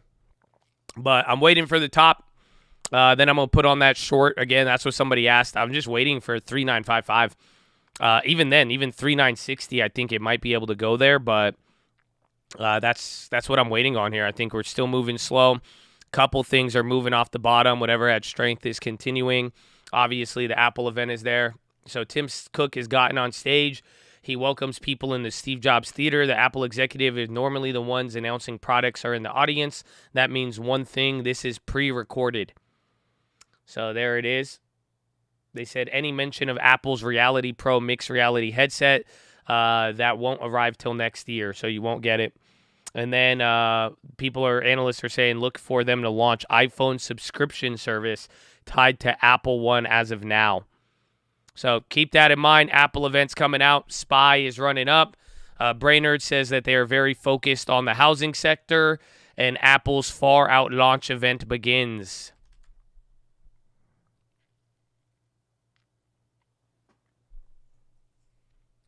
Pre-recorded.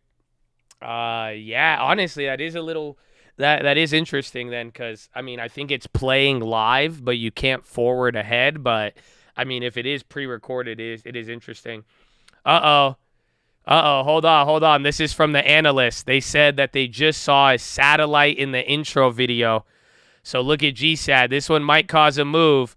There was a satellite in the intro. It might even fade it. So like low key, this might cause a pop and come down. And then Cook says they're going to announce iPhones, AirPods, and Apple, but literally analysts look at GSAT, but literally they're saying I saw a satellite in the intro video. That's the headline coming from it. So SPY's coming up here. Let's see, 3953. Making my way downtown, talking fast in his Apple. Some big investors saw it live and dumped it. Maybe. There's grass in the background. There is grass in There is grass in the background. So you got grass, you got a tree, and you got a rainbow. So I don't know. This kind of looks like restoration hardware furniture. I don't know. I guess that's kind of what we're already doing right now with this, but let's see.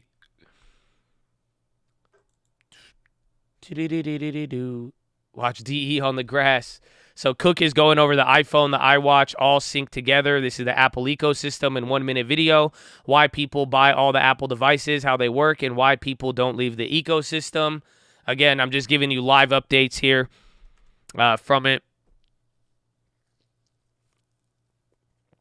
395 on the SPY. I don't know if it hit there on the SPX. 395.75 again. Let's see if it could go to 3960.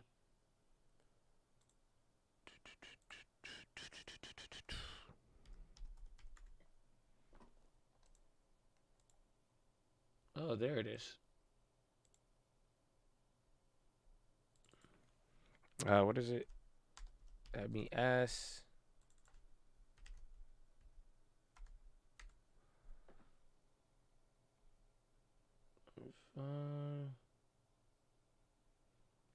I wanted to go a little higher. UUP, yeah, they're clapped. Enphase, all of them, they're on the money right now. Again, GSAT is still running. Literally, I would say clean energy has been the leader all day today. It's not like the leader, but considering energy is down and they are going up, I mean, that's it. First up, Apple Watch. Cook is talking up the device as an essential companion. As usual, Cook is discussing personal experiences from customers who have used the Apple Watch and how it's helped them health-wise.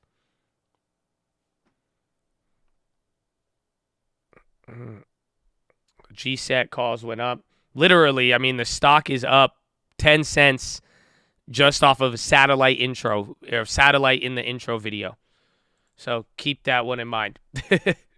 Apple's starting to run. The Qs are finally dropping. So as we're getting to the level, the Qs are finally falling. So let's see. But this SPX is not going up too much just yet.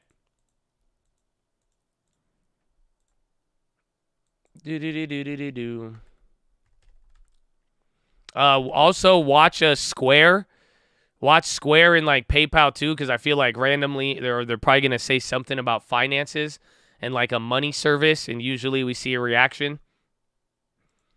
Why? I mean, Bullard's comments, you could take them bullish if you like really want to, but yeah, it just all depends.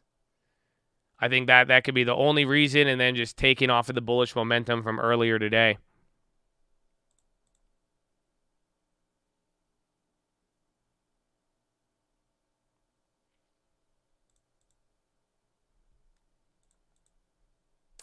It came down. I wanted to grab this short, but I feel like I want a little bit more. I just feel like the range is too tight for me to actually like risk it. It's not even too big of a risk on one of the micros, but I feel like I could get, I don't know why. I feel like I could squeeze a little bit more to the upside if I'm going to add a small short here on the day.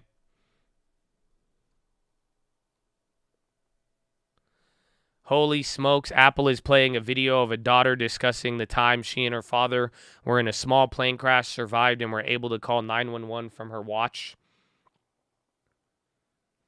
Risk it for the brisket.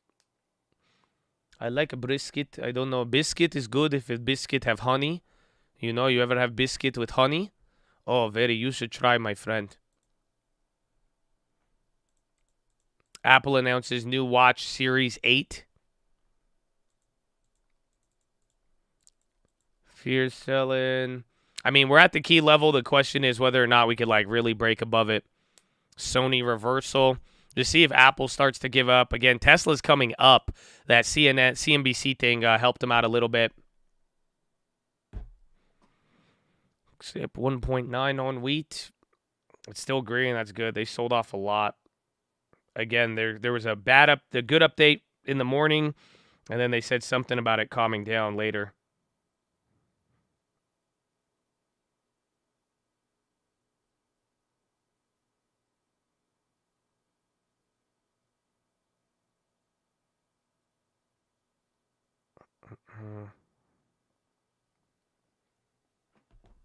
Is that Apple video bad for boring?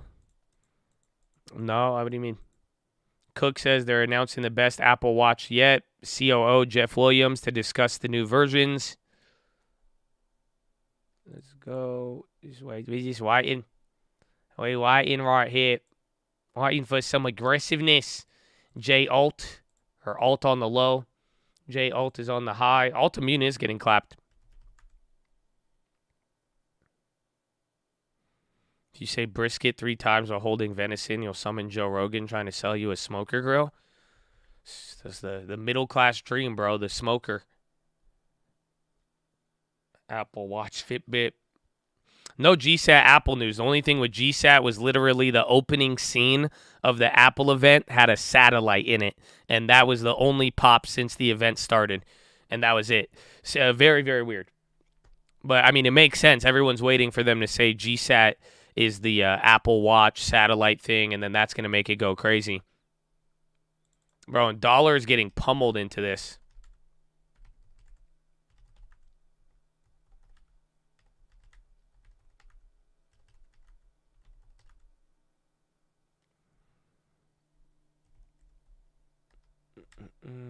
End phase, they're still going crazy. 3 to 650, good hit.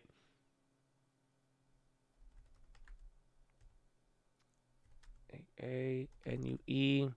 Everything's just like slowly moving though still. Again, we're like that's why I'm waiting to make a play on this level, because I'm like, dude, it's just chilling right here. Everything's kind of calm, but I want to see if we actually get like a real breakout. I guess the Bullard or the Brainerd gave us a little bit more movement, but everything is still kind of slow. Apple Series has features including cycle tracking for women's health, including ovulation. So women's health features, temperature sensor.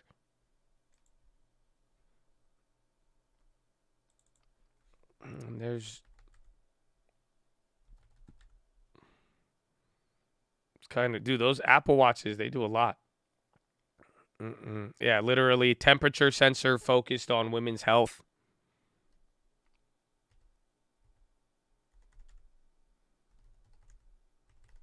Let's get that. Get the dollar up here. And then we wait. Give me one little run up here.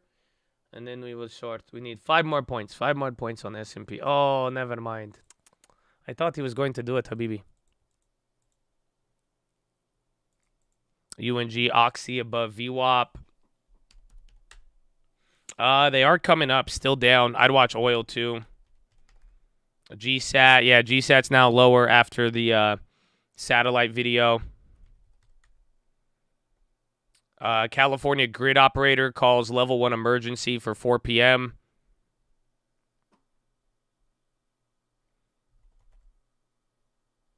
Where's Conoco? Yeah, oil's the one's getting really clobbered. But again, more China lockdowns here today. BBBY actually is running hard. They are. They're up 15% going into the high right now. Even AMC. Remember, GME has earnings, I think, today after hours.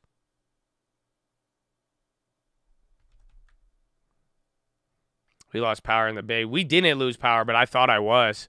I had to film extra early because I was like, damn, what if I lose power and I can't upload? If I lose power while editing, I was like, man, this sucks. Well, I feel you. I feel you.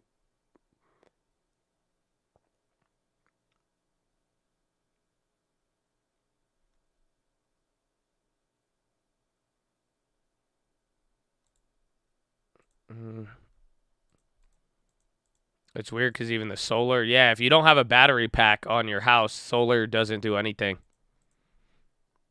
We need to evaluate central bank digital currency in the context of finance of the future. That's what Brainerd said. The wrist temperature feature for Apple will work overtime to determine a wearer's body temperature. The health app will show temperature differences from baseline rather than actual. It appears that means the watch won't tell you that you have a 101-degree temperature, but rather how off you are from your normal temperature. New cycle tracking will tell you if you have prolonged periods of abnormal cycles. Again, Altimmune still on the low. They're selling off. I think they're down 7% right now into the low. Brainerd says in the future there's likely to be a number of stablecoins. Question if there's a need for a U.S. digital dollar too. Again, wait for Apple. Again, people are expecting them to do the Apple news. TAN, another pop at the high for TAN. That one's going crazy. Fed Brainerd digital POW dollar would be neutral settlement layer.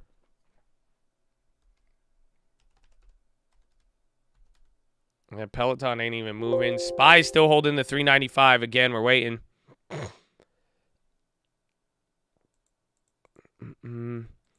Apple is now tightening up privacy with regard to health data. Your cycling tracking data is encrypted in your device. Company is clearly responding to concerns about these features after the recent overturning of Roe v. Wade. They be like, we tracked your Apple Watch. You trying to get an abortion? Huh? I know where you were biking. You biked here from California or Texas. Bro.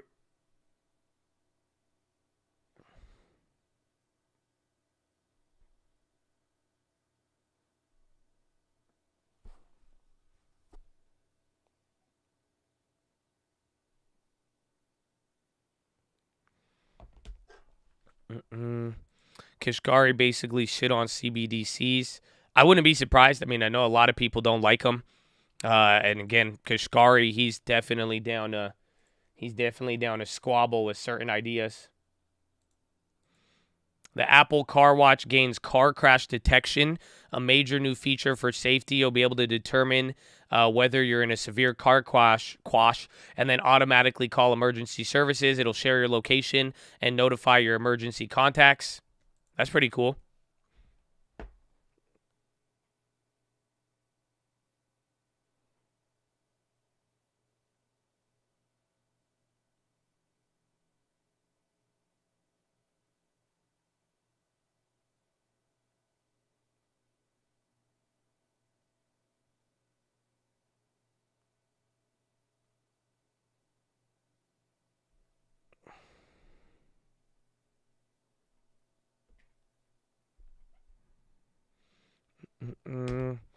RKLY moving up a bit.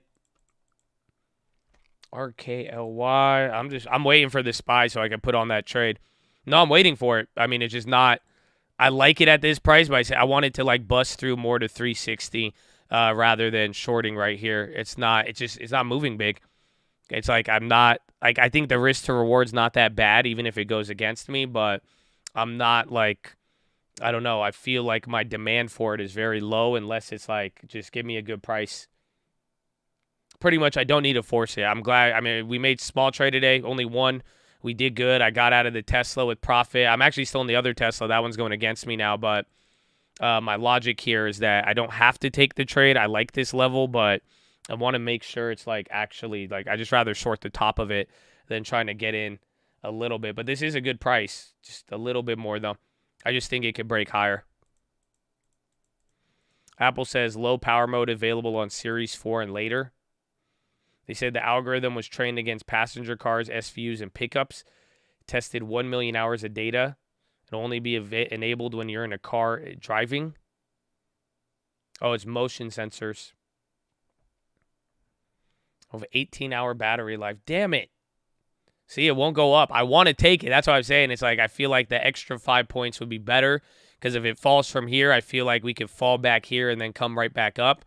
Whereas I think if we go higher and drop it, it'll give me more meat on the bone. Bank of Mexico not linked to whatever the Fed does. Oh, dollar again. There you go. Give us a run on that. Bro, dollar is just getting pounded. What is that now? 0.5%. That's a 1% move on the dollar top to bottom. So literally we were up 0.5% in the morning, and now the dollar is down 0.5%. So I'm sure what's it called is affected. Yeah, YCS should pretty much go alongside that. Canada rate hike was 7.5. The dollar thing, it could have been. I mean, we had the data as well.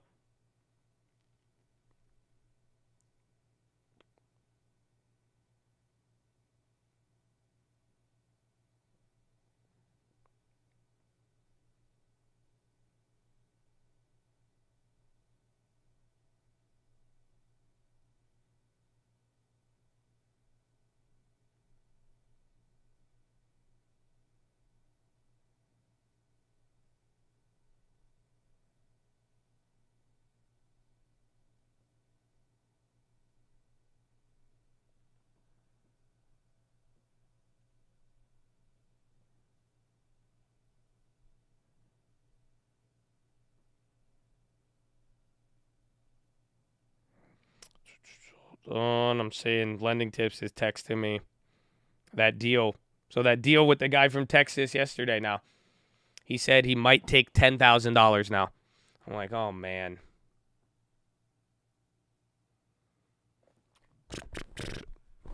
They partnered with Hermes. I think they already have been.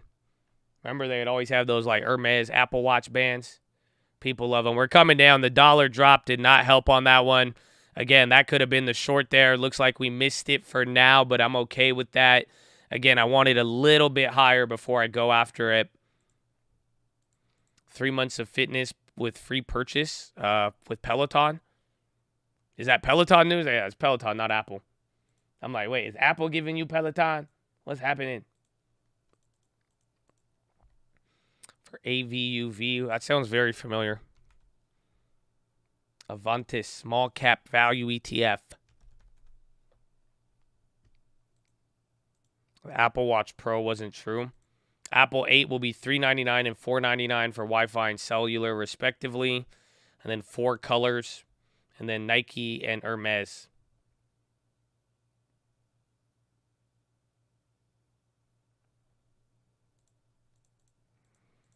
New watch September 16th. That's pretty soon. That's in 10 days. So they're ready to go. But Apple, again, I mean, no real effect here from the event. SPY's coming down. I'd watch the dollar. It's already 10:30. UNG coming up. Charter CFO. We won't cut broadband prices unless we have to. Is that a threat or what? I don't. Wait. What do you? Calm down, bro.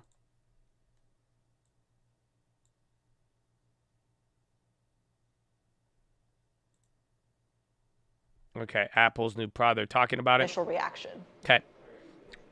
Follow me on Instagram at the Trading Fraternity. I'm going to go to the bathroom. I love you. United Steel, Valero, Energy. They're kind of making a move right here. Wrist temperature. Wow, this guy's voice is amazing. Think about women's health, and if you're thinking about starting a family, it helps you with ovulation patterns and really crash detection, which is really cool. So in case you're in an emergency, you can set up with your own preferences whether you want it to contact someone. If there's an emergency, contact contacts, contact emergency officials. Those two things were just put together and announced now, which is amazing, along with, of course, the other improvements you'll see in bigger screen size, better battery life, and then we're waiting to see if there's any other additional announcements for Watch. So, Ray, I have to ask you, just because it's a sign of the times, we're talking about women's health issues here at a time when just a few months ago, Roe v. Wade was, of course, overturned. Since then, you've had a lot of legal pressures in terms of cycle tracking, as well as, I would argue, privacy broadly when it comes to the big tech names. How much worry does Apple have when it comes to the legality of some of these new characteristics? Yeah, it's a great question. I think if you look at the way Apple's thought through privacy from the beginning, it's really about the user keeps their data. These are held on the devices. And of course, these devices are encrypted to a point where even Apple can't get to them. So they're designed for the individual and from that individual's point of view. So I think on the privacy side, that should be something that they don't have to worry about because the user holds that data. So, Ray, we are showing our audience the pictures of the new Apple Watch. It does look pretty cool. Looks pretty cool. Looks like an Apple Watch. I like the Apple Watch. I think last time after watching one of those Apple things, I got an Apple Watch because of the health stuff. I got it for my mom. So now I'm like, I got to get it. My mom loves it. It's a great watch. SPY's coming up now. Still waiting on that play. How you feeling, Chad? Are you feeling good? Like, what's the vibe coming into this right now? SPY going about 3,960. I'm waiting for it. Dollar keeps dropping. What's the vibe, man? What's the vibe?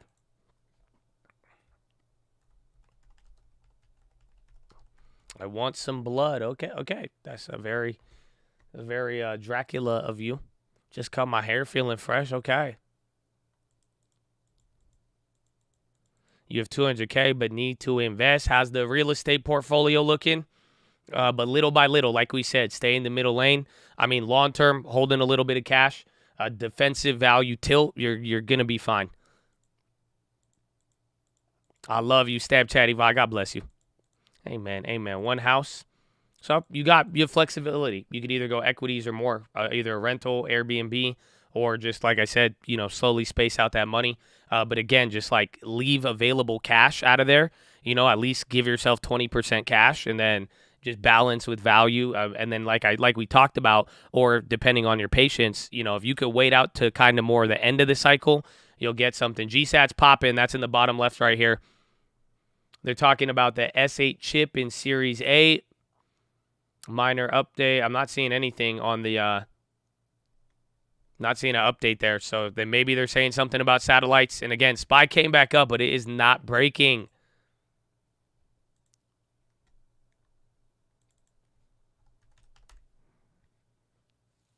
The Pro Watch is coming. Uh-oh.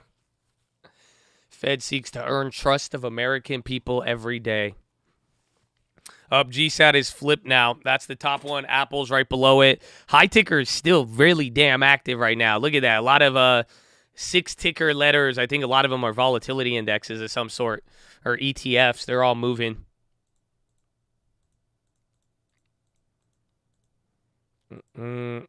Price action's annoying. It's a lot worse than yesterday. Like yesterday was a tough day, but even this is a little bit. It's even worse. It's tighter. We've only kind of went up. You've had very, very small pops. Even at this level, it's trading quite interesting. But don't worry. Don't worry.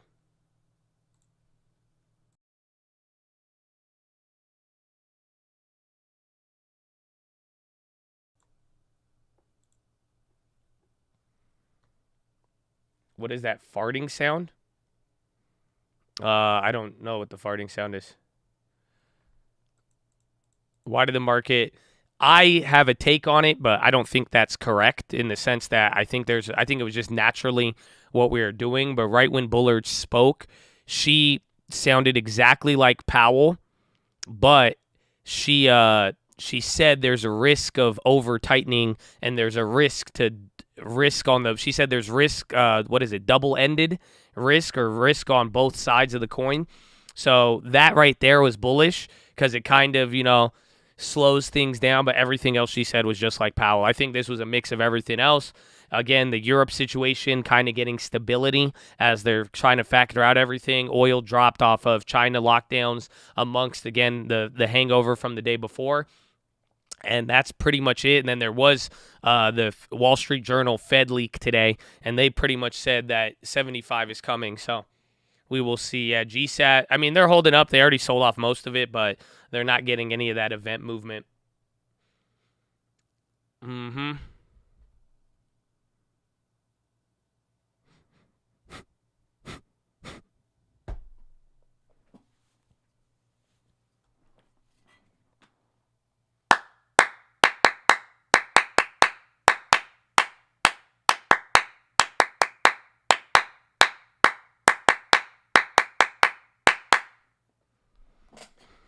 Oh, yes. Oh, yes, Chad. It is time. You didn't even look at y'all didn't even see it coming today. Amen. Amen, baby. Amen. I like that. That's kind of good. That's it. It hits you. It hits you out of nowhere. But ladies and gentlemen, it's time for some PHILO. So, this one is going to be a little different today. Okay? It's going to kind of be aggressive, but not how you think aggressive. It's definitely positive, but I don't want to I'm going to bring up a reality today. We got to talk about the reality of something, okay? But seriously, everything I've been saying over the last couple of days, everything with the PHILOs that I've discussed, like I've said, man, please do not let this harden your heart. I really hope you're focusing on right now and bring about a change, man. Bring about some sort of personal development. You know what I'm saying? And just don't make sure this doesn't turn into something that you just passively listen to over and over and over again that does not bring about fruit. You know what I'm saying, Chad?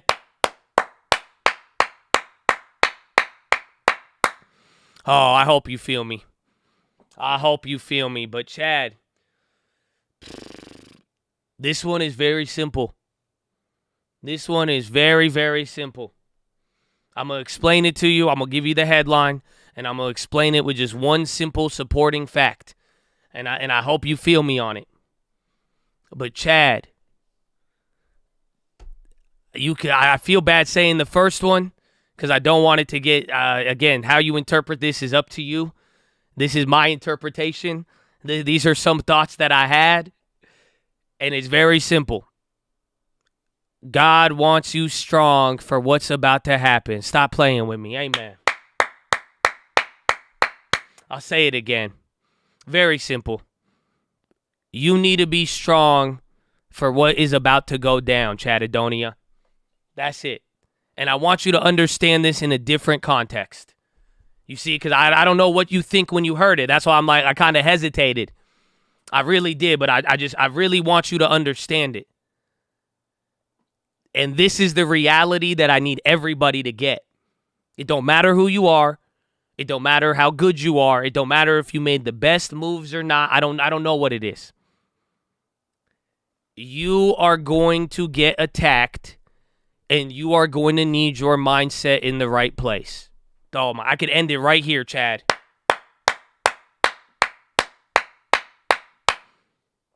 Chad, I hope you feel me. No. I'm not talking the rapture. I ain't talking none of that. Like you know what I'm being. This is very practical. I'm talking about life. Again, and this is and I want you to understand it from this context. And I really just hope I don't want anybody out there thinking that they are immune to any sort of attack.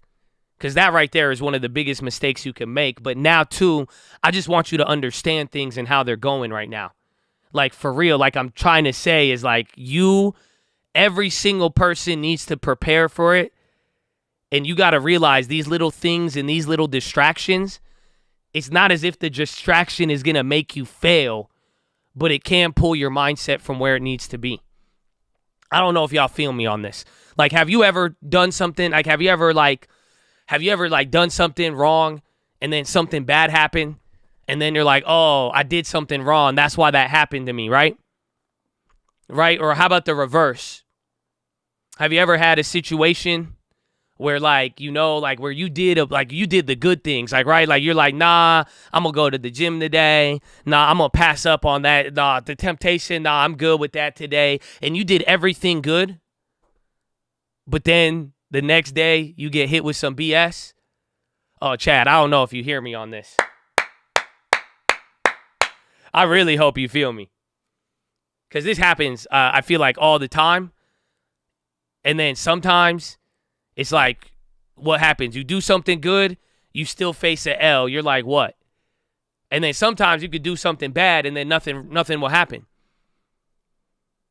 But this is what I want you to I want you to understand the second one. Where it's like, oh, okay, you did everything good, but then something bad happens. Very weird. But do you get that is the point that I'm trying to say here today? That it doesn't, what you did beforehand did not change that the attack was going to come or not. Oh, Chad, I hope you're listening. So although we like to think it's like, oh, since I did this today, that happened tomorrow. No. It's saying that attack is going to come no matter what. Oh, I hope they're hearing me, Chad. It's going to happen no matter what. That's why I'm telling you, it's like, yo, these little distractions, these things happening beforehand, that is there to just knock you off your balance and get your mindset out of balance for when the attack actually occurs. Oh, Chad, I hope you feel me. Oh, man. So do you see what I'm saying? So one, all I'm trying to tell you, man, keep your mindset in the right place. And if you think that little distraction is going to make you fail, it's not. I'm just saying when the problem actually occurs, that little distraction is going to make you second guess things. That little distraction is not going to have you with the same level of confidence you would have had if you were able to avoid it. Are you following? So that's it. But now the second part, it's bittersweet. It's very, very bittersweet. Everybody's going to go through something. Everybody, that attack, I don't know if it's tomorrow, next year, 10 years. Everybody, you all got your own life. And how it is, that's in God's control of the world, I don't know. So that's the bad news. That's the part that sucks about it. But the good news is that if you are not ignorant of that, you're not going to make the bad decisions. So all I just want everybody to understand is just that. It's like, yo, we are entering in a moment. We've kind of already been in it. If you haven't noticed, I mean, look around. I feel like there's attacks left and right at various different levels, but we are all going to face challenges, and I don't think everybody has faced their biggest challenge yet. I don't think y'all feel me on that one. So that's why I'm telling you this. The last thing I'd want anybody here to be is ignorant of this fact that you still have to play some defense, that you still have one of your biggest challenges ahead of you. I don't know if that makes you feel some type of way, Chad. For real. I don't know if that gets some of you excited. Some of you that might scare you, some of you that might get you excited, but it's very simple. Your biggest challenge, you have not faced it yet. So like I'm saying, I hope you're not ignorant towards it.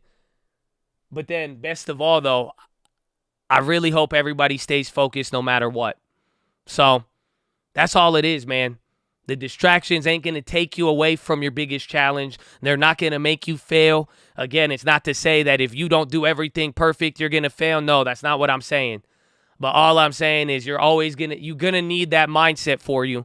As the world and everything moves into more and more different challenges, you're going to need to be prepared. So I hope this helps. I hope you could take the good and bad as it comes with it. I hope it does really get you excited, but take it to the bank. That is your philosophy, ladies and gentlemen. Make sure you guys are subscribed. We're live Monday through Friday, 30 minutes before open. Drop your thumbs up on the video. You're on mobile. Press high chat. X out the chat. Hit the thumbs up button. Second link for the Nightly Watchlist and main channel. First link for the Scream Alerts boot camp and real estate course. Follow me on Instagram at the Trading Fraternity. Colt loves you. Amen. Netflix and Disney are popping. Amen. Amen. Amen. Amen.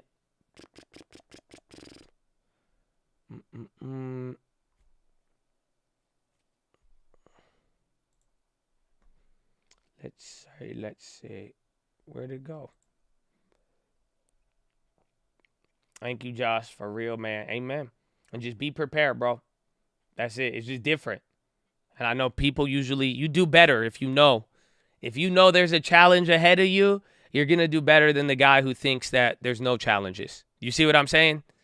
And no matter, and that way you shouldn't be surprised. When the next attack happens, when something BS, you're not going to be surprised. You're going to be expectant towards it in a weird way. Not where you bring it on you and manifest it, but it's saying, you're like, well, this is why I kept my mindset in the right place. You know what I'm saying? This is why I'm doubling down on, stop playing with me, man. You know, stop.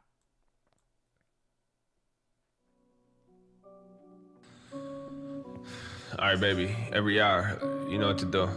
You ready? It's a call, baby. Lucas. They ain't do they push-ups. They just laid around. Started at 1 unit. Now on the 10. I think you could do it. Tell me how that sound. They said I was stupid. You should ask him now. Tell me what you had, now what you don't. Don't be getting mad, get some hope. I don't want a bag, I want a boat. I don't want it fast, I want it slow. Know exactly how the money grows. Cup is overflown, not withdrawn. Don't condone the bitch and moan. There's a bigger goal. Gotta get more homes for my bros and my moms and my motherfucking coat. Hope you watch the plan unfold. Yeah, I'm not seen but unforgettable. You got dreams, don't tell me, go and get it, bro. They got some nice things, that don't mean they always credible. Don't do the nice scene, that ain't me, I had to let it go. So, tell me what you holding on. I hold batons, I pass it on. You sprinting this a marathon, I'm Farrakhan. Only if we talking million men that march. I start computer screens, I made a million looking at some charts. Yeah. Easy said, but it's hardly done. No need your bread, but I tell you when them shots gon' run, I'm poppin', son. But I don't do this to be popular. I just prefer the hottest car. The crib is on the toppest floor. Collect the rent, I am the Lord. I make a check when I get bored. Love what I do, my job is fun. I read the news and smoke a blunt. I'm woke as fuck. That don't mean I never been asleep. Be careful of the friends you meet, the different types of foods you eat. I use this fucking beat to preach, but they don't value us for free. My life is good, my God is great. So what's that even mean to me? Put that shit right in the door, but they won't even turn the key. So if you good, I'm good. Let's get this bread. You know I'm trying to eat. Beast. Turn that mode on every time I wake. Validate myself, don't matter. Pay you what they say. I know I'm great. So I just thank them every time they hate. Hits I'll find my God divine. Get 10 for what they try to take.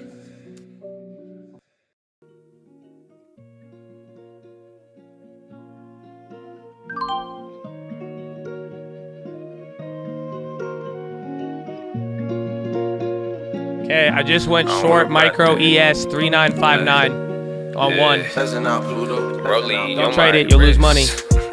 Nah, I don't wanna rap that. Pull up in a big body, I don't put a tap back. Hit me with the divvy, I don't even need the NASDAQ. Skinny and she pretty, I don't even need the ass fat. Guinea was a freebie, I don't even need a fast one. I was never greedy, I just never fucking had shit. Now I bet that I ain't never fucking going bad shit. Please stop backing, y'all need man skin. Little more balance and a lot of bit of can. Pull it to the valley, got these motherfuckers counting. Pulling up the line, so got it looking like a million. Remember when I put them on the motherfuckers daddy? Put it some more fighter, I don't give a fuck about it. I'm still in the game like a screaming athlete. Got a little fame, but it ain't changed nothing about me, nah. Same OJ, you smoke more J, still make dumb plays, but I play less games. Always ready for the war, I ain't playing campaign, but I really need a reason for I pop champagne. Proper for the fall, so I gotta stay safe. Lot of money on the table, boy, that look like bait. I'ma think it before I get it, boy, that look like fate. Either way the story goes, no, I love that fate. Had these motherfuckers hated me before they love me. Now they selling half and they ain't playing with their money. I told them take a tenth and pay yourself, cause that's your money. Put me on the bench, cause I ain't playing with you dummies. They ain't gave us nothing, even if they did, no, I wouldn't take it from them. Then we took a shit, but we still try to love them. Got so many wins that I can trip about a fully on my wrist. Nah, rather get a B&B and rent it for the scenery. And maybe live the season then keep on buying stats every month. Spread it evenly and shout it out to people that believe in me. I hope you living peacefully and same thing for the people that don't speak to me. I do this shit for everybody equally. I guess it's just G and me. And when we done with that, we going back to the reality. Yeah.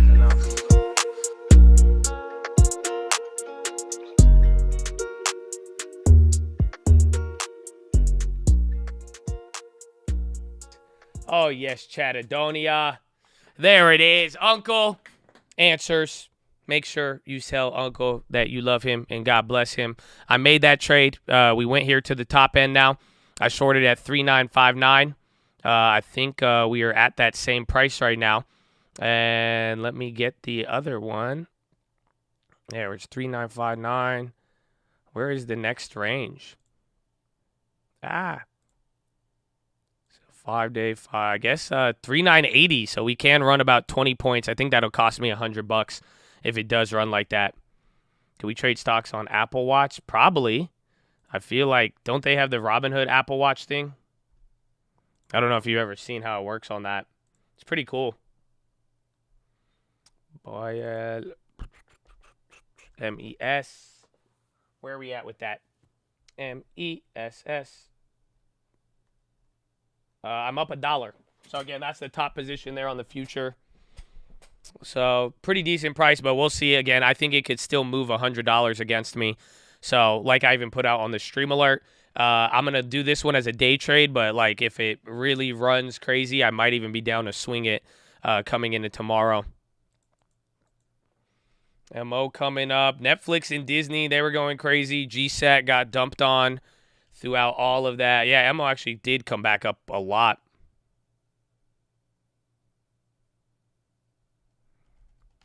TT, what the hell is this? Train Technologies, TT? TT, wait a minute. Ven aquí. C'est la vie. Train Technology. What is this? I've never heard of this company. Nothing even comes up. First song was Push-Ups by Uncle Answers. Again, TT poppin'. That's like $1 something. It doesn't seem like it's a too big of a mover. God bless the chat, baby. Amen, amen. Air conditioners. I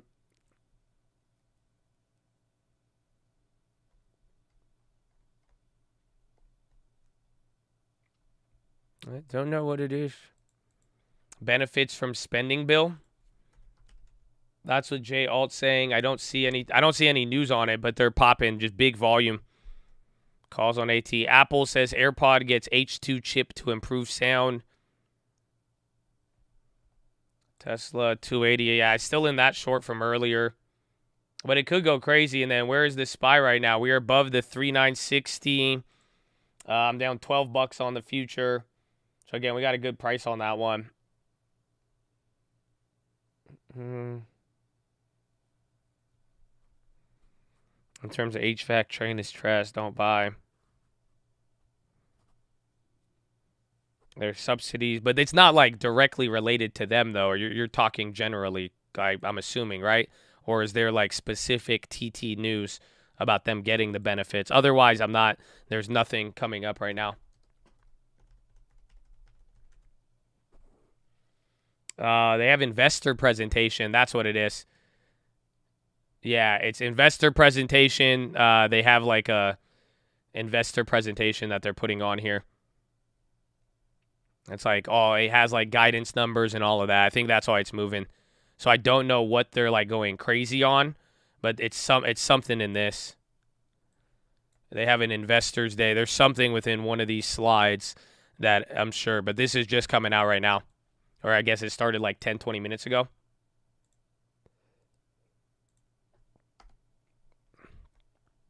How come Apple doesn't invent something to like make sure my earwax doesn't get stuck in my AirPods? That's the upgrade I was looking for this time around. So we're rocketing it up now. Again, you have gone through the second level. Again, this was the first level. A lot of resistance there. Then we busted through. Again, this is why I said I was waiting for this one, because then I thought this is where the action is going to happen. And now 3980 is the next stop. So we're pretty far from it when you start looking at it. So let's see. I mean, we might get a little bit more volatility. It's 1045. That's what Q-tips are for. Yeah, but you know what I'm talking. You know what I'm saying? Like, I don't know, man.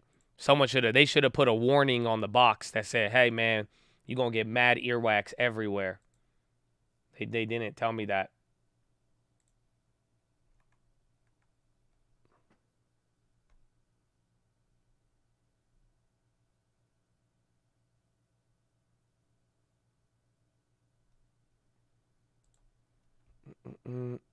C'est la vie.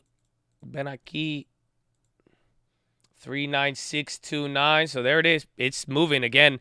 We can move another 20 points or 2 points on the SPY. 398 would be your next level. Again, we have about 2 hours 15 minutes. No shorting. I grabbed my short at 3960. So y'all got to pay attention with these. But I grabbed them. Like I said, I waited for this level. I said I wanted a big break. It finally got up there. I put my short in at 359, right below the level. Now I'm holding it out. And again, if you look on screen, you should be able, on the YouTube, you should be able to see the open positions. And the MES is the one right on top. And yeah, right here, 35 bucks. I'm down 30 bucks right now from shorting pretty much right here. So not too bad considering it had that breakout, but this is now the second like real big move we've had here. AVUV, yeah, you called that one out earlier. Dollar, hold it. Dollars is, I mean, the more the dollar drops, the bigger it'll go. Again, today was a 1% top to bottom move there. The best way to clean the earwax out of your AirPods is to suck it out. Allegedly, I've heard that. I've heard that. Allegedly, that is the solution. I don't know. Mine haven't been cleaned in years. Apple's rocketing now towards the high. Tesla's the one staying pinned. So we're going to see how this one turns out. Yeah, JPM, I have that in the bottom right. They're killing it. JPM is the one leading. XLV as well, too.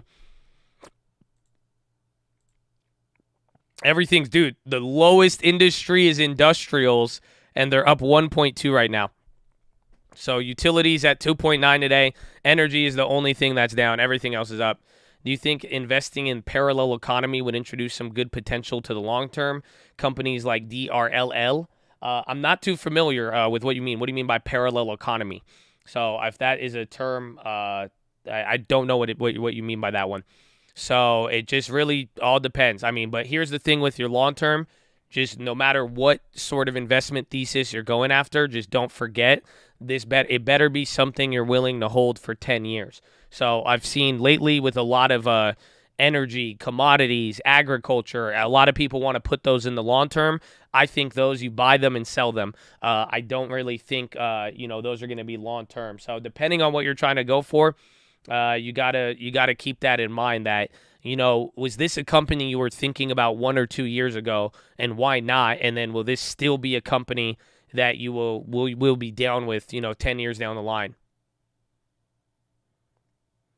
FAA approves first drone capable of package delivery. Economics based on political affiliation. I want to see if that's what he means, though, because again, a lot of people could mean many different things by that. I've seen that definition used to even talk about parallel economies in terms of like emerging markets, and then going for the secondaries in emerging markets and all of that. So just depends on what he's trying to get out of it. But again, if that is a long-term play, just make sure that that thesis lasts for 10 years. And then Apple is coming out with the iPhone 14 right now. Is Amazon going to benefit off the drone packages? Powell is tomorrow morning. I think before or right after the bell. UAVS, that's the one. I think we own some of that. UAVs. UAV online. Enemy AC-130 inbound. Enemy spotted. Where is Powell speaking? It is the Cato Conference, is what it is called. So FAA says Matternet Model M2 meets federal regulations. Who's Matternet? Drone aircraft. It's Matternet is the company. Frag out.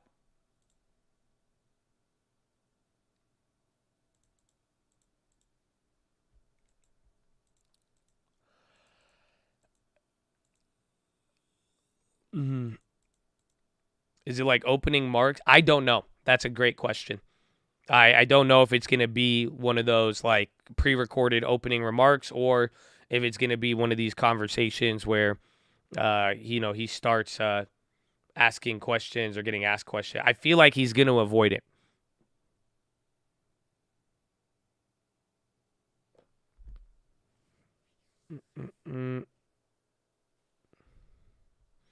Working all day. ECL.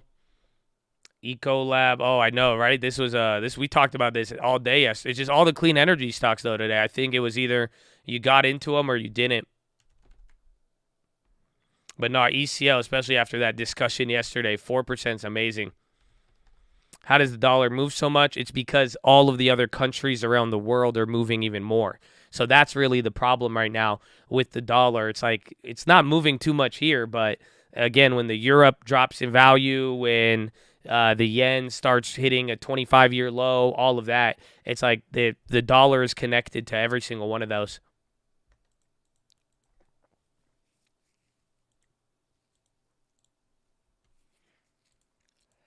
So we're going up again. I'm already down $50 on this future. Not too bad. But it is still moving. The Tesla, I'm down $12 on that. We closed out the Boeing today. And then everything else we're just riding out. And then UNG, Boyle, still guttered a little bit. Ecolab videos. Everyone's talking about it with the whole congressman. So I don't know if it's the congressman, the hype, either way. Like I'm saying, it's just a weird shit with all of it. It's like you're not even playing the play. You're just playing on whether or not that congressman is going to hit, or if there's going to be enough hype around the congressman that's going to make it hit, is kind of how I see it. I think they said iPhone 14 models to get 815 chip. Started the long term 28 months ago. Best financial decisions I ever made. Amen, baby. Amen. So Chad says, due to participate in the moderated discussion and annual monetary conference via satellite, Jerome Powell. So, yeah, questions are expected. Thank you for that. That's a great contribution. Amen. Was the satellite? No, the satellite was good. And then I think as the speech went on and no announcement of satellite phone, I think that's it. I entered in the ES short at 3959, so right below 360. I'm down $40 on it now. I shorted like right here, just right below that red line.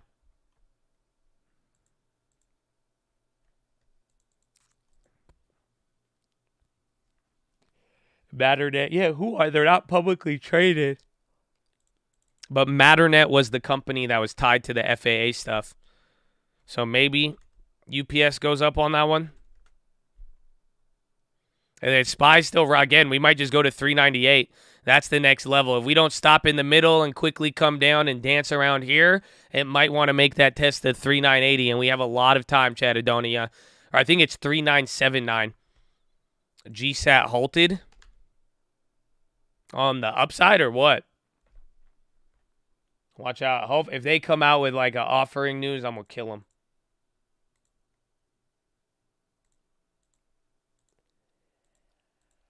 That'd be crazy.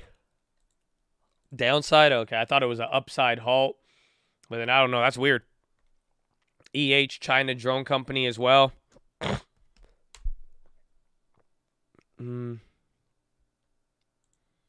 Yeah, is up a lot. I don't know if they're... Again, EHang, I feel like we've seen this, but be careful. Has to be Apple news.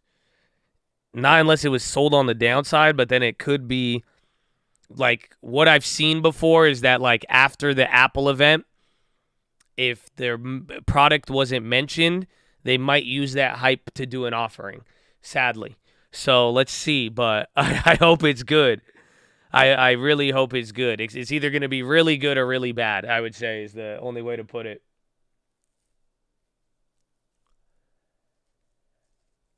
IRDM downside. GSAT sympathy. Iridium. For my ass off. Well, yeah, I saw it. I don't know if it was GSAT, but I think it was like GSAT Q, or did anyone know what company I'm talking about? It was the same thing with Gorilla Glass. It was like they made glass. Well, I brought up this example. What's it called? It was like G something, or G SPAC or something. Does anybody know? It was an old one. I don't know if it was GSAT. Maybe it was GSAT. No, it wasn't Corning. Corning's the one who ended up using it. It was this was in 2014. It was, GTAT. No, it was GTAT, not GSAT. It was called GTAT. Let's see if it still exists. GTAT Q. It was GT Technologies. I don't know if y'all remember that one. I've given you this example before.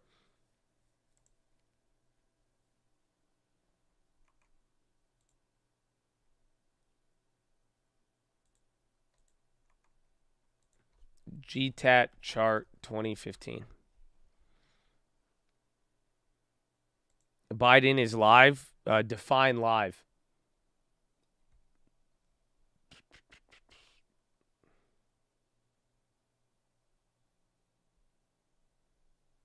I need to show you. Let's see if I get the chart.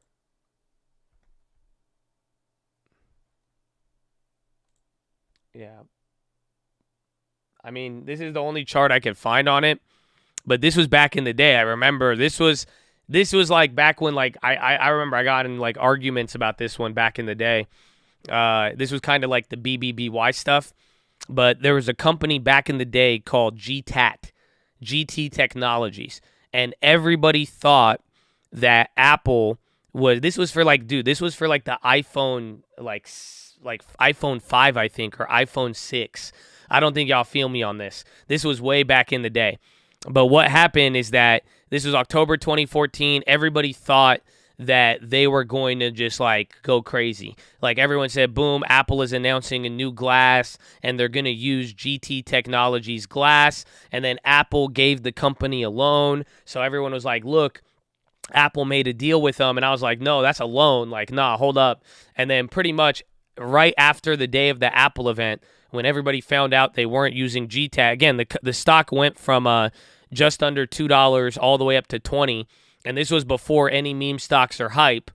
They ended up not going with them. And then days later, they dropped. And then, like, I think a day or two later, they went bankrupt. And then they became a Q company, and now they no longer exist. Yeah. So that's why I'm saying, like, it's either going to be it's going to be good or bad. Very good or very bad. So we will find out. Troy just posted this link. He's saying they're talking about connectivity right now, so let's see.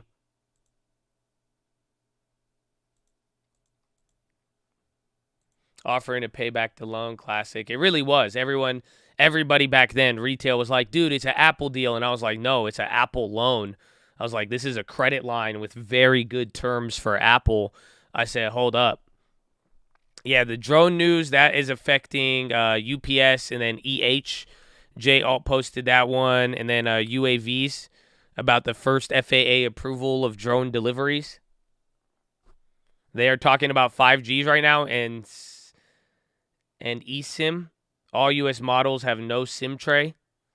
Uh-oh, does that mean it's a satellite then? Or they say eSIM? I don't know the halt code on GSAT. It just got halted. It doesn't look like it was even doing much. And then UAVS is moving around. There's Tesla. How's the SPY looking? Just slightly above that level. We're coming down a little bit. Down 38 bucks on the future. Nothing too crazy. Everything is just nothing too crazy. No more SIM cards in the Apple iPhone. Yeah, the new eSIM. I don't even know what that means. It's just a digital SIM saved to your phone. They'll use IMEI like other non-SIM to make it easier to carry or lock since it's software instead of hardware.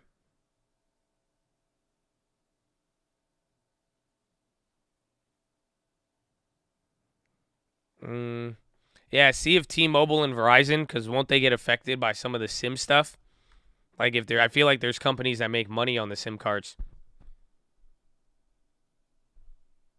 Apple trying real hard to own the phone that you bought.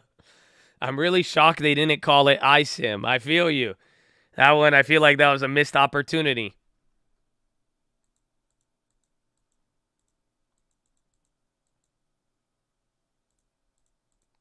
Satellite talk now. So watch T-Mobile and Verizon. GSAT is still halted. Was GSAT halted on news or was it halted on activity? Oh, no. News pending. Oh, shit. Bro, that's it. GSAT is either a satellite phone or they, what's it called? It's either going to be satellite phone or offering. But they're halted news pending. Yeah, they are halted news pending. No, it doesn't matter. No, it wasn't a downside halt. It wasn't. No. It wasn't. It was a news pending halt. So it wasn't like it didn't get halted off of any of the movement. It wasn't an upside halt. It's literally halted news pending. So it is a specific type of halt pending news. That means the company initiated the halt or the NASDAQ did, but most likely it was the company. It says connection via satellite. They're playing some satellite tech. See if any other companies. Didn't someone say Iridium? What's the sympathy one? IMRD. Emergency SOS. EA's on the high. Emergency SOS via satellite. No name. IRDM. Yeah, that's the one. Iridium community. So they may go up. Again, somebody said this one was a GSAT sympathy. And they kind of look like they have similar charts. And then SPY is rocketing up here. You're about to get to 3.9. Dude, you're 10 points away. One more high, and then we come right back down. I'm down 60 bucks now on the SPY future.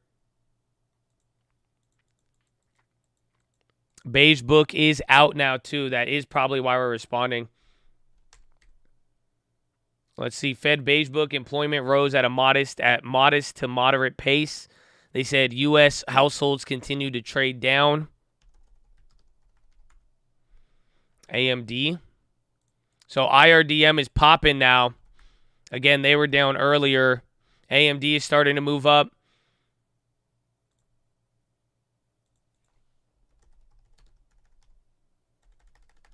I'm going to get you the beige book headlines right now.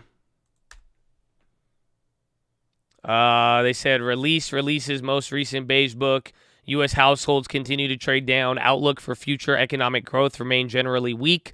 Economic activity was unchanged on balance since early July, with 5 districts reporting slight to modest changes. Fed beige book says labor and supply shortages still hampering production. Fed says economic activity unchanged since early July. The outlook for future economic growth remained generally weak, with contracts noting expectations for further downside. NASDAQ 100 reached session highs after beige book. Fed says employment rose at modest to moderate pace. Puts clapped. For now they are, yeah. Again, even those shorts, I'm already down almost $100 now on the MES. Dash. You need that one to come up a little bit. 9 out of 12 districts said price growth moderated. IRMD is getting clapped now. Ooh, so that's sympathy out the window. GSAT's still halted. But again, they were going to be the sympathy one, but they just got clapped. So 397. Honestly, watch for 398 now. I mean, you can go a little bit higher than 398, but I mean, next level is going to be 4,000 after the 380s. So we'll see if it stops or not. But this has been a pretty big move. Pretty big move. Bank of America, JP Morgan, watch AMD. They're picking up. Again, the video is struggling the last couple of days. SPY is still going. Apple even hitting a new high, too. They're actually going up on the event. Global Star, new satellite-enabled services passed with Apple. They're in a pact with Apple. GSAT, Apple, dear. They got the deal. Confirmed. That was the news pending. That's why Iridium went down. GSAT and Apple is confirmed. They're going to raise additional debt capital for new satellites. Hold on. Don't fall for it. They're going to raise additional debt capital. So I think they're announcing Apple Pact as well as dilution, I think. But they're saying they want to raise more debt capital, but then they have new satellite-enabled service pact with Apple. So a little bit of both. I guess a little bit of both. You got really good news and really bad news at the same time. So that's a good one, I guess. It's interesting. Iridium is bouncing up after that first reaction. Well, they said they need to raise more money, and they said Apple will make services available during fourth quarter.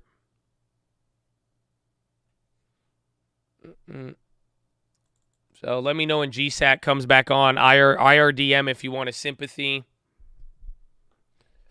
JPM, they're killing it for the band. That's 116. Okay.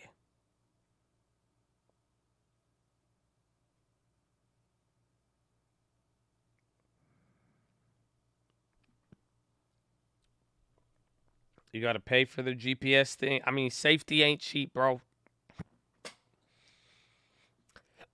And you need to buy a new charger. I think. I don't know. JP Morgan. Dude, it's 2% on the NASDAQ. Now it's getting big here at these levels. I think we might moderate by the end of the day, but we still got 2 hours. So, I mean, just get ready for where we end up. Global Star says Apple will pay fees to Global Star. So it looks like they got a deal. I mean, just pretty much as long as they don't dilute too much, then it'll be good. If not, it could outweigh it. But I'm sure a lot of people are going to be hyped on that. It's literally GSAT Apple deal. It's finally been confirmed. Again, a lot of people have been playing that news for years, honestly. I think at least a year. So you have that news now, and it is out. It is out.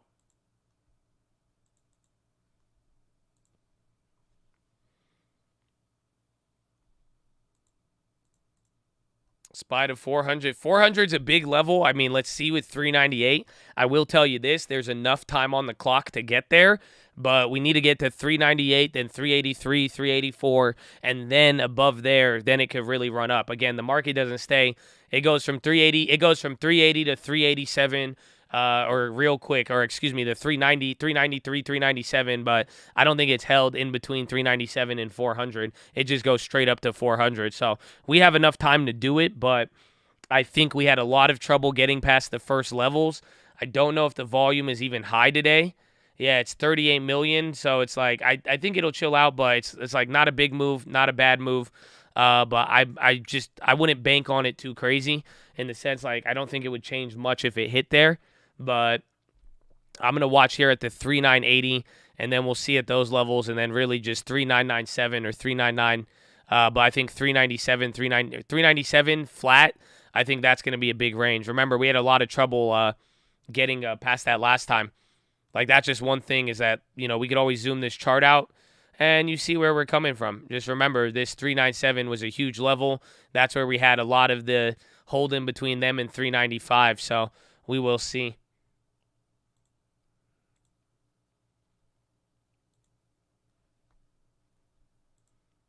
Need Pro Max. iPhone Plus models available later in October. And tomorrow going to be Power Bears.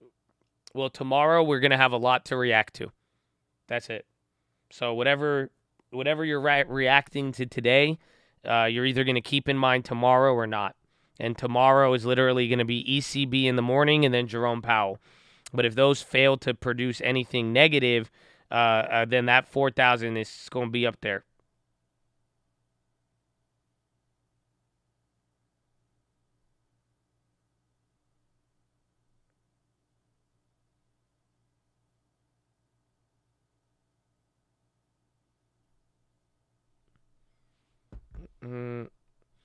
Global Star required. Do they have any details on that?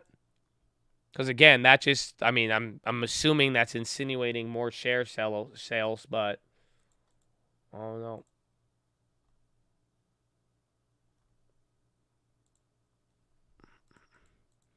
Adding to the oil leaps, I haven't added because they haven't gone cheaper. So like legitimately, my BP play is still more expensive, or it's like 5 cents below, 10% lower than where I got it 2 weeks ago before oil dropped 13%.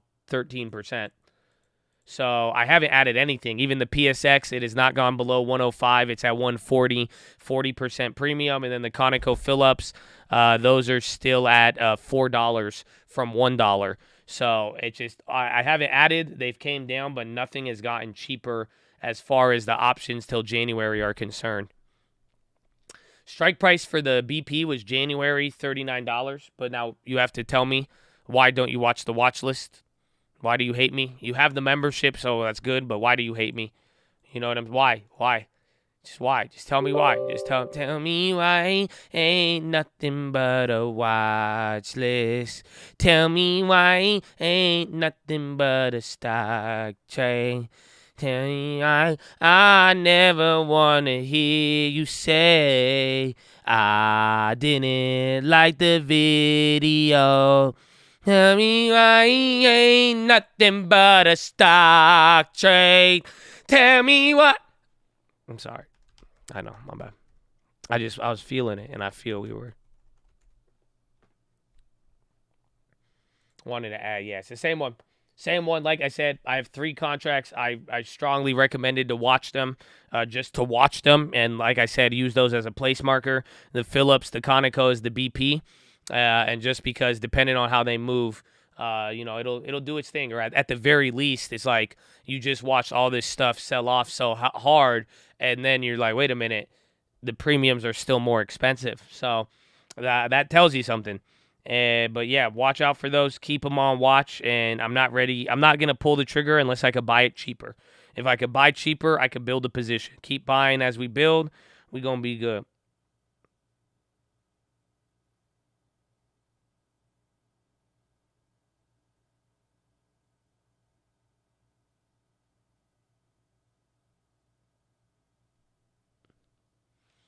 Abbeville on the high.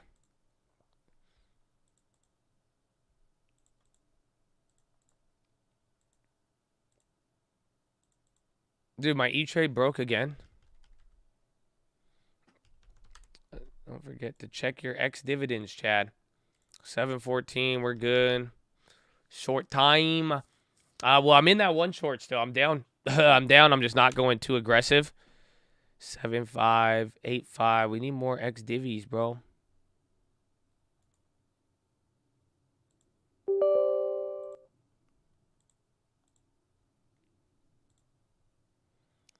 Seven two MES.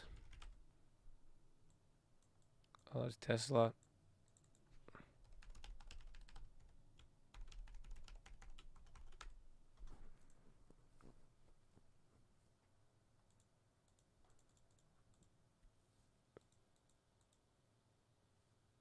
This explains the T-Mobile SpaceX event. They wanted to front run this announcement to make it redundant. When does GSAT? I think probably after hours or whenever, maybe right before the bell. They halted news pending. So again, they announced the Apple Pact as well as them needing to sell additional capital for debt, or they need to raise additional debt capital. So we'll see, but it'll probably come out either right before close or we'll have to wait till end of the day.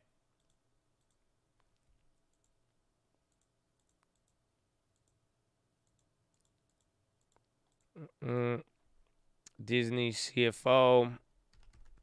ESPN fully integrated in content lineup. Disney and Netflix been on fire today. But even Netflix, dude, it's crazy. After that big ass move is just right back to 227. Yeah, Disney says company like ESPN is a part of its portfolio. Energy's coming back a little bit, but I think all the moves will probably happen tomorrow. It's probably just chilling after being just totally deaded today.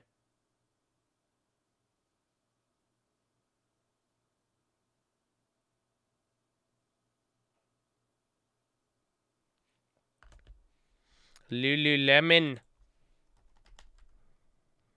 Got you guys ready coming into tomorrow. Nah, UNG's still down. Maybe oil, but nah, they're all deaded. Again, you even have to factor in more China lockdowns as far as crude oil. And then UNG is just going to depend on, it will be Thursday tomorrow. So, the closer we get to the Friday announcement, that will move some stuff. Oh, yeah, there is data tomorrow, I think, for natural gas. Love the dynamic island. Yeah, U.S. weekly production before report. Dude, look at the high ticker going nuts. Straight gassing right here. I'm only down $60 on the future. The Arch came back, closed out of Bowen. Boyle Oil, they're killing us. Dash came back a little bit.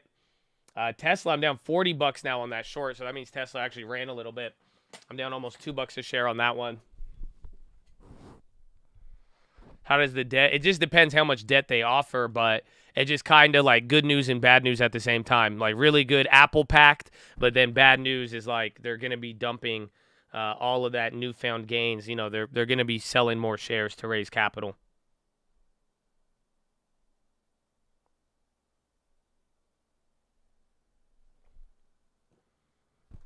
Mm-hmm. That's a small. I know my low ticker restarted because the platform, but like legitimately. In the last 3 minutes, you've had 20 companies hit a low. Look at that.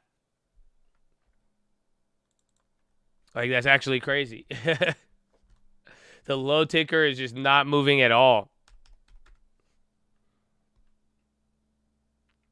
And then dollars still at the bottom. It looks like we topped out a little bit.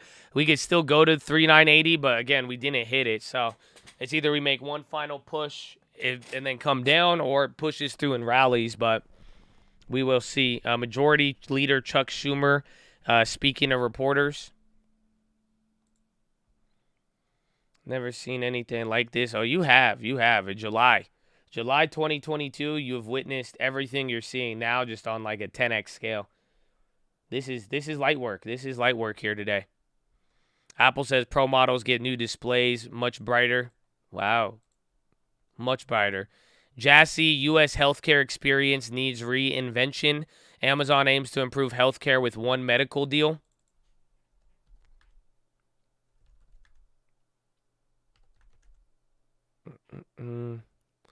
GTAT will not have the same face. It's going to be different. It's good. It looks like they got a real deal with Apple.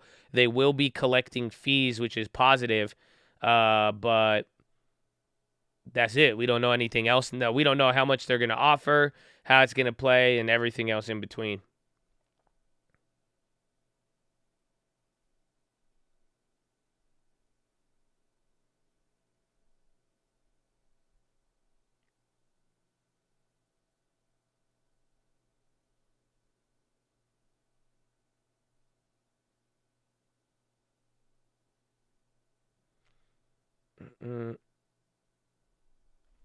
Apple, new model. Look at Ian. Dude, it's crazy. Enphase and all the clean, just go even look at TAN. So not only they got to benefit from a lot of the government bills and all of that, it's just they're killing it. They're some of the only names here hitting new highs in 2022. A lot of the clean energy plays.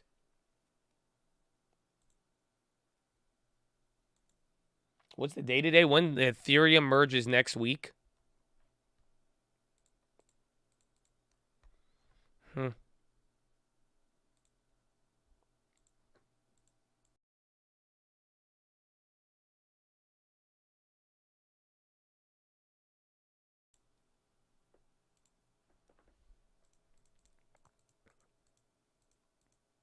Who's going to launch them?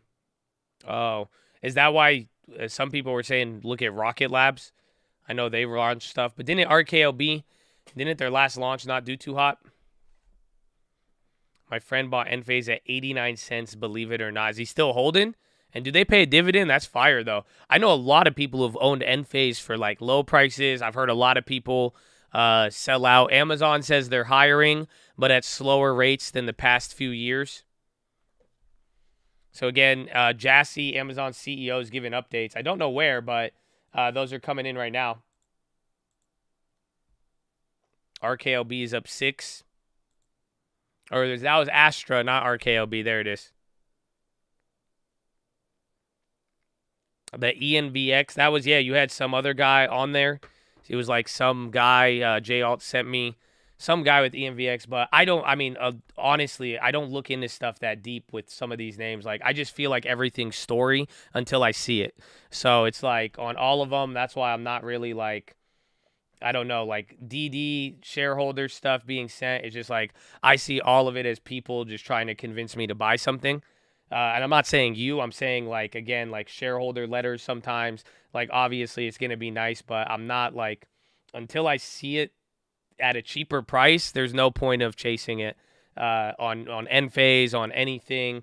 And then it's like with the clean energy stuff, I still believe what I've said, and I'm not going to backtrack on it because every time I believe this, I watch it happen.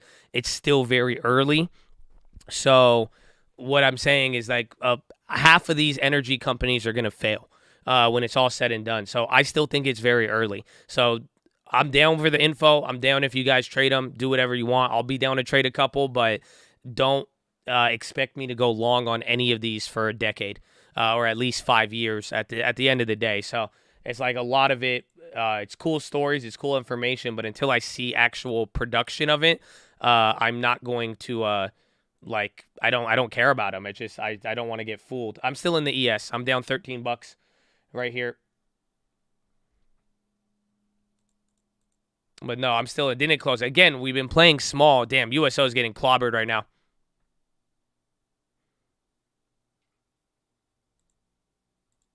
But no, and I'm playing small on these. So again, even at the low from shorting here, I was down $60. Now I'm only at like 6. It says Arch. Oh, really? Oh, it should be this one. Okay, I'm down $30 then. To highlight, my bad. That thing scrolls. ChargePoint, that could be one. So I like ChargePoint. I like ORGN, as JL has mentioned. There's definitely promising names, but I have to watch them over the next couple of years, and it's just like, it's too early, especially if they're trading at a premium. So, like, at least that's what I like about Origin, beyond all the points that they have going on for them, is just that it's, at least it's cheap, but the bad part is it's a SPAC. But until I see any of these companies, like, you just need time. Like, that's it. It's like, if GameStop could stay up for 2 years, then there you go.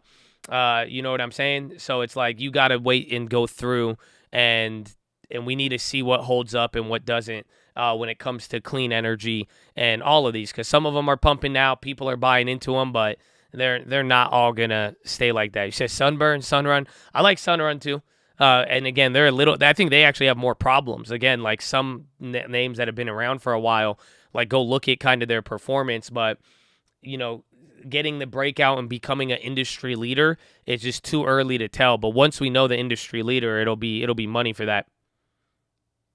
Do you do your own company valuations? No. I'm not even looking at valuation. I'm looking at time right now. When it's just all said and done, it's just like everything is very, very early. You don't know who the biggest clean energy person is going to be. I mean, it's just the market share is too much up for grabs. There's a lot of free money pumping around and a lot of hype. It's a crowded area. So it's like, I don't think you're going to find the best opportunity when it's early, hyped, and in potential mode, pretty much, that when it's all said and done. Enphase, again, there's leaders, but it doesn't mean that they're going to, it doesn't mean they're going to hold up there. And that's why it's like on all of these, I'll trade them. I mean, I traded Enphase a couple weeks ago. You know, we've traded TAN, and again, we've called some of those out. I'm down to trade them, but I'm not like, I'm not following these stories with them. You know what I'm saying? It's like people are following a lot of new technologies and this idea and this and this, and then this company just announced that. I personally just don't care about it, just because until you see year after year of leading in revenue and growth and profits and becoming that fucking guy, it doesn't matter to me when it's an early industry. That's why it's kind of like Tesla, where it's just like you could invest in any EV company you want, but it's just like, unless it's Tesla, it's just like Tesla was the one, and right when Tesla confirmed they were the one, I should have bought into it. I just never was a fan of it in that sense, and then it ran up a lot. So that will be my trouble probably when it comes to clean energy. I'm gonna have to find a way to buy the premium, but like they have to prove that they are that guy. They have to prove that they are that company that is taking the market share, and they will not get bullied out of it. If you get that, you got the winner. Big gains, big everything.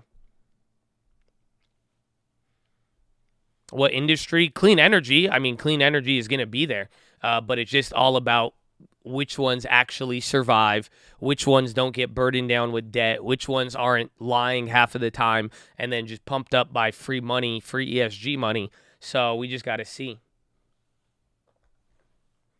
The view, I think it's going to clap. It's clapped all day today.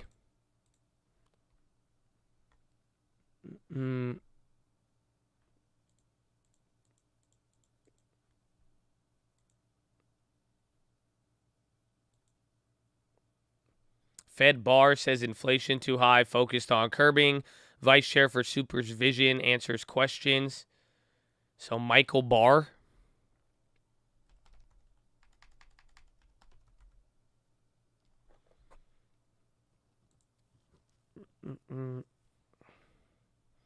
Spiegel playing up Snap as an ESG play. I know, right? He's like, it's good for. He said it's good for the environment. I was like, I don't know, man. I didn't think my Snapchats affected the environment, but you got me thinking. You got me thinking, Spiegs.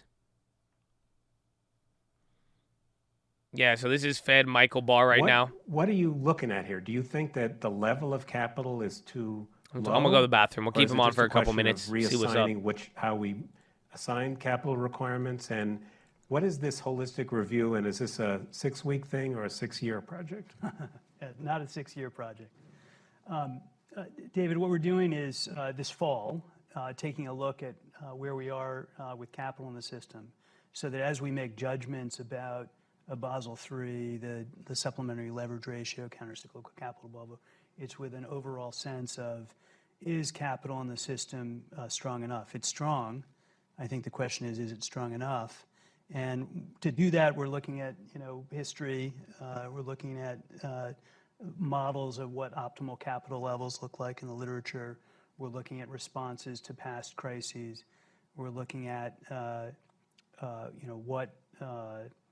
what might be a better level or a more appropriate level in the future, and we'll assess capital within that broader context. I've been very careful in my remarks not to comment on whether a rule in the future would need to be capital neutral. I don't think there's anything implicit in our review that would suggest that. We really want to take that holistic view. And are you going to do one big package, changing capital rules, or are you going to take the SLR separately from the other things? How are you thinking about this? Yeah, I'm not sure, David, in terms of the approach with respect to a rule or guidance or other measures, whether it will be all together or sequenced, but we're trying to do the review all at once. We'll have a holistic picture of where we think things should go. I'll have some remarks I'll give publicly at that point to lay out the direction that I think capital should go in, and then we'll do the rulemaking in that context. And that remarks on that you're thinking about sometime in this calendar fall. year this fall. Yeah. I see. Okay. So much of the financial stress that we've experienced in the last couple of years, particularly at the beginning of the pandemic, didn't involve the banks, but involved non-bank financial institutions, the shadow banking system. So I'm curious what role you think you can play in that, in monitoring that part of the financial system, whether you think we have adequate macroprudential tools. If that's where the risk is, concentrating on the banks was not going to be sufficient. I think we have to really look at risk throughout the financial system, not just within the banking sector.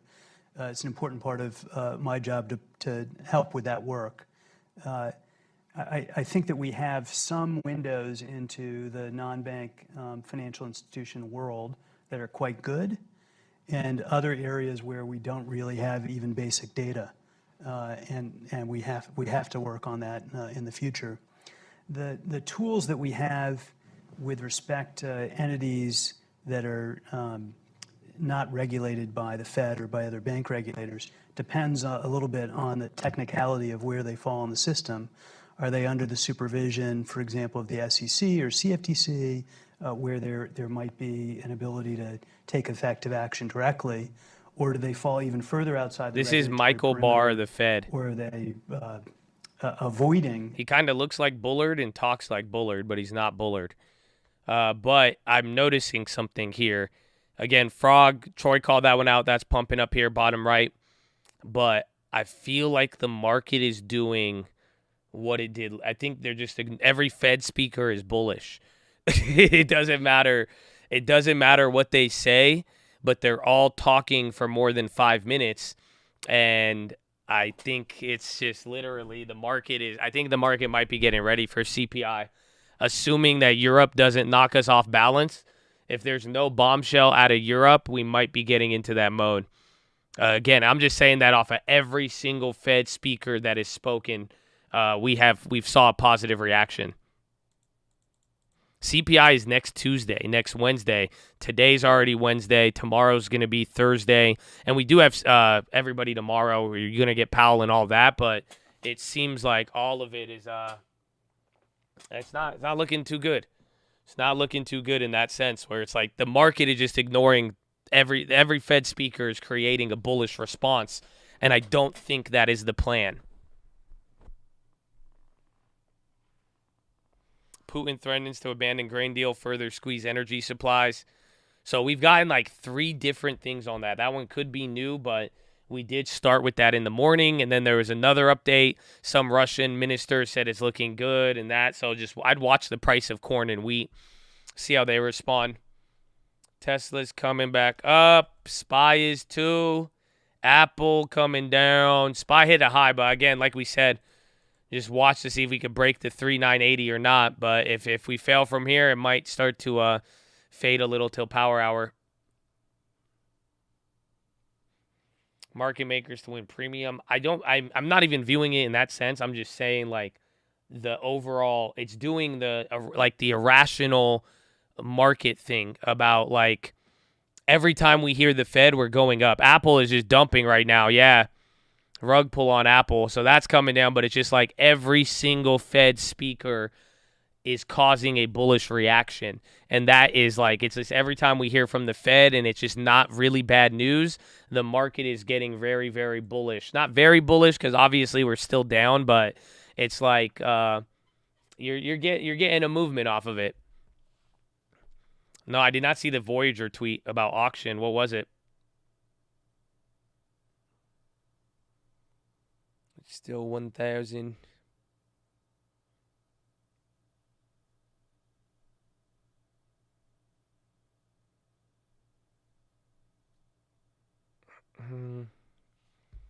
Today's definitely bullish. It's almost 2%. Oh, everyone's afraid to talk about market makers. I don't think anybody is.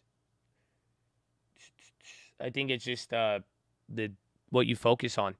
That's all. So, like, even with that question, like I'm saying, we've talked a lot about the market makers. I mean, I think I've even said it on the watch list. I said this is all computer driven. That's why I've been using some of those technicals a little bit more.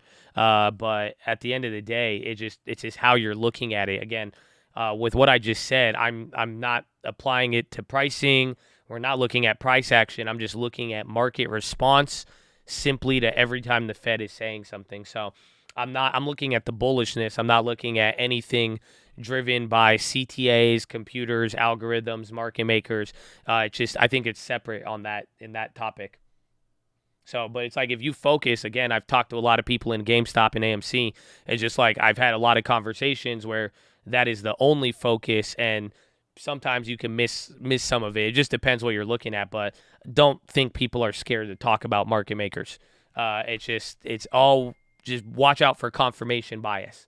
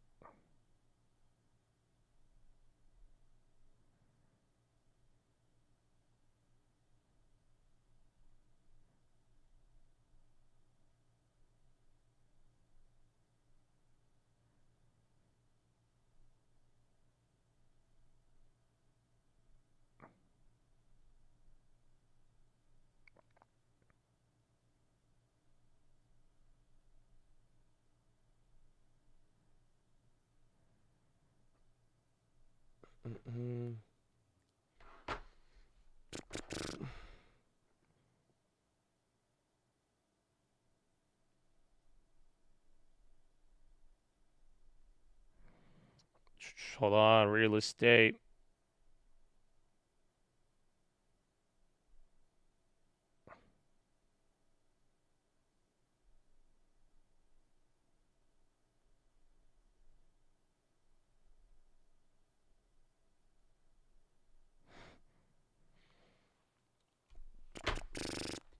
U.S. corn, wheat ending stocks before WASDE. I did see the Ray Dalio. I think they even had a video. Good Apple event. iPhone 14. Dope. That was a weird Apple move. Spies here at the top.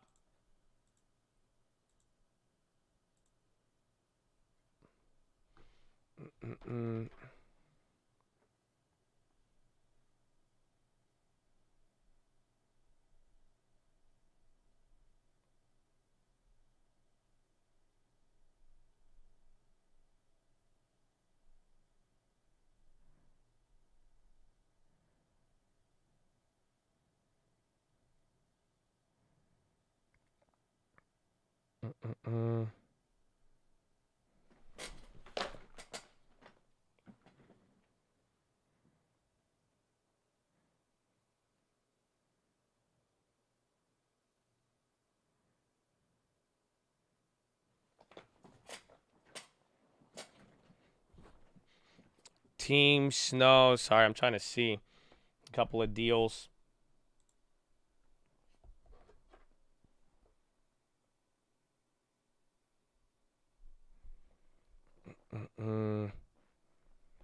Peep the end of the event. Some type of foreshadow. No, I didn't see that. Tesla's popping up here.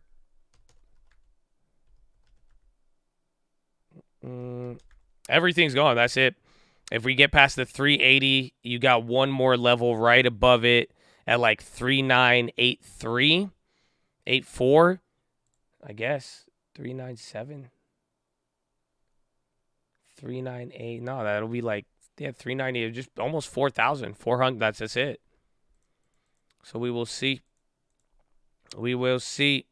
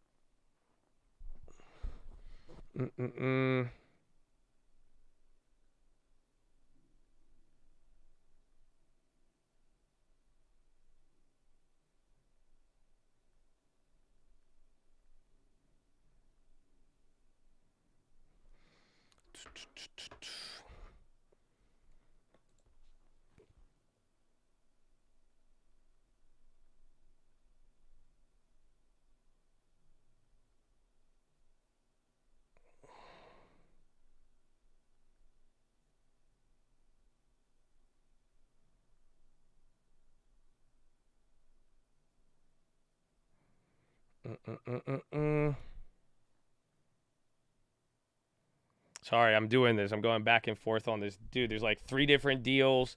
Then that one guy in Texas. And then I need to get info on that. Then another one sent me this.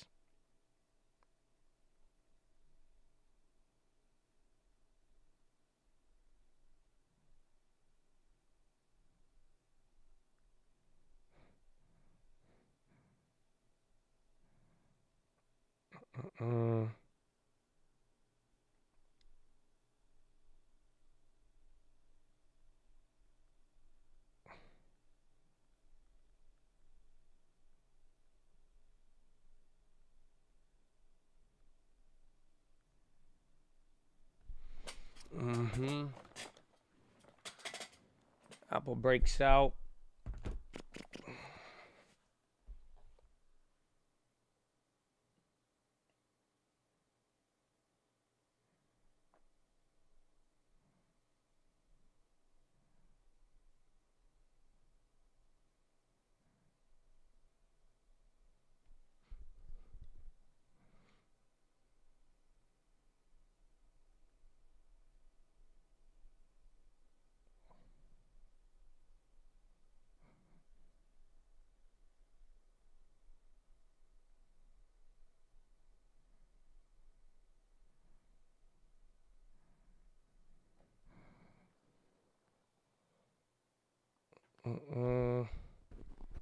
Okay.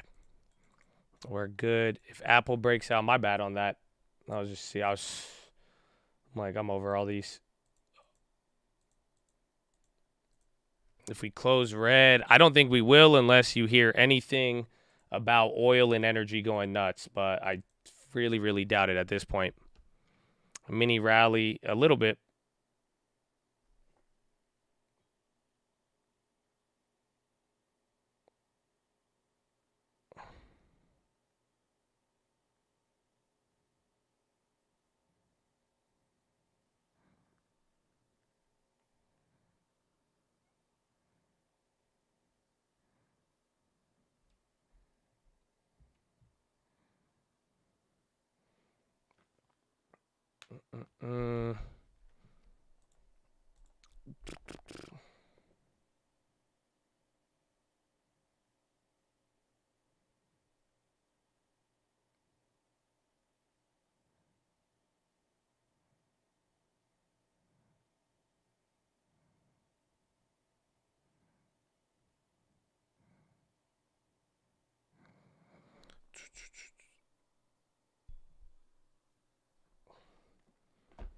Is GSAT, it is still halted because it's news pending.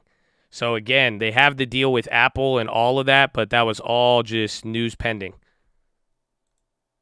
So, they might come out either right before market or right literally at market. That's probably when we'll get it. Or, like, right at close.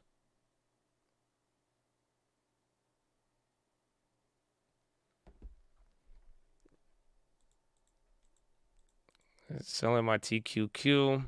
Another $1 per share. I feel it. Today was a wild one. Again, we did absolutely nothing.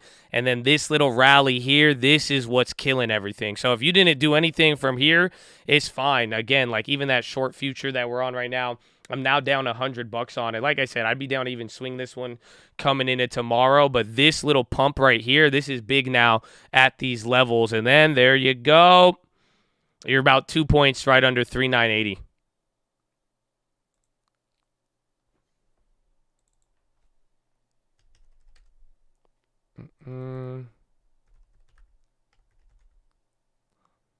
Tesla, how hot is it? It's really hot. I think it's like 92 or 94 degrees or something right now. Like yesterday during street, it was like 97 all day yesterday.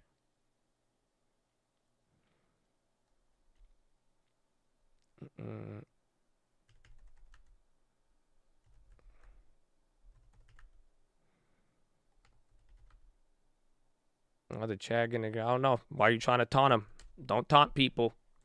If you got a good play, you got it. Ride it out. If you call the level, you call it out. But that's it. But don't taunt your fellow Chads, especially on members only fellow Chads. You know what I'm saying, man?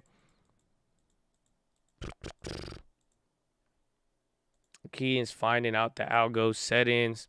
I think right now it's just gonna. I think they're gonna stick within the range until there's something something definitive to move us. Again, that's why the data we're gonna need it. Tomorrow is loaded though. At the end of the day, you're gonna get everything you need with Powell and freaking the ECB.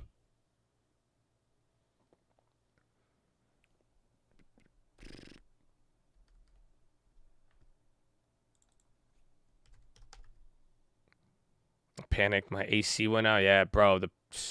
Are you in Cali? Because that's it. Just different places. That's it. People are running out of, like, the power will just go down. I had one of my tenants. I had 2 tenants in the same area call me a couple days ago, and they're like, "Hey, is our power messed up?" And I'm like, "I don't know, man." I was like, "Is your neighbor's power out too?" And they're like, "I don't know." I said, "Check and let me know." I was like, "I could send somebody if you need help," but they literally, it was just the power outage. So I was like, this isn't Cali, but the power just went out. There was like a 2-hour, 1-hour blackout period in certain areas. So it just like, it's all throughout. It's like from SoCal all the way up to even San Fran.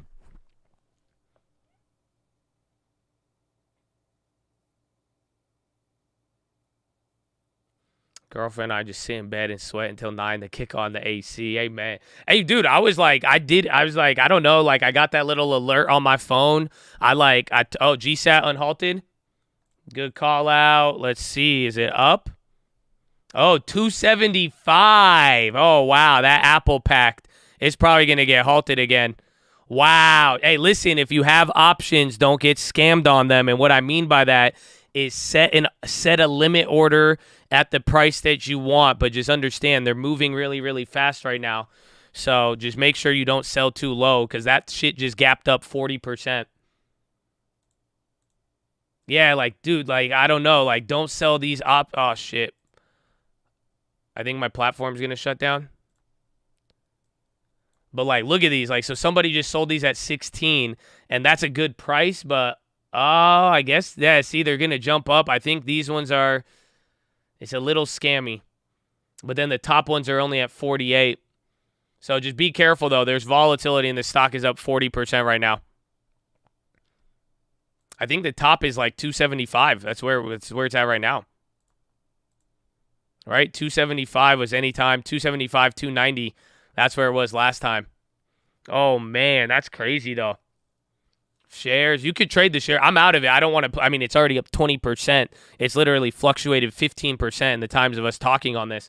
But that's it. It's either you got in. If you held it, you got rewarded. If you took profits before, it was nice. I only made like $100 on this, but that one was that's up 30% right now. Praise be.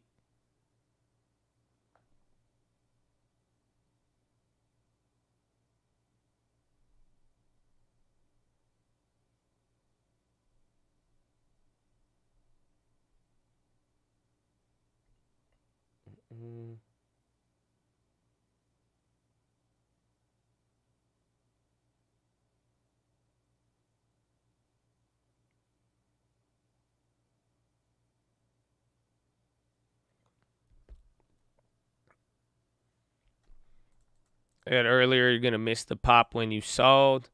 Yep, it happens. But, I mean, I did get to save myself 30% down on the way down, though. So, it just depends how you look at it. But I walked away with profit. No problem with that. I think my max gain at it's 20 cents higher than where I sold it. So, I think I would have made another $100. So, it's not really, I don't think the risk reward was even that great on that. At least for me, in that sense. It's not like I would have came out with thousands of dollars and been like, yeah, what's up? The puts are exploding. The chain is that's a weird chain. But yeah, the puts are going crazy. Do we have details on the debt? Do we know what they're going to offer? Because that will dictate a lot.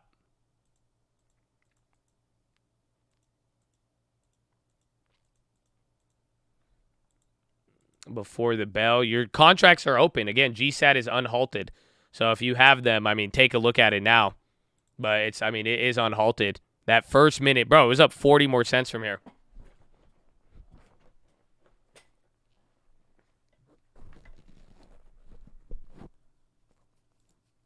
News says it will fund 17 satellites at 85% cost, but like how much do they need? How does it say 8K? Let me read it. September.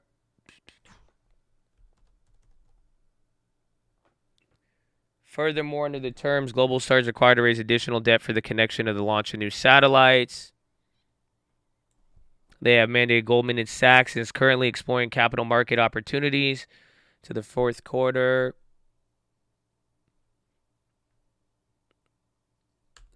Refinancing committee. Goldman.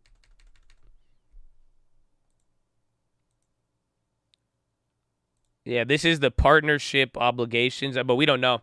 So that's it. You don't know. You don't know about the debt.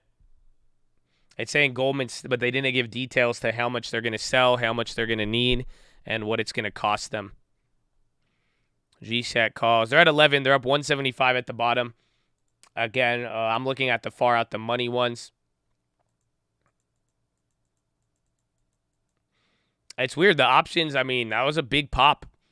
GSAT is a very surprising stock. Just like I even thought those options would be up 1,000%. They're like 100 to 300 now.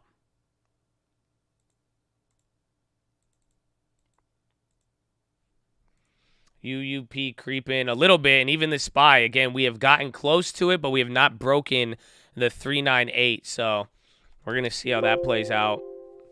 Then Tesla's running on me. I'm down $70 on that one now. Oh, that's the IYT, $80.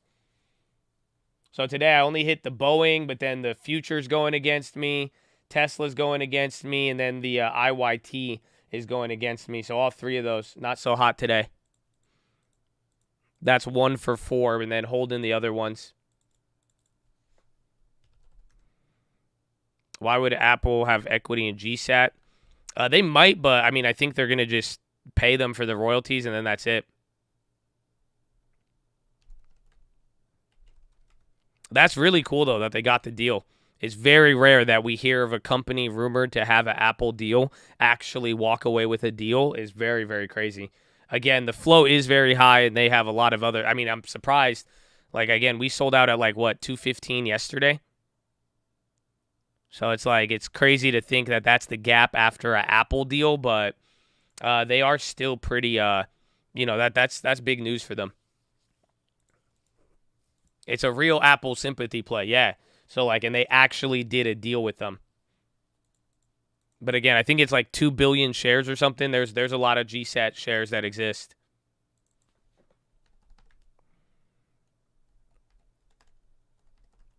IYT, so that ran what? 25 shares. That ran $4 almost, $3. Again, the Tesla was up on most of the day, but then that flipped.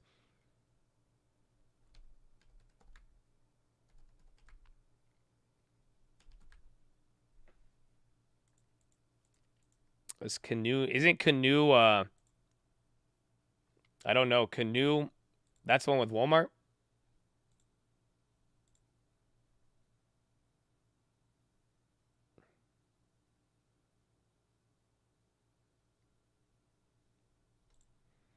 Oh, yeah, so the demand, it worked. That's what I was saying, though, before that popped. I actually, bro, right when I got that thing on my phone, I, like, went in, I turned off my computer, I turned off my AC. I was like, I don't know what it was, because, like, you would think, like, usually I'm kind of like, nah, I don't care, but I don't know. Something came over me, and I was like, I got to do my part here in shitty California. And then, bro, I started recycling. Not really, but, like, I turned off everything, turned off my computers. I closed all the blinds. I said, we chilling in here. Oh, man. It was crazy. It was crazy. Snap, big pop. Yep, Snap is popping. So we got, again, Phil, what's his name? Michael Barr, whatever. He's still speaking.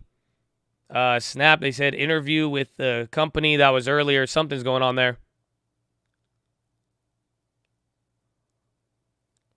Newsom would be proud. I have solar, but still, I don't know. I was like, I don't need that much energy right now. It was weird. I don't really like I'm kind of energy conscious. like in terms of other things, but like, I don't know. That shit went on my phone, and I just they gave me an Amber Alert, and I was like, okay, I gotta turn everything off. I hope it helps. I hope it helps. Yeah, so GSAT coming down a little bit. Everything else is running. Snap just had a massive pop. We don't know why. Even DoorDash is coming up here. NVIDIA, everything you could think of. Tesla, everything's running towards the high. What time is it? Dude, we still got an hour. Hour and 6 minutes.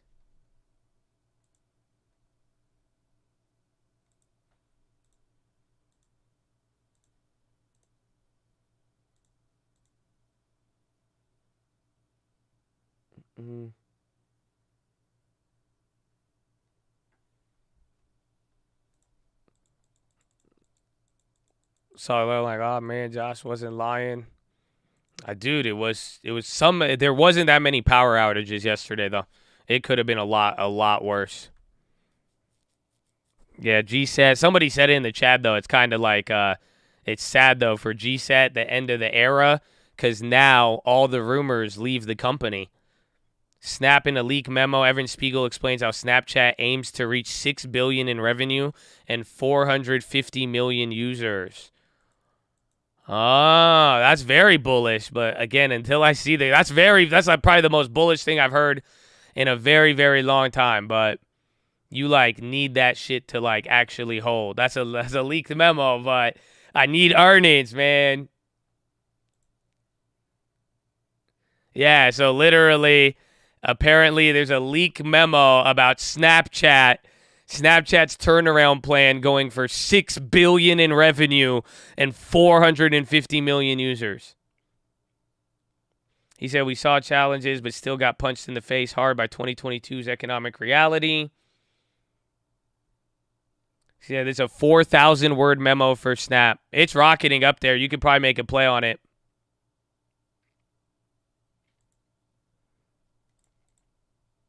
Oh, wait, well, where's that order? I want to see what else he said. And then we're right, dude. SPY is right below the level. Not in 3 months. I think they're saying just in a long one. Snap aims to grow time spent by 10%. It wants 35% of users interacting with daily map tab. To make $6 billion in revenue and $1 billion in free cash flow in 2023.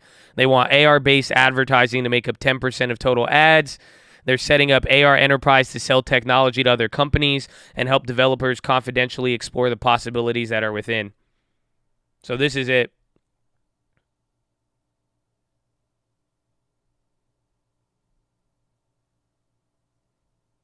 Interesting. So Snap is, again, leaked memo by Snapchat, apparently saying they want to go for $6 billion in revenue and 450 million users.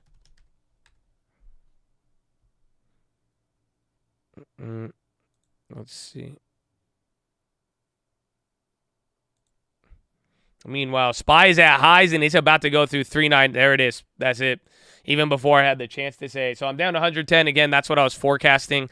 Like I said, if it went up another 20 points, usually I've been trading within those 20. Another 20 points takes me down another $100. So we're going to see on that. I'm going to hold it up a little bit, but yeah. I think it's expectations over goals. You don't prepare a memo like that unless you're going to get close. It is. I mean, that's crazy, dude. That's 50% revenue increase from this year, from current, pretty much, or double 2021. I don't know. Just now, that's bold. I like it. I want to see it, and that would take us right back up to like 50 or 60 bucks a share. But I don't know. You got to execute on that. That's ridiculous. I don't know. That's a big. They were trying to get the numbers out of him today. Remember that CNBC lady? She was trying to get him to give something, and he was like, nah. And then they get a leaked memo. That's a big one. If they aren't close, then that leak is a big oops. Yeah, it'll just be, or I think it'll just add to the trend of what people, where, they're just gonna suffer investor confidence. That's it. Like we said, those first couple of warnings that they put out, that's what cost them. You know what I'm saying? So that's really what it came down to, is just that they've had some bad messaging problems. It's like, honestly, like my biggest thing for Snapchat, I think if they just shut up and played, they do a lot better than talking. And that's kind of the problem here. So we'll see, but damn, it is going to be wild.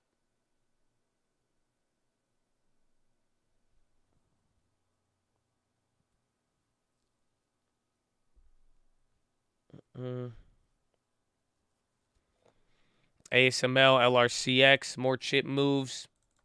And then GSAT has calmed down.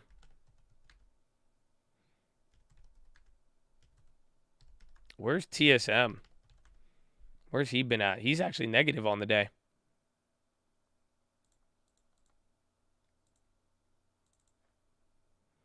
And Snap is up, what, 7-8% off that? 6. Roblox, the GSAT hit CNBC. I don't know, actually. Has it? Anybody been watching? That's actually a good question. I don't know.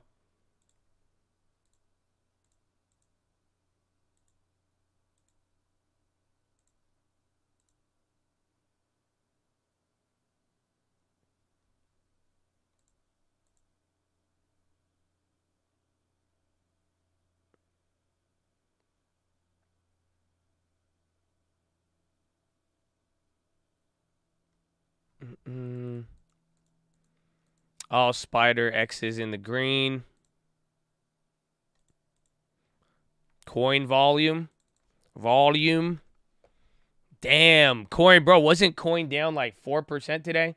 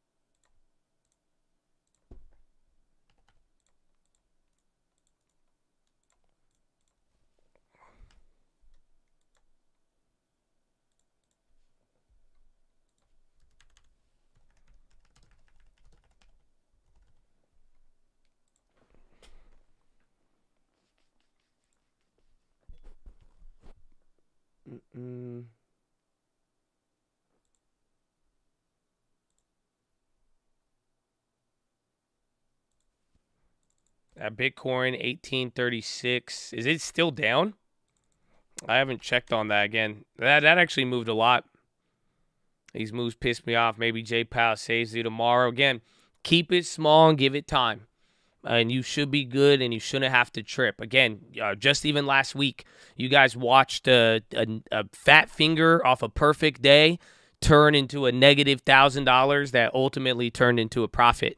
Again, there's been a lot of these movements on a lot of different things, but it's like until we get something. But just, I think if you position light, ride with it, don't expect too much. This isn't that crazy.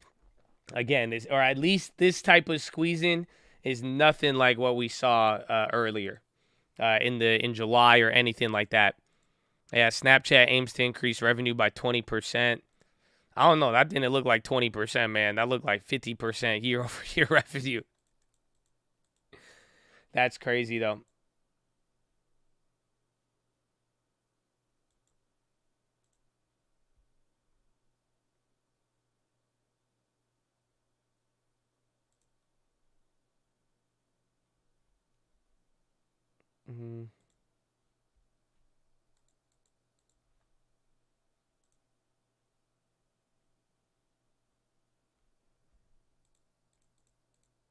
Yeah, nothing but blank. I'm 1 for 4 on the day.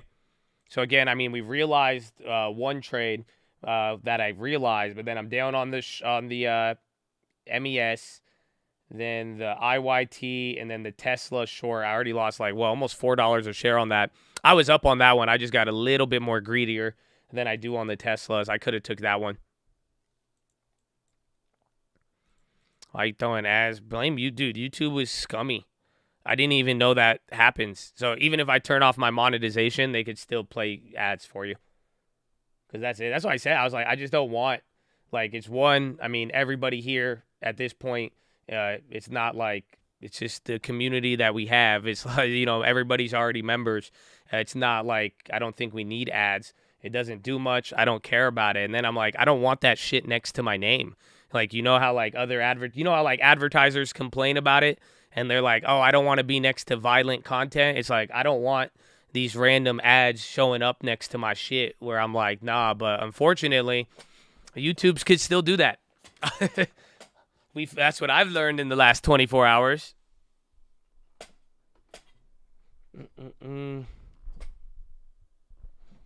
Here's your life, baby. We keep on pushing. Amen. Let's do it.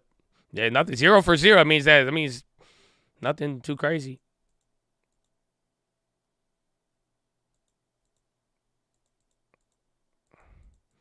I'm in an ad right now. Yeah, it happens.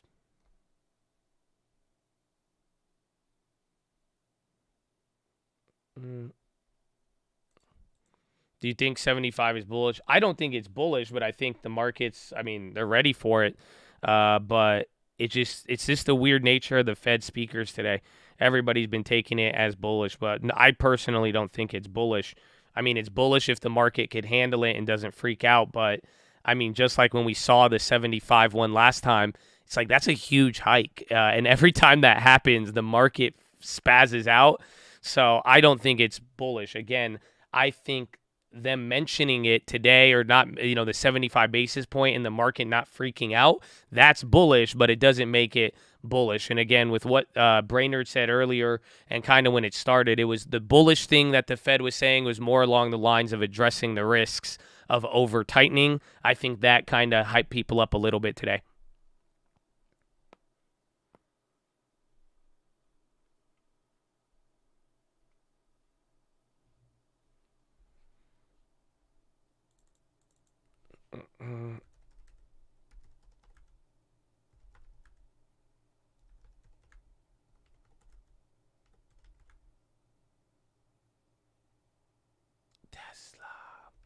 Where did Boeing even? Yeah, even I would have got smashed on the Boeing too. It's a good thing I covered that one. Good day, Colt. Good day, my friend. Hopefully you're feeling blessed.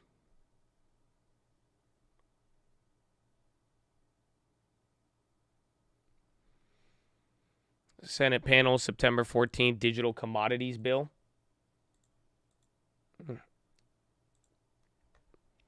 $3.99. We have a lot of time left. It's still an hour, and we're at this level. We're either going to fast break to 4,000 or probably chill around 3,960. But this is a new range in and of itself. Again, we're out of the big range, which is good. This range was 50 points. These ranges are only like 10, 20 or less. But let's see. Again, by tomorrow morning, within the first hour after the bell, you're going to have ECB and Powell. So whatever move is either going to get confirmed or we could fade a lot of this real quick. Snapchat's coming back down now.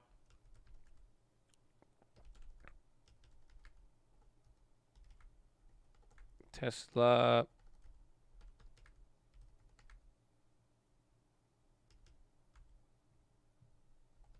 Nordstrom's again. Bro, why all day this thing has been going nuts? 1890. That's a nice bounce since the earnings. Oh, it could be a decent one. Snap's coming down. SPY about to hit 398. Again, Nordstrom's ripping. Tesla, everything is going crazy. A lot of everything. This is growth. Again, every single industry right now. The worst performing industry today is energy at 1.2. The second worst is real estate and industrials and consumer staples at 1.6. So you're at 2.2. We're up a lot.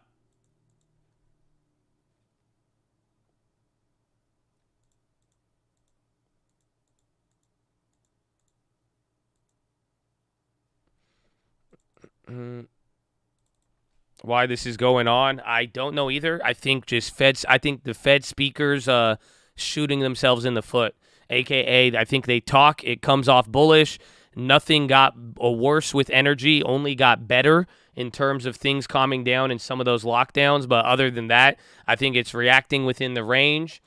And then again, I think it's just responding to the Fed in a very irrational way, but we've seen it before. And what I mean by that is just the market is doing its thing again, where it is it's not like whatever they're taking, they're hearing it, and then they're kind of just ignoring everything. They're talking about the Snapchat stuff on Bloomberg now too.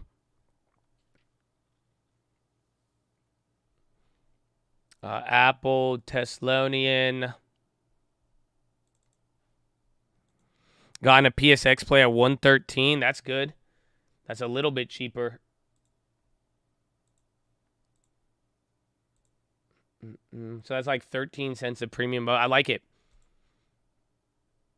Negative data despite positive. I mean, they could, or they could keep the speeches short, but I just think it's the attitude of the market. Pretty much, if things don't get entirely god-awful worse, everybody gets optimistic. Does that make sense? And that's kind of what I think we're watching play out with both the Fed, and then also too, you got to think about it. If this is how they're treating the Fed speakers today, what do you think is going to happen on Tuesday when that inflation number comes lower?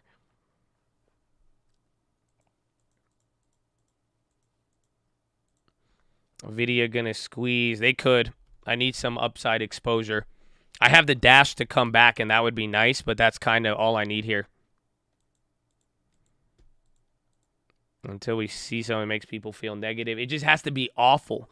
So, like, if it's god-awful, everybody, and it gets worse and worse, they react. But as long as it doesn't get to the worst-case scenario and then it kind of just chills for a day, then you hear one Fed person say the same thing and then throw in anything that sounds remotely bullish, or if they talk long enough it does, then that's it. Then the market gets somewhat optimistic for the most part. Again, this time around, even Fed futures are priced in very aggressively. Clorox sees headcount reduction as part of transformation plan. What was it?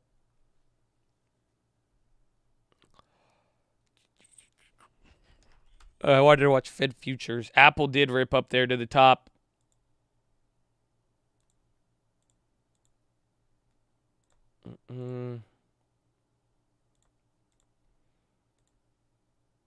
Yeah, this came down a little bit, but again, I mean, this was just the highest it's been all week.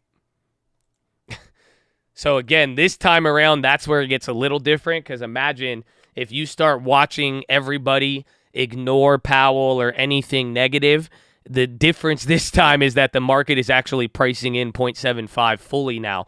So I don't even know, man. At this point, I think it's just taking advantage. And we're coming off of like a 9-point drop or something like that.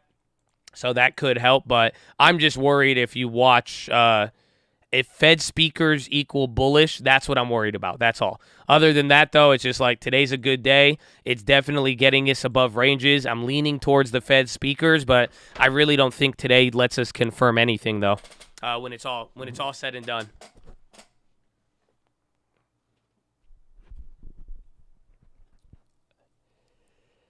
It 3981, a little bit above it. Yes, Clorox does own Hidden Valley Ranch. It's crazy.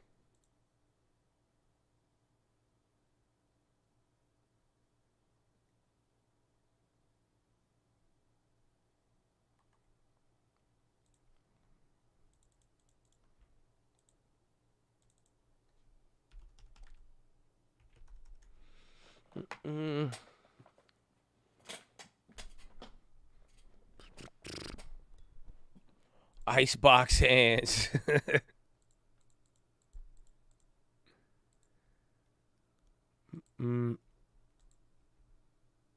Apple, 12:13, 45 minutes left.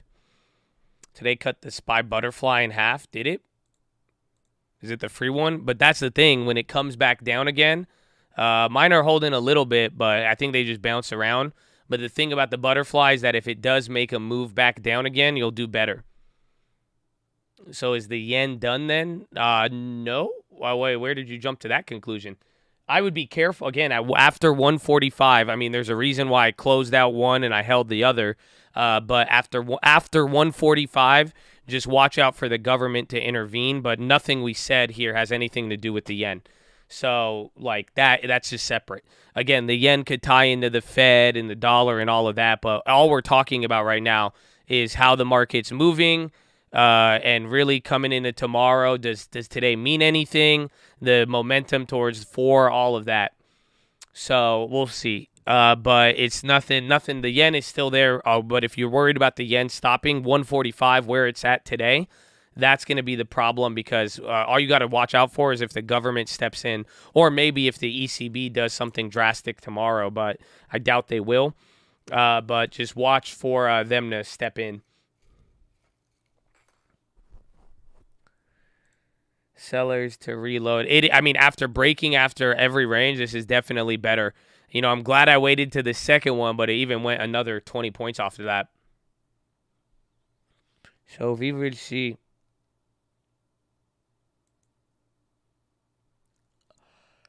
DraftKings, I think it's going to be hot. And a lot of people are talking about that. I've read a couple of analyst notes. People are getting somewhat excited about DraftKings for football season and everything else, so it could be good.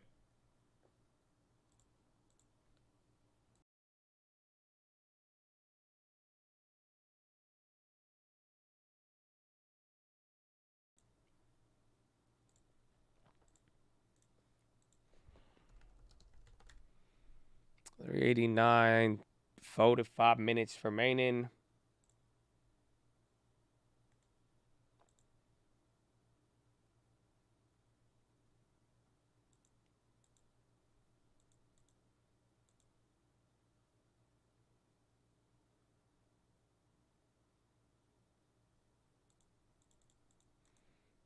The Big Bear property.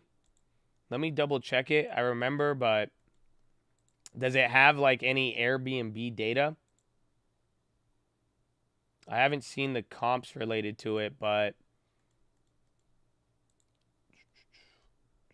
where is it? You just need you need to get the valuation on it. It's kind of expensive though. I'm checking here now. Like there's one house, there's a couple higher, then a couple lower. It's actually priced kind of in the middle.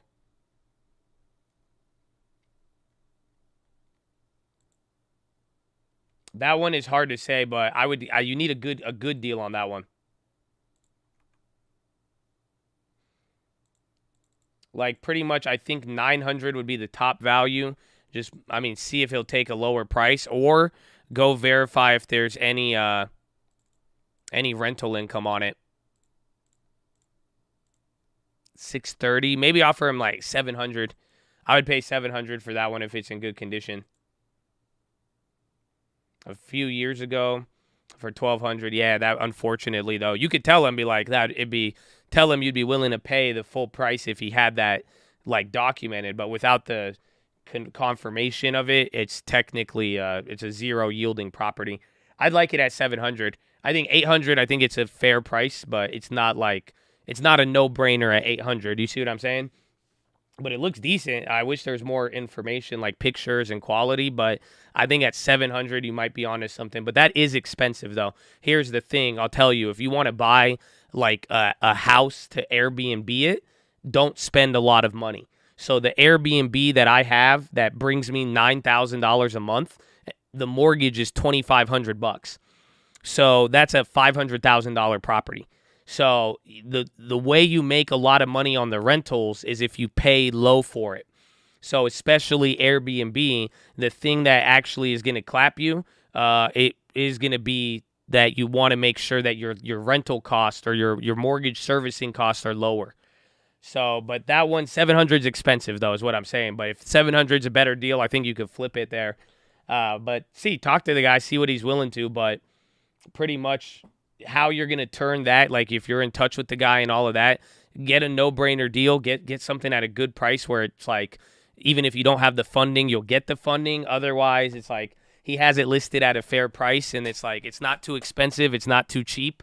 So it's kind of like, Unless he's willing to give you a good deal on it, it's priced appropriately. And that's just off of a quick rundown of it. I didn't look into the comps too deep.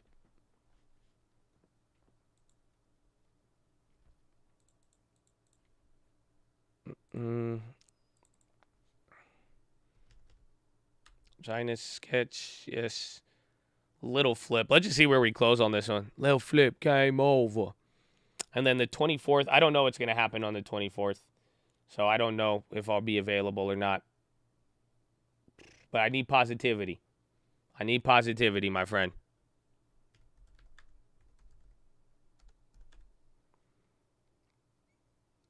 You checked the house in Rialto? I don't know if I did.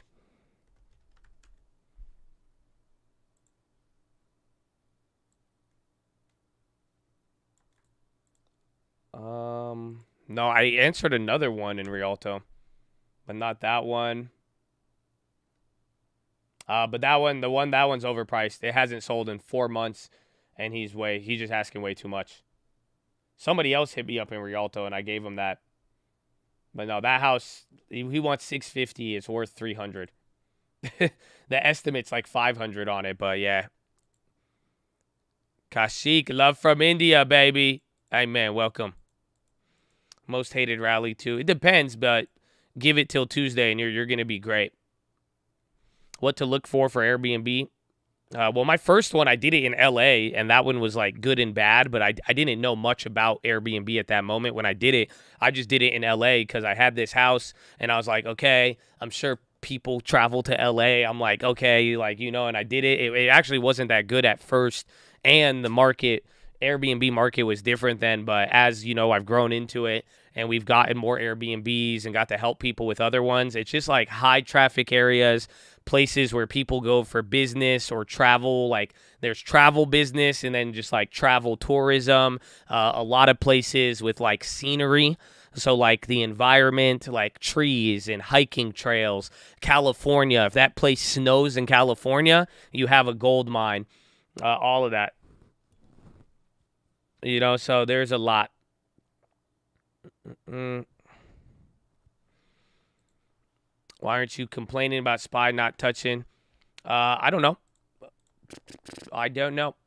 If you could frame the question a little bit more positively, you know, don't let your jealousy shine through. But just tell me what you mean by that, and I could give you a thing. But whatever joke you're making towards it, I'm not too familiar.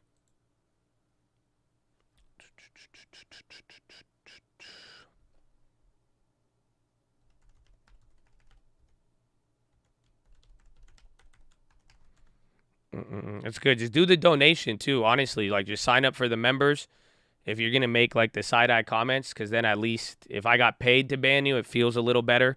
That's what I did to the guy earlier complaining today. So I got to do it once today, and that was fun. But that's just better because I think we might just have to go members only now on the Twitch as well too. Again, if you guys don't realize it, I don't do this for money. That's not the reason, but it's like I know the people who are really here support it. It's just like I need to weed out all of the negativity. That's all it is. That's all it's coming down to. Like, I hope you realize it. And I'm going to be very strict with it, and I'm going to clamp down on it. You know what I'm saying? Just until like I don't like it.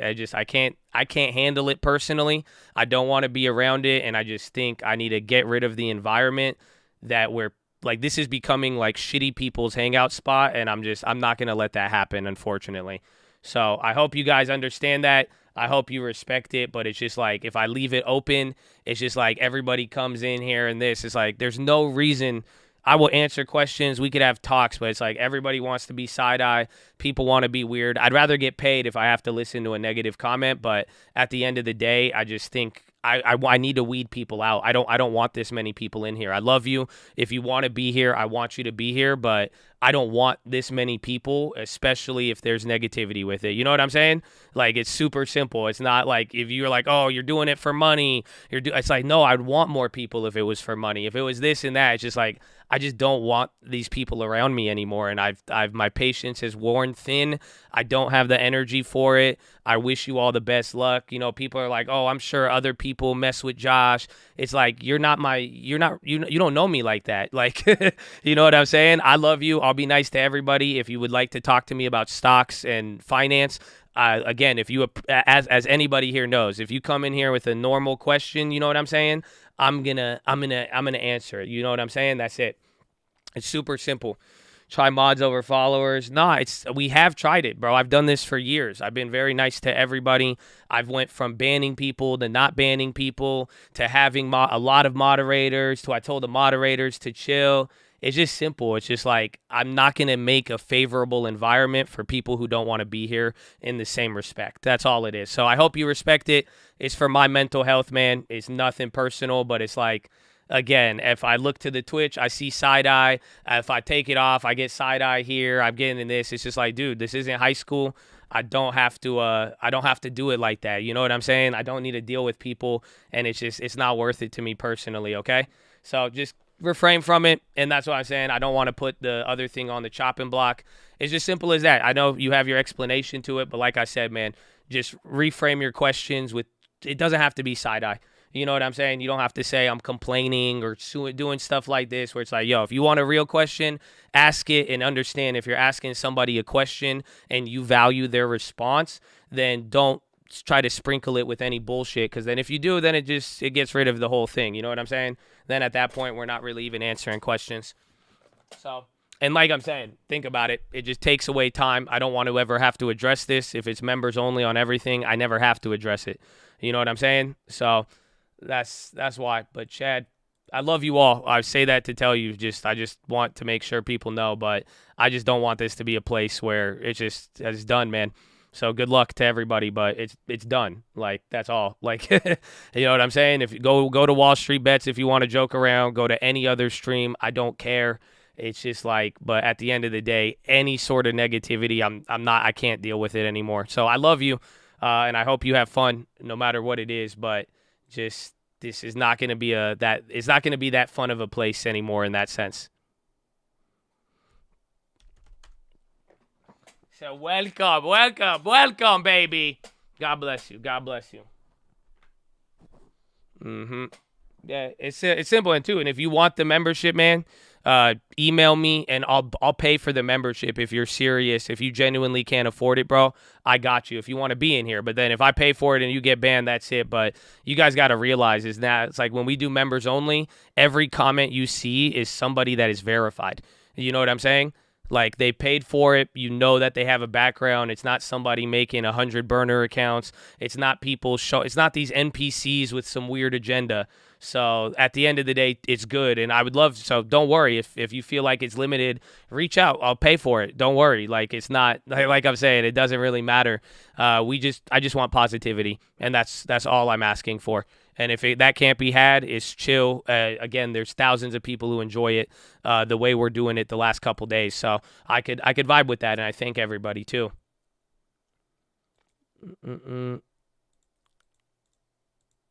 Pressed Elon away. 384. I was like, where'd my E-Trade? And my E-Trade keeps crashing, man. See, I need some positivity on E-Trade. Why are they playing me like that?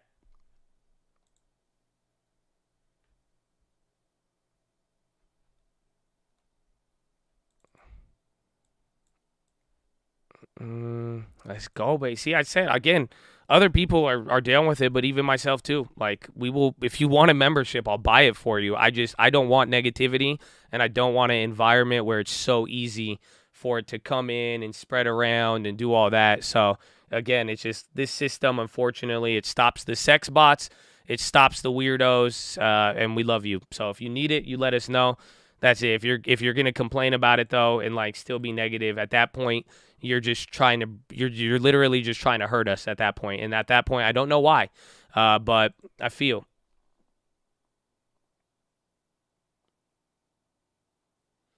No, all it is typing. That's it. Everybody's still able to watch. You're going to get all the news. You're going to get every single play. Again, I don't want to limit anybody to stuff, and I think the world, there's so much important stuff right now. I don't want to keep it from anybody. But I'm, it's a privilege to be in the chat. It's not like it's, no one's entitled to let you, be negative all day. It just doesn't work like that.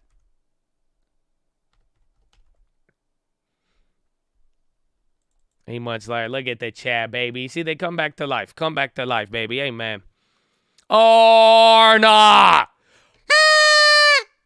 Amen. Can we get pump it up on your birthday? It's not my birthday, but thank you. Pump it up. I don't know. We haven't pumped it up in like, what, a couple weeks? Couple weeks. I don't want Wolf of Robin Hood to attack me. Nah, but pump it up. It was fun. It was fun.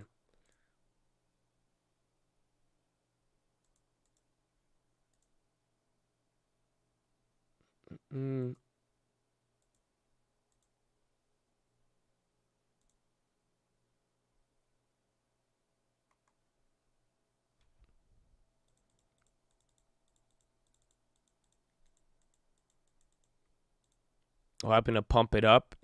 We ran it up. We pumped it up. That's it. We pumped it up. It was very, very good.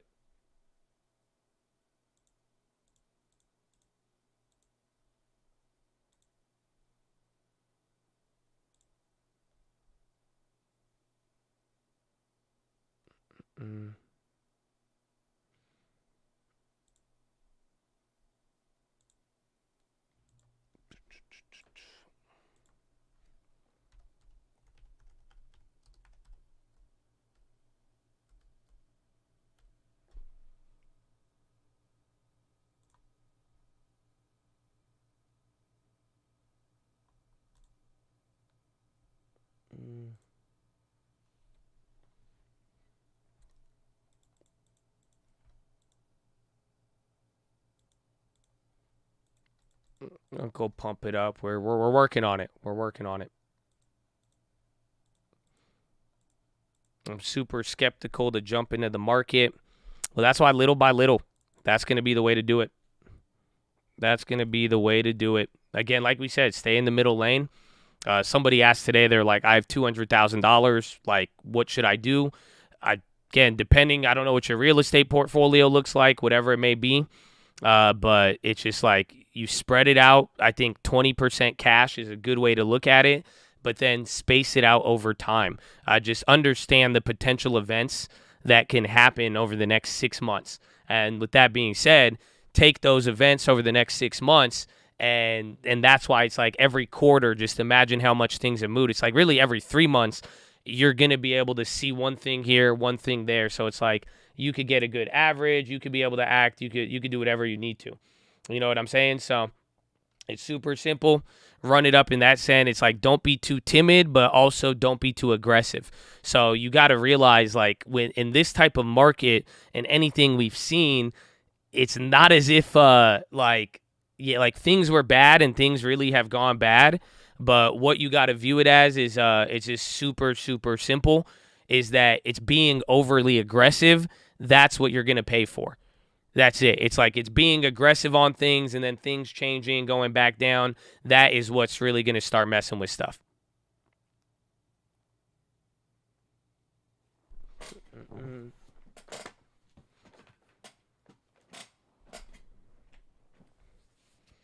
Bank of America, they've been talking about that, the customer thing, but it looks like there's a couple of holes in that, so we're going to see. GME, remember, GME has earnings. They're running up, though. When the Naira is floated, does it mostly affect the country that floated them? It could carry over to other countries, but usually it's them or anybody who deals with the Naira. So that's the thing. You got to realize when they float their currency, it's one thing domestic for them, and then the other part is anybody who deals with them. So with Nigeria, anybody who buys oil from them, they are dealing with the Naira, but not really since it's in dollars. But then the government converts the dollars into Naira, and that's why they adjust it, give or take. But sometimes it can have effects. That's the thing. Every currency is floated. So as it spreads out, it's either going to spread to a bunch of other stuff, but it's like when one thing moves, it has the potential to affect something else. And that's really the key right there.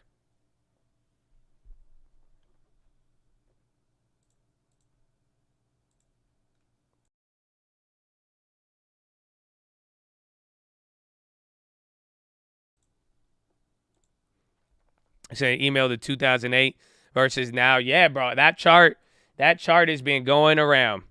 That is the one that has been going around. But yeah, it's practically the same right now. We'll see where it is by the end of this week, even coming into next week, and then we'll have something. Semis are struggling. I like NVIDIA a lot, though. I think NVIDIA has a lot of opportunity up and down, where it's like if it cracks, it could flush. You can make money on that one. If it goes down, people will definitely be worried. But then also, too, if it does go up, it could actually run up a lot, too. But I think the chip makers in general, they've kind of, remember I said it about 3 months ago, I thought they were going to be next. They came down. So I think they're suffering, but I think a little bit more in the future. They still have a couple of headwinds, but overall, I do think they are good. And NVIDIA is not at 2016 prices, is it? There's no way. No, 2016 is like 70. But like I said, I think like below 120, 110 on NVIDIA, it gets really appetizing. I would like it at $70, but I don't know if that'll happen.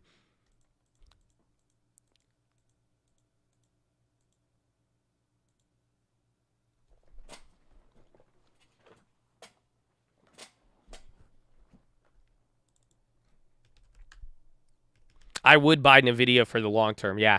I mean, it's at that price where it's like, I think it's enticing, but I am a little bit worried about where it could go from there. Oh, GSAT is faded now. Damn. Clorox says more price increases coming this year. They're not really moving too much.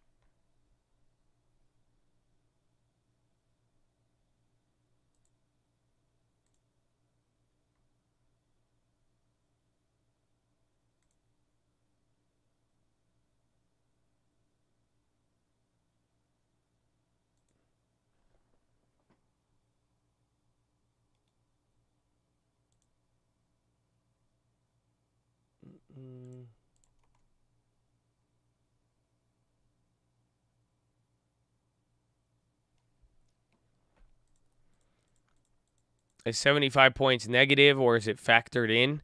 Well, right now, I mean, I think by nature it's negative because that is a huge hike. Remember, we've only rose 75 basis points like 2 times in history. It's not as if we've done it too commonly, but it is factored in right now. It's priced into the Fed futures, but I don't know how deep it goes from there.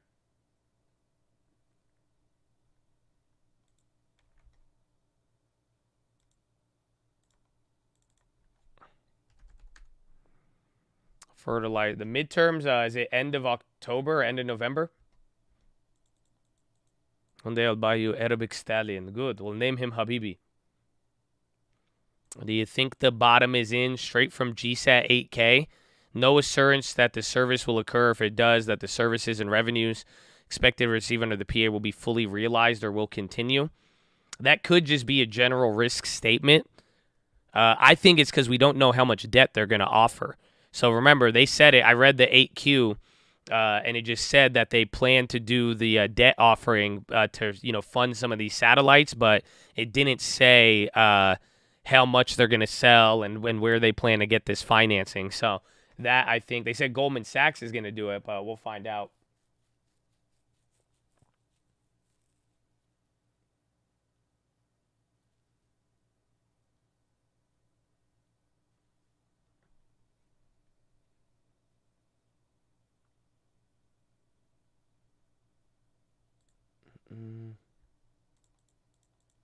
Up 160. Dude, that was a big move. It was a 40% on that.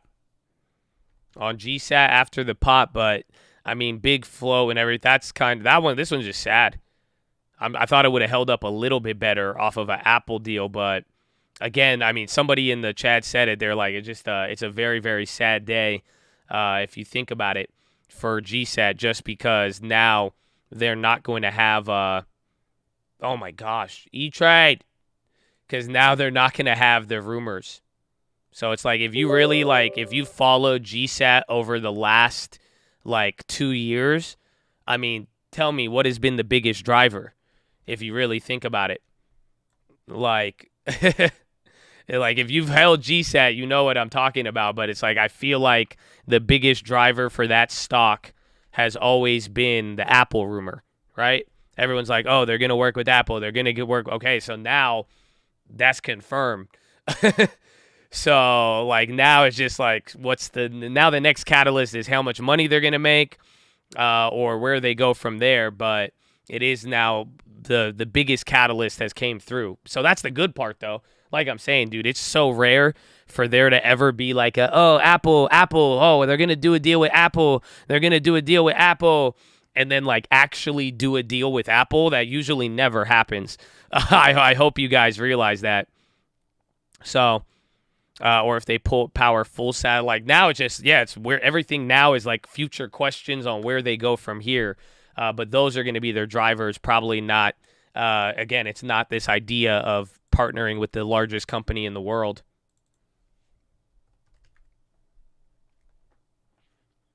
Is this pump for GSAT? Not the market today. I think it's a mix of Fed speakers and oil going lower again. That's helping out with all of this, but besides that, it's kind of hard to put your finger on it, more or less.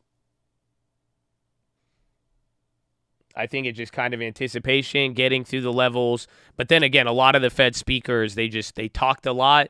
Brainerd said something slightly bullish, depending on how much of a bull addict you really are, but that's really about it.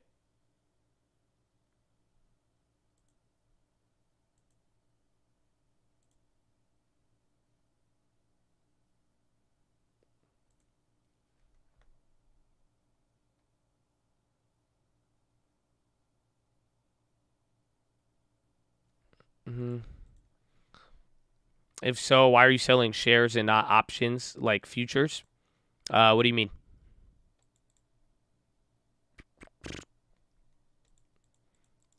It might walk it back then that easily. I mean, not only can it could get walked back, but I personally, after today, I don't know if the market is going to respond to it. But the CPI and Powell next week, 2 weeks from now, that could move it. But CPI is on Tuesday, and chances are we're probably going to get a big move on CPI on Tuesday, considering most people are accurately forecasting the pressure should be going down.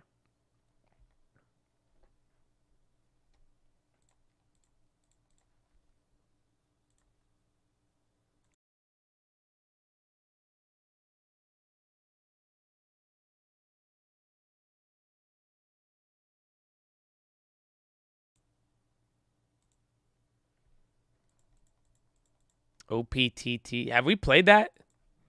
OPTT? That looks so familiar. Ocean Power. Kind of reminds me of Rig. 547 million sell side.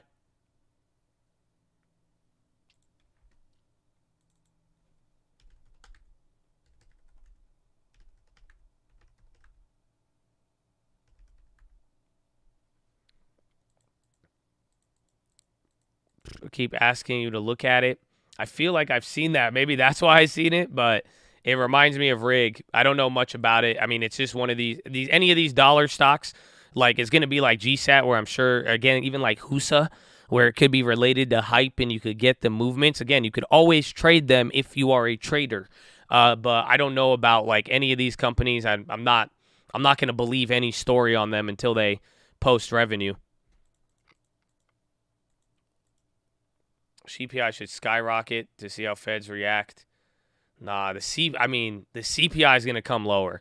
I'm very confident in that for this next. I'm scared of it because I really think the market is going to go full crackhead. Worst case scenario, CPI comes out and then it's going to do what GSAT did, where CPI is going to shoot us up heavy. We're going to rally up, go right back to like maybe 420 or something, and then it comes down immediately. That would be like best worst case. But other than that, I mean, CPI's on Tuesday. It is going to go low. I mean, that's why I'm saying if the market, maybe this is people anticipating it, but it's like if the market is willing to buy up any dog shit right now, then what's going to happen when the CPI comes in at 8.4 or something like that or lower? Again, still a super high number, but this will be your biggest drop in decline of CPI in the last 24 months. So you have to ask yourself, how is the market going to take that on the day it comes out, the short term, everything else, you know? So, but that is really, you know, the nature of it all. Let me see if we got more estimates on it.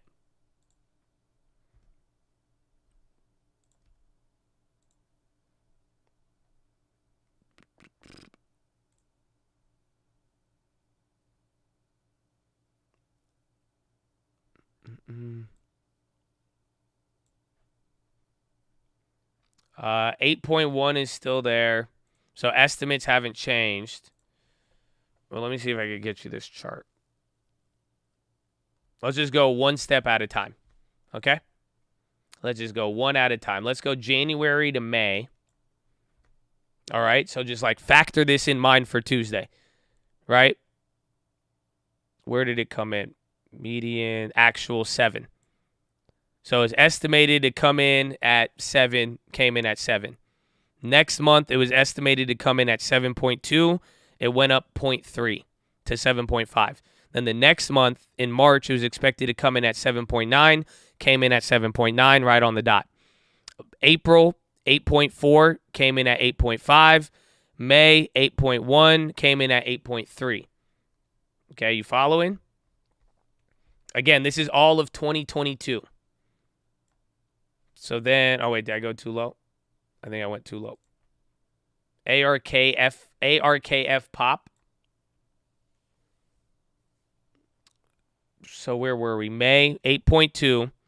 Then June, 8.3, came in 8.6. July, 8.7, came in 9.1. And then this one, 8.7, came in at 8.5. So literally last month was your first month of declining CPI in the last year or so, or at least the 9 reports, right? So think about that. Your biggest drop was 0.3. Okay. Now, let me show you 2021. 2021 average, oh my gosh, E-Trade.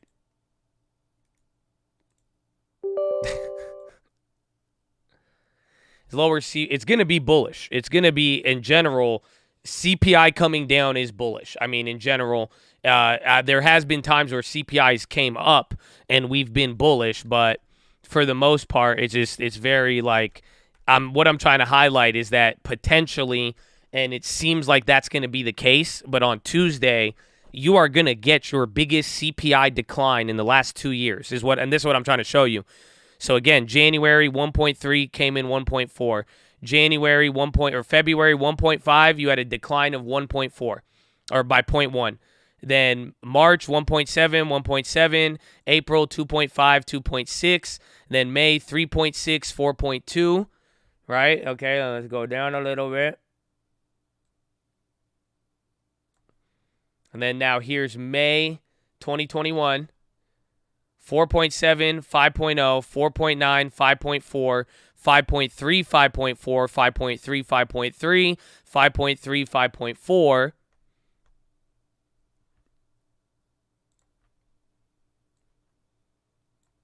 And then to finish it off, 6.0, 6.2, 7.1, 6.8. So that was, again, 0.3 has been your highest decline in 24 months. So out of 24 CPIs, the biggest decline out of those 24 CPIs has been 0.3. And now coming into Tuesday, you might very well get a print lower by 0.5 to 1%. So you see what I'm saying? So the question is now, with Powell the next week and then everybody kind of swatted down after Jackson Hole, is the market going to be bullish as hell once that CPI comes in lower on Tuesday? That's the question. So the implication is that we are about to get your biggest drop in CPI in a couple of days. So now, what's that reaction going to be? Obviously, you want to jump to bullish, but in this environment and what we've seen, it's kind of hard to hang on to. But, I mean, again, it will be the biggest drop in CPI that we've witnessed since the pandemic.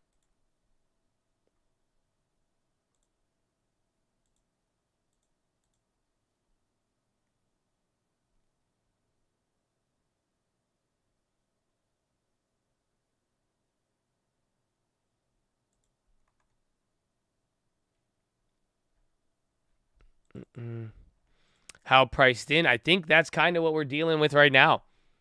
All right, dude, you're running again. 3.9 is going to go to 4,000. That's it. Then 4,401 would be the next level. I have to be getting squashed on that future. I'm now 140 on that one now. That one, at least the dash came up, but then more Boyle, UNG loss. Tesla? Dude, how did damn, I already lost $4 a share on that Tesla. So we're going to have to do something with all of these. I might want to close one. I might have to take one loss on one of these today if I don't want to push too much into tomorrow. So in theory, the reaction should be opposite of the biggest rise. Well, the biggest rise in CPI caused the bullish reaction, I'm pretty sure. The big jump when it wasn't expected, that's what got the market negative. But I believe when we had the big like 0.5 jump, I do believe the market went up. So I think when CPI first went to 8 or 9%, the market was very, very bullish.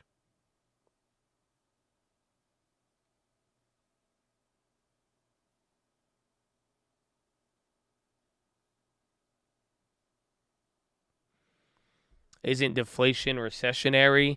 It is, definitely. And that's what we're going to see. But then again, you have everybody in the Fed, even today, and they're saying, well, we need more than 1 month of data to confirm it. So we'll find out. But for the most part, yes. But the question is, will we see all those other recessionary factors align? Will we watch other factors with the Fed, so on and so forth?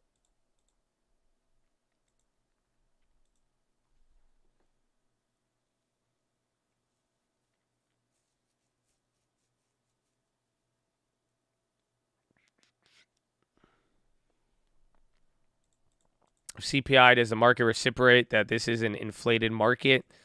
Again, this is going to be hard. I don't know. And that's where I'm saying it's like we have to factor all of this coming into Tuesday. Inflation appears in spike. Oh, come on. That's what I wrote a whole article on this one. Thank you, Burry. I love it. When the spike is resolving, it won't be because of Biden or Powell. It'll be because of the essence, the nature of inflation. It resolves, fools, and comes back. When it comes back, neither POTUS nor the Fed will take credit. Amen. Amen. Amen.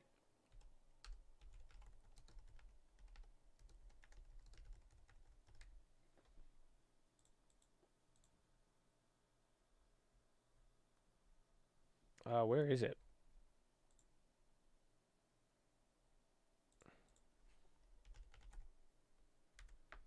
Yeah. I love that tweet. So, again, here it is. This is the one, again, this was the article from this was like a month ago. But that's literally my whole article on this one is talking about that. So, yeah, he's right. He's tying it into the politics. He's saying, watch. But definitely.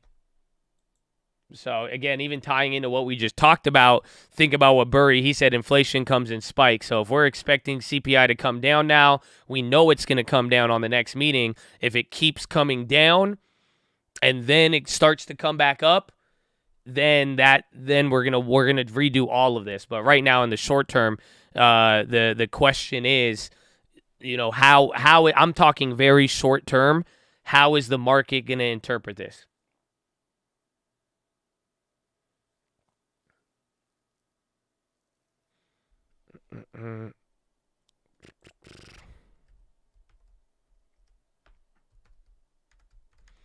Yeah, Burry, he's already in the chat. That's why. I think somebody tweeted it, though. They, tweeted Michael Burry, and they're like, hey, you blocked Josh from calling and emailing you. He's just really a fan. And then I read it, and I was like, damn, when I read it out loud, it sounds awful. So maybe I think I have to just stop calling Michael Burry or emailing him. That's it. I got the message. Either way, if he's in here, that'd be great. I like him. I respect him. But that's, you know what I'm saying? She ain't responding to my DMs. I'm getting ghosted. I say I need to get the message and move on.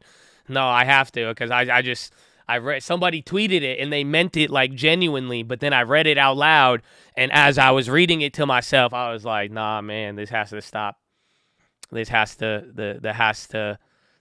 stop. That's it. I was like, okay. So we're here if you need us, Michael. We're here if you need us. That's it. That's it. We're here. We're here if you need it. That's it. Amen. We love you. We love you. Yeah.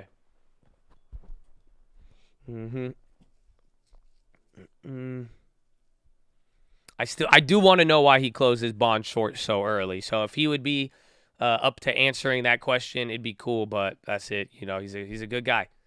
He's a guy. He's a good guy. He's a good guy. That's it though. But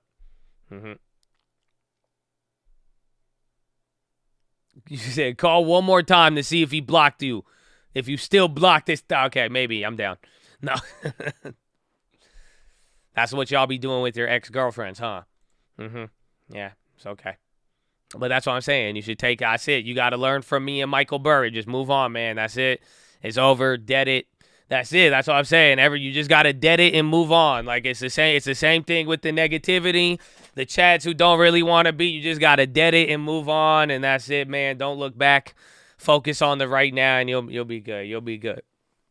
I did not pick up any more UNG. Is it at 26? I was just watching it get knocked. Nah, it's still at 27. I want 26.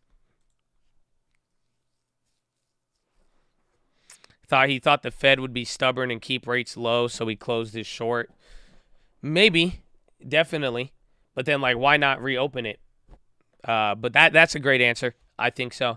I'm telling you, if we could ever find that answer from Michael Burry, it would, it doesn't matter about anything. It's just like, that would be very educational. I would love to know why why he opened the trade. I think I know why he opened it, but why did he close it and why did he not reopen it with the time frame that was there? I would love to hear the answer. I think you could learn from it, but I guess we'll never know. It's the #1 champion now. Yeah, Michael Burry is about to go down. We the hottest in the world right now. Just touched down in Fibonacci town, dude. Oh, there's Fibonacci, dude. I told you the Fibonacci, dude. With a little bit of S&P ranges, dude, huh? Oh, dude, right below 3980, dude. I thought we were mentioning to the bull moon, dude. It happens like that, dude. Uranium, I'm already in the play. I like it. I think it's like second, third tier energy related.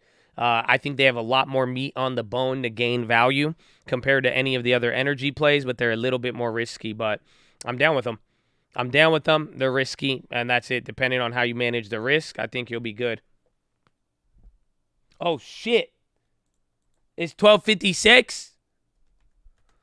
Oh man, Apple big candle, SPY. That's it. I think I'm gonna ride it out. We might have a potential squeeze day on me tomorrow. So let's see.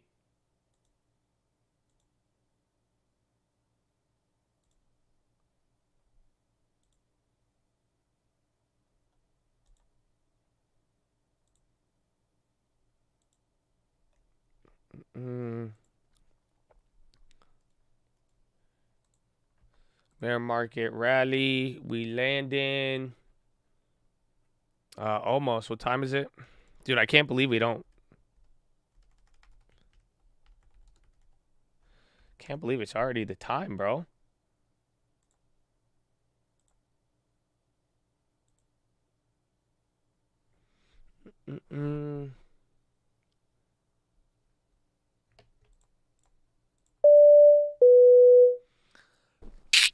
All right, ladies and gentlemen.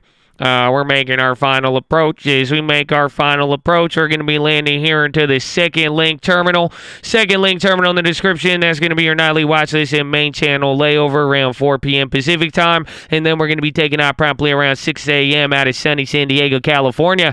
As we make this final approach into San Diego International Airport, it is about 89 degrees and very sunny. Hopefully you guys conserve some power here today. And hopefully you enjoy that melt up on the S&P 500. But we are no longer under COVID guidelines, so no masks are required, but we do ask that you exit one row at a time and drop a GG on your way out. As always, we appreciate your guys' business. If you're interested in the Cole Rapid Rewards program card, please flag down your flight attendant, and we'll get you that as soon as possible. As always, thank you for flying with the Colt, and hopefully have a wonderful evening.